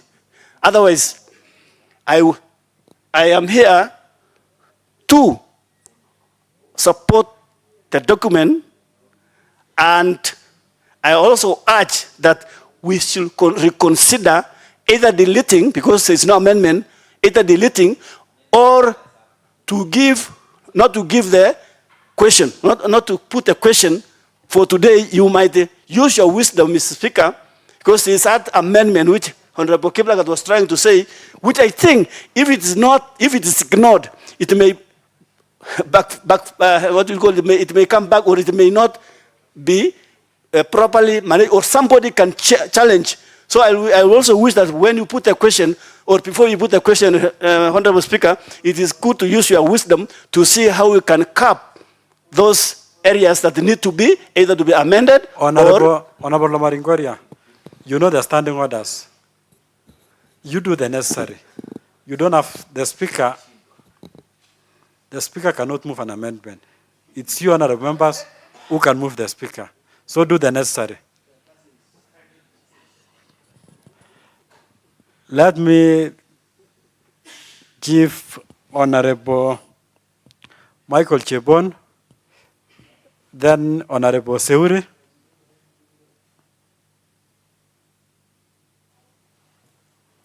Thank you so much, Honorable Speaker, for giving me this opportunity to also support the motion. First of all, I want to congratulate the committee for the good work they have done. I know they have gone through so much hard time because we saw that some threats in their report that they have been threatened. Some of them have been threatened. Some of them have been maybe coerced. But I thank you so much for standing for the people of Baringo. Honorable Speaker, from the onset, I want to echo the good work that this committee has done, and I want to say this issue of casuals, Honorable Speaker, is actually a thorn in the flesh, because you can imagine a casual worker who is an ambulance driver bringing in a sick person and being received by a casual worker who is also an ICU person, and at the same time being treated by a casual doctor. And these people, they are the same people also who are the revenue officers collecting money for county. It is really very unfortunate because we cannot be having casuals everywhere, yet we are saying we are running a county. So I'm saying, Honorable Speaker, the county service board and the county in general, the executive, should actually be apologizing to the people of Baringo for doing a very big in-service to them. They have done very bad. They should really apologize because they have done them. It is really it is shaming. They are so dehumanizing by letting our people collect money. They do the collection and they go back empty-handed. No wonder, Honorable Speaker, Baringo going like this, we cannot then get blessings. Because how can we really get a blessing, yet the person who is collecting money for us is crying? You know, we cannot get a blessing for sure. So, I was actually expecting, Honorable Speaker, that when we are through with this report, some people should be stepping aside. They should be stepping aside. Because if you can sneak in some few names and leave others, if you can bring in some 26 people, sneak in some people to payroll, which criteria have they used really? What? Surely. This person actually should come. I think that these people should, maybe they came just to serve themselves, not to serve the people of Baringo. So I entirely support the report that we need to sanitize Baringo and redeem Baringo to where it belongs. Thank you. Very well, thank you, Honorable Michael Chebon. I want to give to Honorable Evan Seure. Then I'll give to two members of the committee. That's Honorable Aengwa and Honorable Sharon. You guys had all the time. I'm sure you'll be so brief. Then we go to the leadership, Honorable Locorio, and finally the DS. Then we finish there. So, Honorable Evan Seure. Asante sana Bwana Spika. Bwana Spika, watu wengi wamesema mambo mengi. Mr. Spika, yangu tu ni mafupi. Mr. Spika, Mr. Spika, nimekuwa nikifuatilia Ad-Hoc Committee, Mr. Spika, kutoka siku ya kwanza hadi siku ya mwisho, Mr. Spika. Ni watu wanaitwa service post na county secretary, mtu anaitwa county secretary, Mr. Spika, na health services, Mr. Spika, wameaibisha county ya Baringo sana, Mr. Spika. Mr. Spika, kama hii mtu anaitwa Stephen Rotich, Mr. Spika, alianza kazi 2010, Mr. Spika, as a volunteer, Mr. Spika, until 2025, Mr. Spika, as 2015 as casuals, Mr. Spika.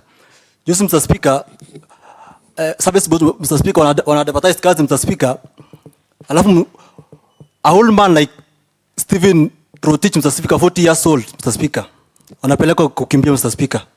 Na mtu amespend 15 years, Mr. Speaker, as casual, Mr. Speaker. This is a human, Mr. Speaker. Mr. Speaker, I think our service board, Mr. Speaker, wangetumia wakati, Mr. Speaker, kuajiri watu kwanza, Mr. Speaker. Kama kuna nafasi, Mr. Speaker, wali advertise kazi, Mr. Speaker. Mr. Speaker, appeal, Mr. Speaker, like health service, Mr. Speaker. Nimekuwa juzi Mogoti, Mr. Speaker. Nilikuwa juzi Mogoti, Mr. Speaker, nikakuwa na mgonjwa, Mr. Speaker. Kufika huko, Mr. Speaker, watu wanahudumia watu, Mr. Speaker, ni casual, Mr. Speaker, na volunteers, Mr. Speaker. Sijui watu wanaajiriwa, sijui kama kuna watu waajiriwa, Mr. Speaker, ama CCLA, Mr. Speaker. Juzi pia one day ago, 2 days ago, Mr. Speaker. MC area, Mr. Speaker, wana Sialo was called, Mr. Speaker. Kuambia kwa Mr. Speaker, hakuna madaktari, Mr. Speaker.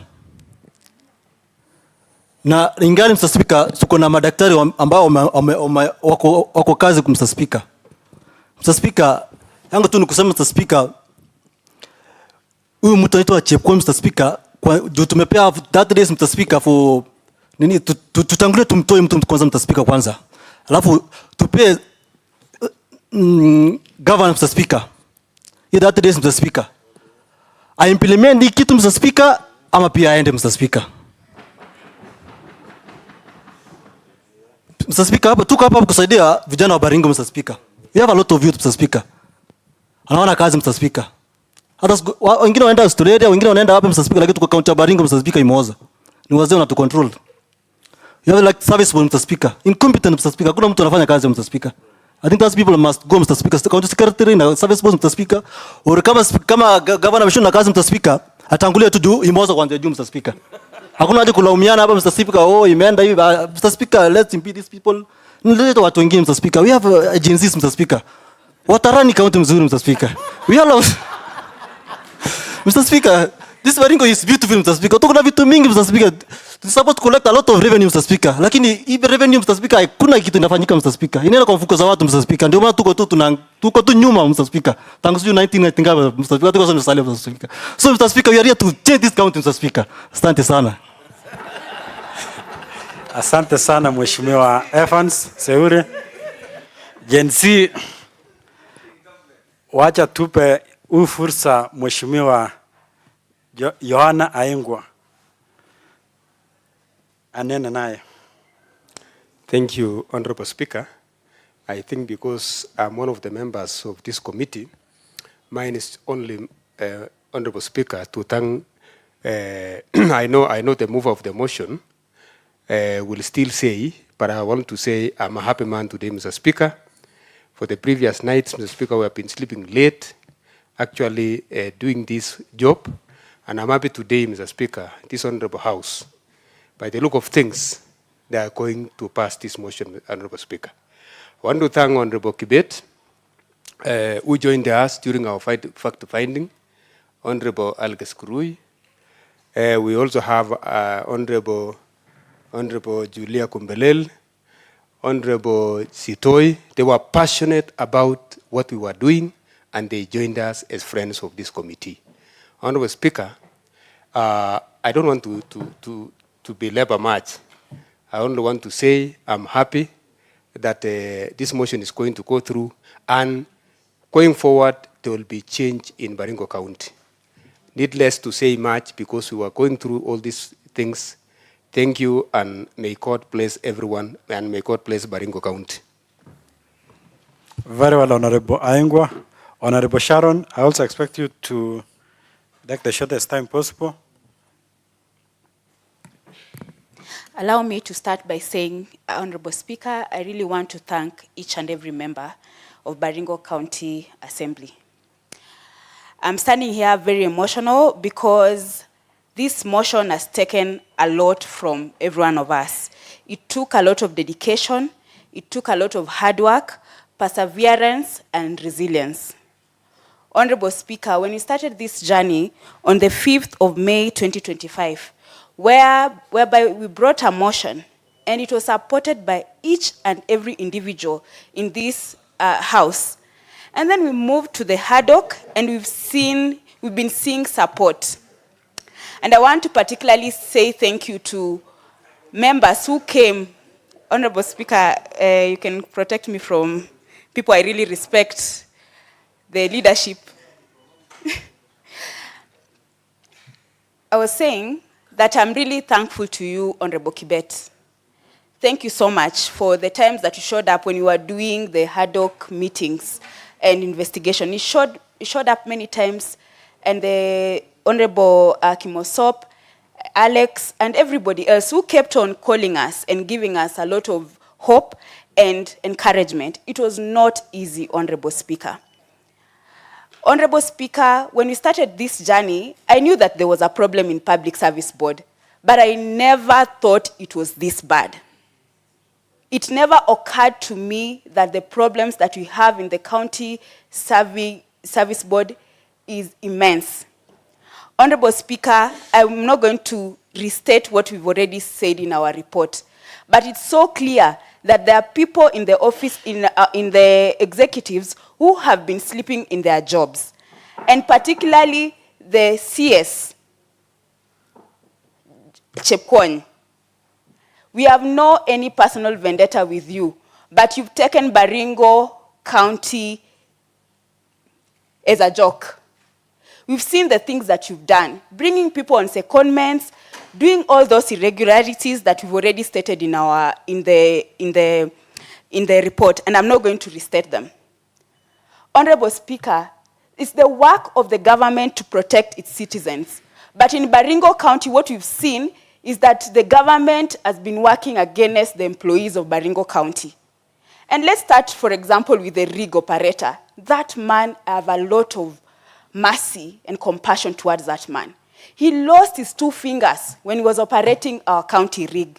He has never been paid a single coin, not because of his injuries. Even money that is meant to be paid to him for the work that he's doing, he's not getting them.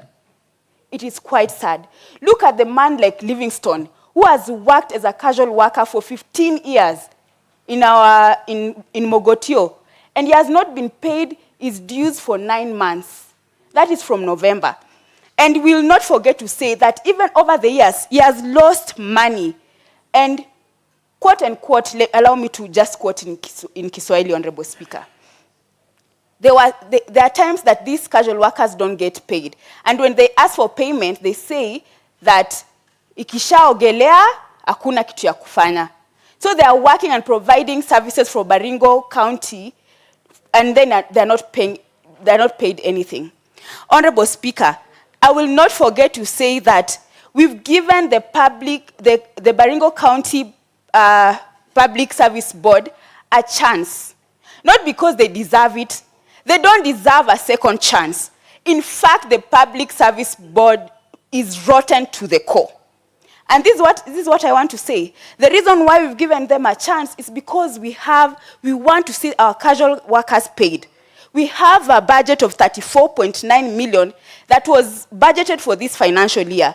And if that is not paid to our casual workers this year, that will mean that the money will be forfeited. And the reason why we are giving you 7 days to clean up the names of casual workers and ratify and ensure that they are paid. Secondly, Honorable Speaker, there was this budget that was set aside to ensure that for, the revenue clerks and enforcement officers are employed. If you are not going to confirm them and have them brought on board this financial year, that will mean that the money will again go to waste. And we have to balance things and become objective as Baringo County Assembly. Lastly, Honorable Speaker, we are giving notice to Benjamin, our Governor Cheboy. If you fail to implement even a single, even one of our recommendation, personally, you know I have the guts. I'm going to bring a motion to impeach you. Secondly, Honorable Speaker, we do not want to see Mr. Seremo, the Director Revenue, in those dockets anymore. We've wasted millions of money owing to their incompetence and them creating loopholes for money to be lost. If I wake up tomorrow and find them in those offices, Honorable Speaker, Then we are going to bring a motion of impeachment towards the governor. The governor is the head and he must show leadership. Lastly, Honorable Speaker,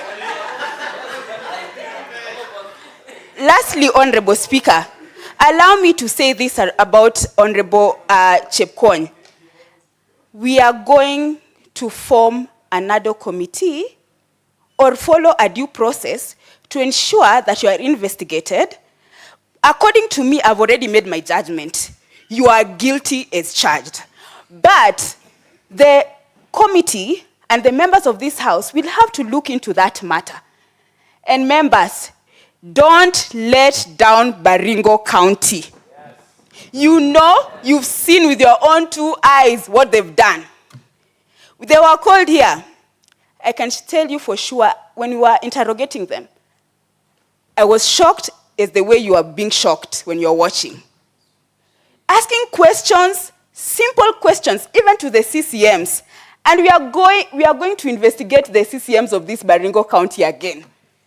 The way they were answering questions and conducting themselves during the questioning showed how they don't understand that they're not taking charge of their various departments. And we are going to look into that matter once again. Honorable members, allow me to say lastly, they say a journey of 1,000 miles begins with 1 step. This is the first step we've taken. And we want to tell the executive, it is not business as usual. We are work and we are seeing you.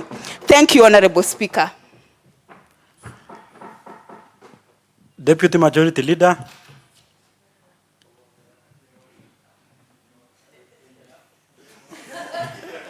Or Honorable Speaker, Robert, thank you so much, hold on. and protect me from Honorable Saimo. He's threatening me that Mzee is likely to go not to talk. Honorable Speaker, I am not going to touch His Excellency the Governor. I want to assure Honorable Saimo. And first allow me to say that on behalf of the people of Baringo West and Barwesa, we are supporting this motion. That should be very clear. Number 2, I want to congratulate the team. Congratulations, the Ad-Hoc Committee. You did a commendable job. Number 3, Honorable Speaker, there is rot in this county. In fact, without mentioning particular officers or people, there is a total rot in this county. We must remove, and this is the beginning. I empathize with almost everyone. Mr. Speaker, I would have recommended that His Excellency the Governor, in fact, that's the first recommendation that I want to share with you. The Ad-Hoc Committee should have recommended to the Governor that he immediately reorganizes the government, immediately, so that we have the right people in the right places. We have engineers either in roads or in lands. We have doctors either in health or no there. We have the right people in the right place. And this is the only honor that His Excellency the Governor should do for us as soon as possible.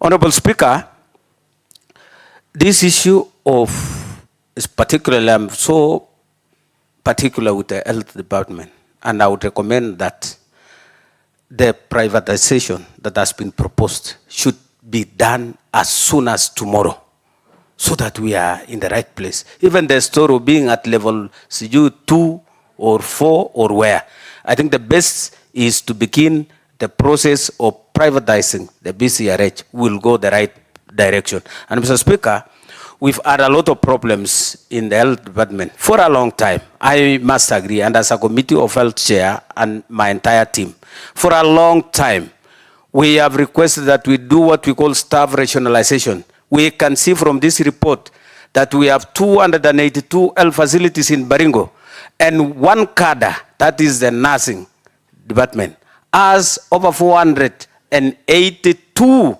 nurses. If we did what we call staff rationalization, Honorable Speaker, that would mean that every facility, the 282, every facility will have at least 2 nurses Why do we have facilities that are not operational in Baringo?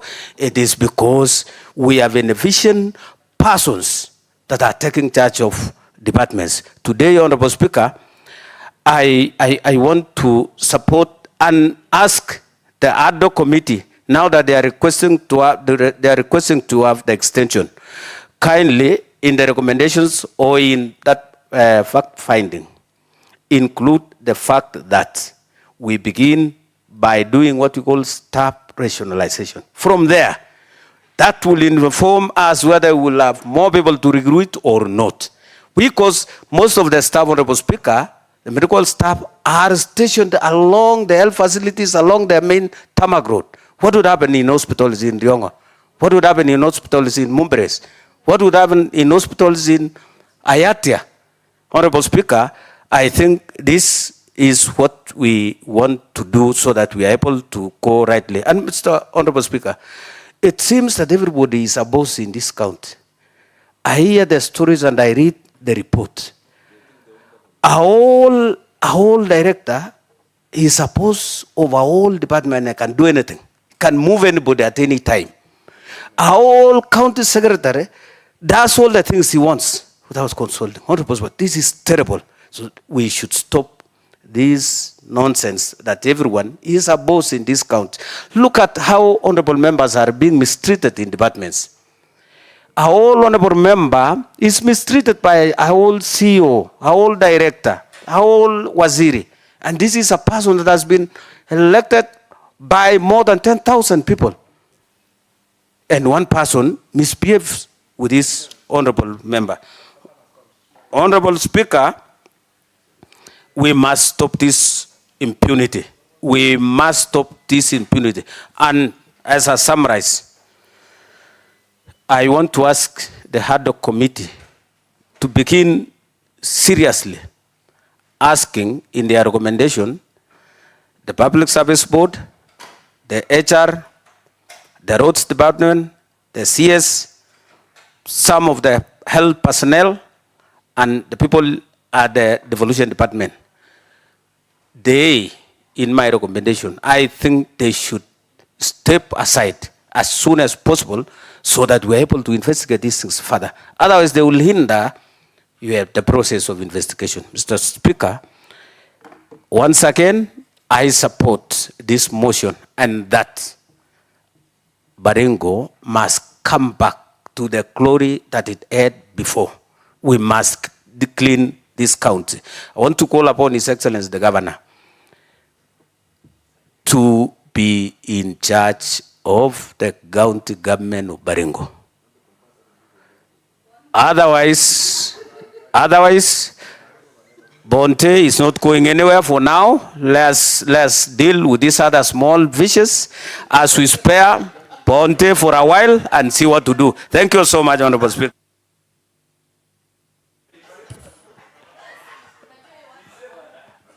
Honorable Lokoria, kindly mind your language. What's your point of order, Honorable Cynthia? I want to know who is Bonde. Honorable Lokoria, kindly respond to that issue. Because Bonde is not an English word.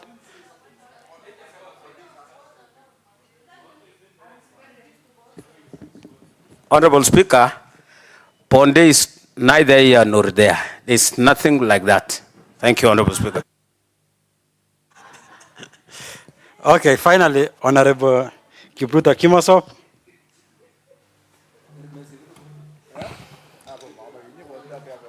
Thank you very much, Mr. Speaker. And I want to begin from the onset, Mr. Speaker, by unsave me, Mr. Speaker, from this Bonde shenanigans. Mr. Speaker, let me begin by, from the onset, by applauding the Ad-Hoc Committee. The Ad-Hoc Committee, you have done us proud. You have really done us proud. The last time when the service board came here, and the county secretary came here, and the CEO came here, I was actually chairing the sessions. And at that time, we didn't know where the ball was going to fall. And there was blame game round, up and down.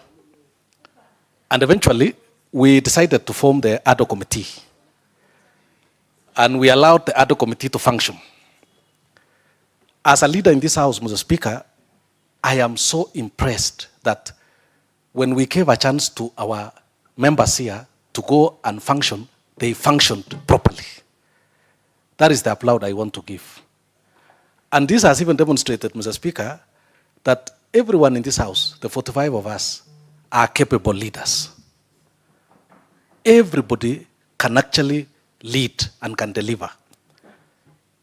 The Madam Chairperson, I knew you are a leader all along. I met you when you were in Jubilee.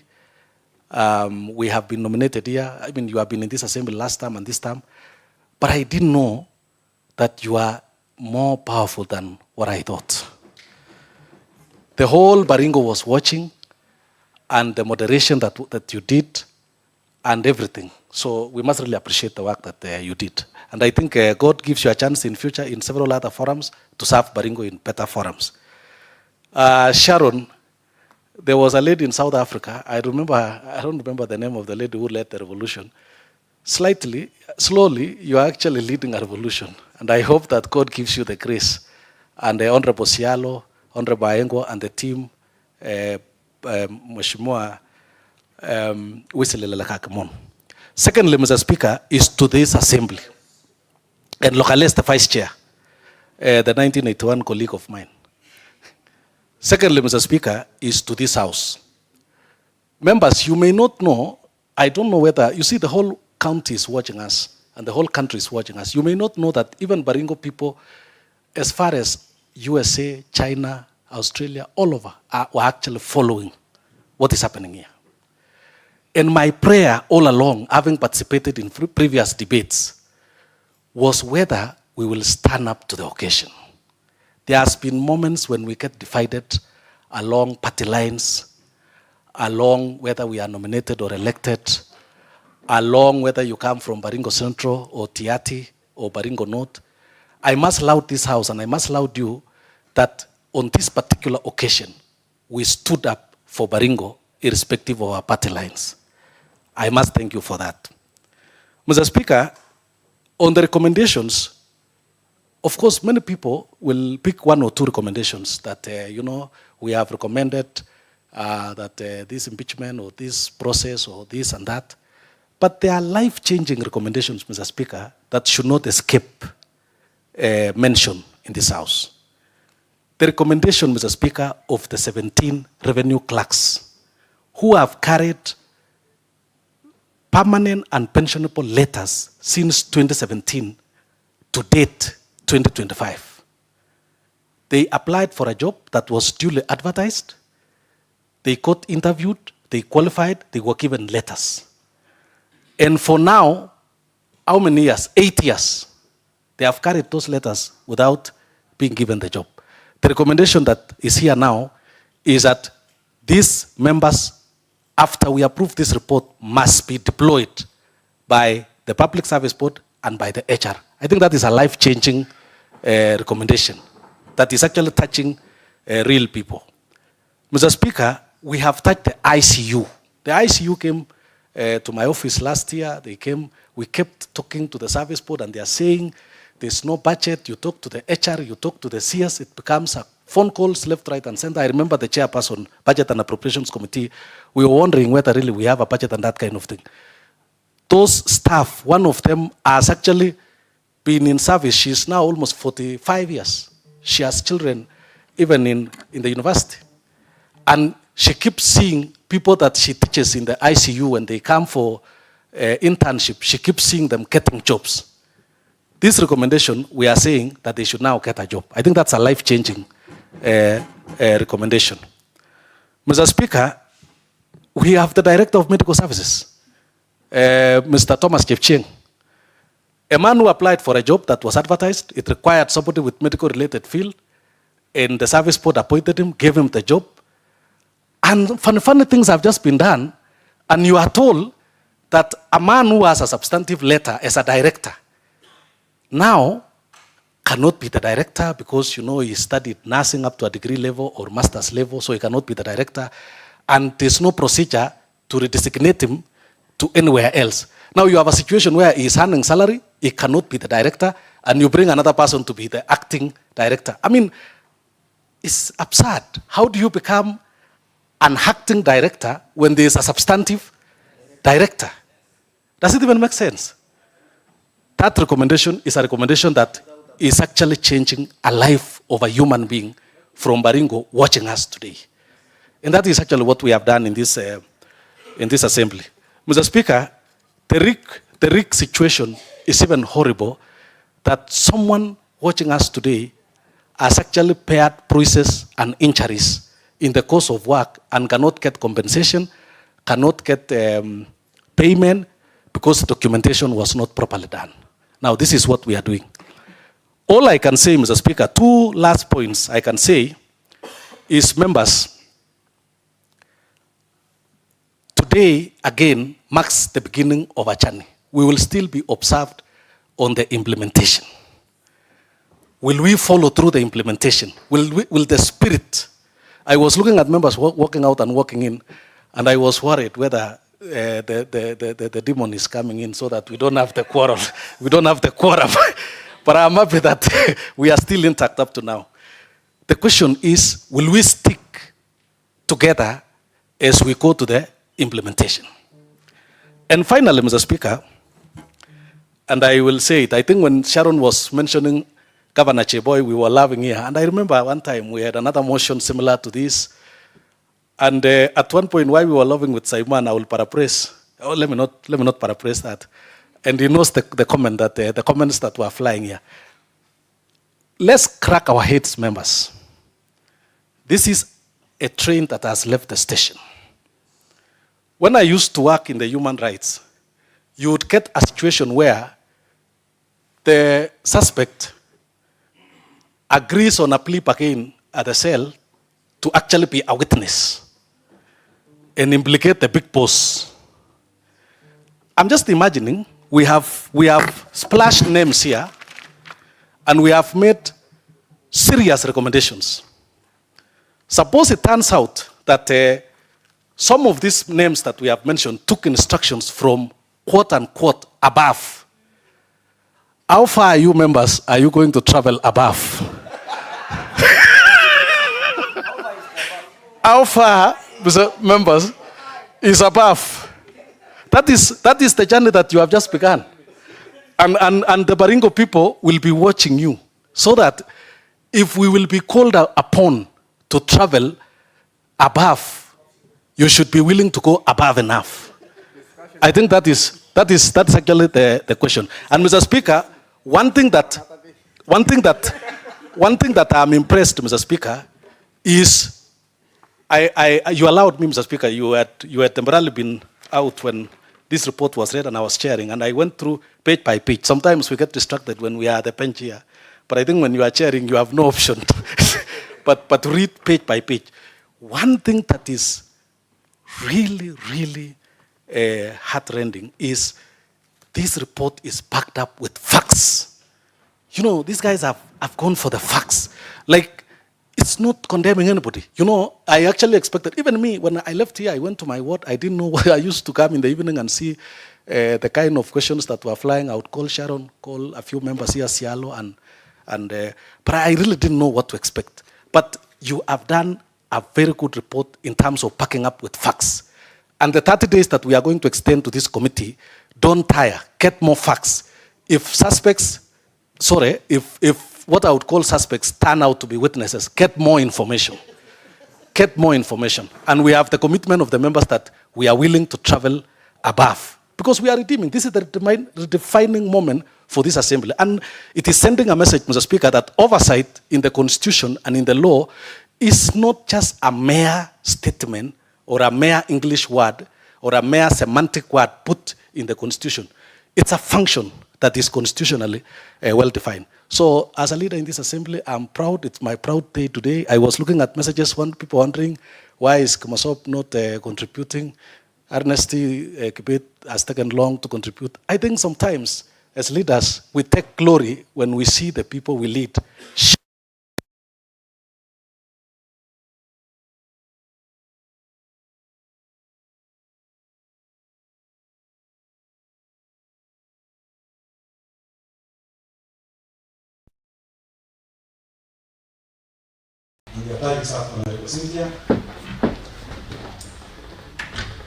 Asante sana Bwana Spika kwa kunipea hii nafasi. Ningetaka kusema kwa wenye walileta hii ripoti walijua kenye walifanya. Kitu ya kwanza Bwana Spika, mimi nimekuwa kila wakati nikiongea juu ya hii kaunti. Nakumbuka tarehe 12 mwezi wa 12 tukiwa Emini, mimi niliongelea juu ya service board. Nikasema ya kuwa hii service board iko na shida, lakini nilikashifiwa na wengi. Ingine Bwana Spika ambaye nataka kusema, nakumbuka kuna wakati kuna kijana ambaye anatoka kwa ward ya Sitoi, aliandikwa akaanzia job group N. Mimi mwenyewe nilienda pale nikauliza, ni kwa nini huyu kijana mdogo ambaye anaanza kazi mmemwanzia na job group N? Ile kitu nilielezwa, niliambiwa ya kuwa huyu kijana aliletwa kwa department. Na wewe kwa sababu au support CEO ya hiyo wakati unapigana vita na CEO. Mimi nilisema nimeshukuru Mungu kwa sababu leo imeonekana peupe kenye watu wanafanya. Bwana Spika, ile shida ambayo iko kwa hii Baringo ni watu kuandika watu wao. Mimi nikiingia ni lazima niweke mtu yangu akuwe permanent ili nikitoka watu wangu wasihangaike. Kwa saa hizi Bwana Spika, tunataka tujue hii watoto wote ni wa Baringo. Bwana Spika, kulikuwa maneno ya agriculture. Kuna petition ambayo ililetwa na sijui ilikwama wapi. Kuna vijana wawili ambayo wanatoka Kapropita ward walilete petition ya agriculture, hawakuandika na walikuwa na nambari, lakini haikuongelewa. Sijui ilipotelea wapi. Bwana Spika, I don't need information. Honorable Cynthia, you have raised some accusations against, I don't know whether it's the clerk, it's the office of the speaker, or the committee. Sijui mali when you talk about when you talk about the petition that was lost, you haven't used, you actually use your words.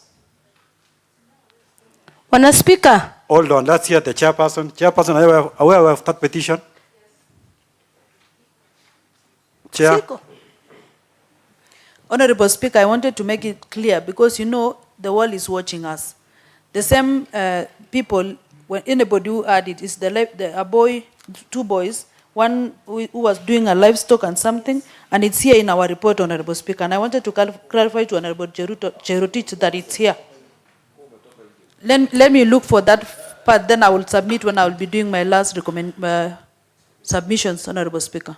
Honorable Cynthia, next time, kindly always ensure that you are present throughout the debate so that you don't... Madam Chair, kwa sababu mimi nakumbuka kulikuwa kitu kingine ambaye nataka kusema Bwana Spika.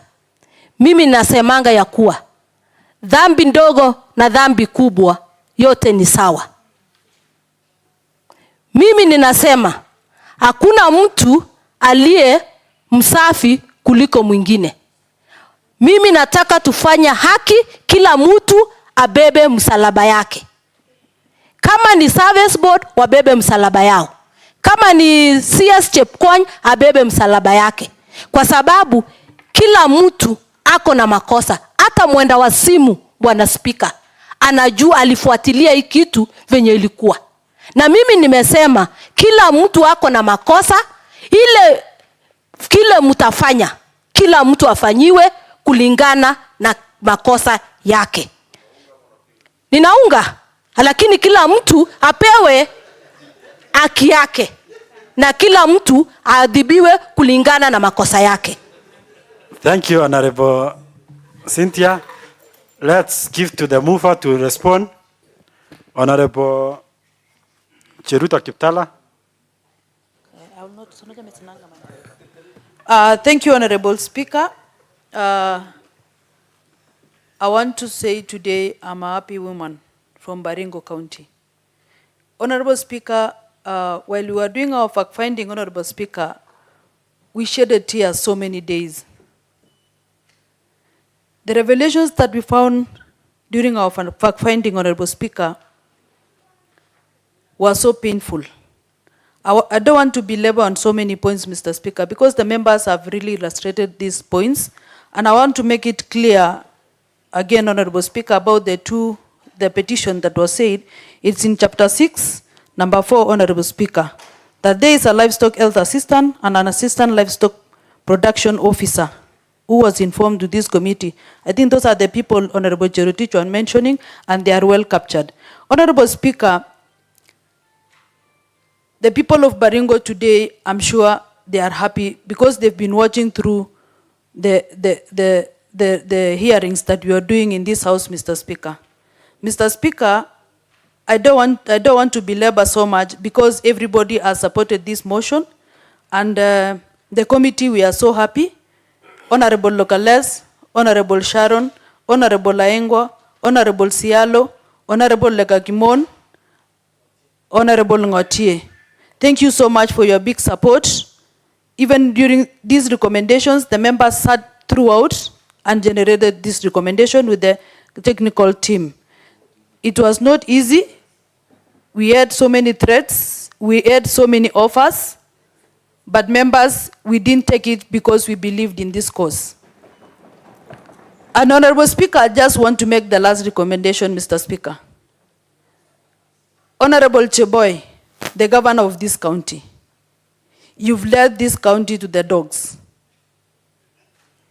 We have only 2 years to go, or 1.5 years to go, but we are not going to let you go. The way people say you have few months to go home, we cannot allow our county to die because of you watching it as it is. We've helped you through these points. We've given you our recommendations, and we've given you 30 days. Honorable Sharon has offered to bring the impeachment motion. I'm offering to second that impeachment motion myself. Thank you, Honorable Speaker. Members, I beseech that you pass this report and support us to the last chance. Asanteni sana, Mungu awabariki. Honorable members. Honorable members.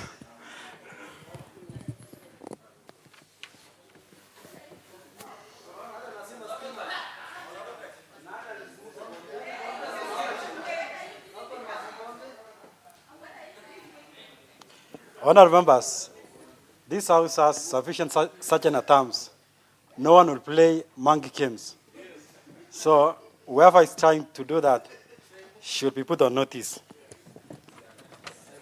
The time of tear gas, we learned from the tear gas story, and we are not going to take chances this time round. Honorable members, the motion having been moved, seconded, debated, and the mover called upon to reply, I now want to put the question that this House adopts the report of the Ad-Hoc Committee on Public Service. As many as are of the okay, hold on, let's start afresh.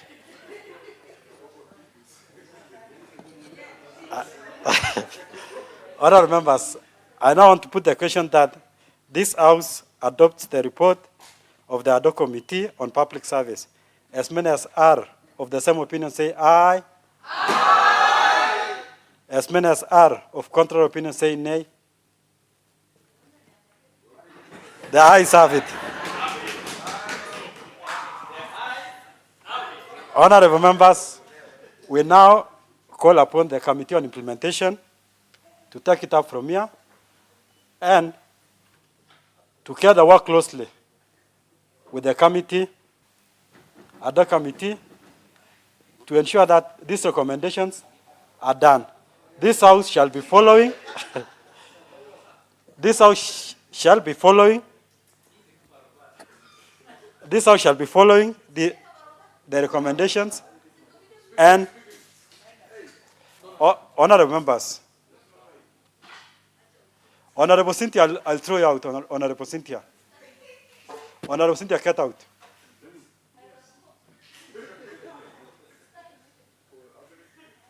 Honorable Cynthia, you'll be out of this House for the next 1 month. Sergeant at Arms ensure that she is not seen within the Assembly for the next 1 month.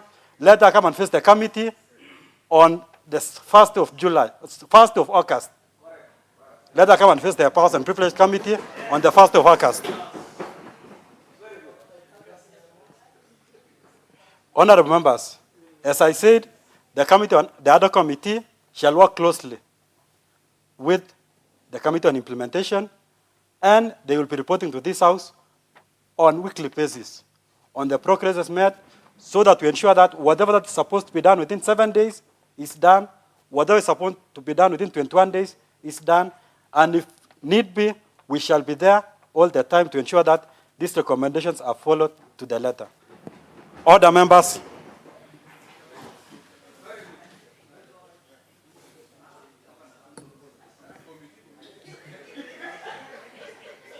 Honorable members, this House stands adjourned till the 17th of June 2025 at 9:30 a.m.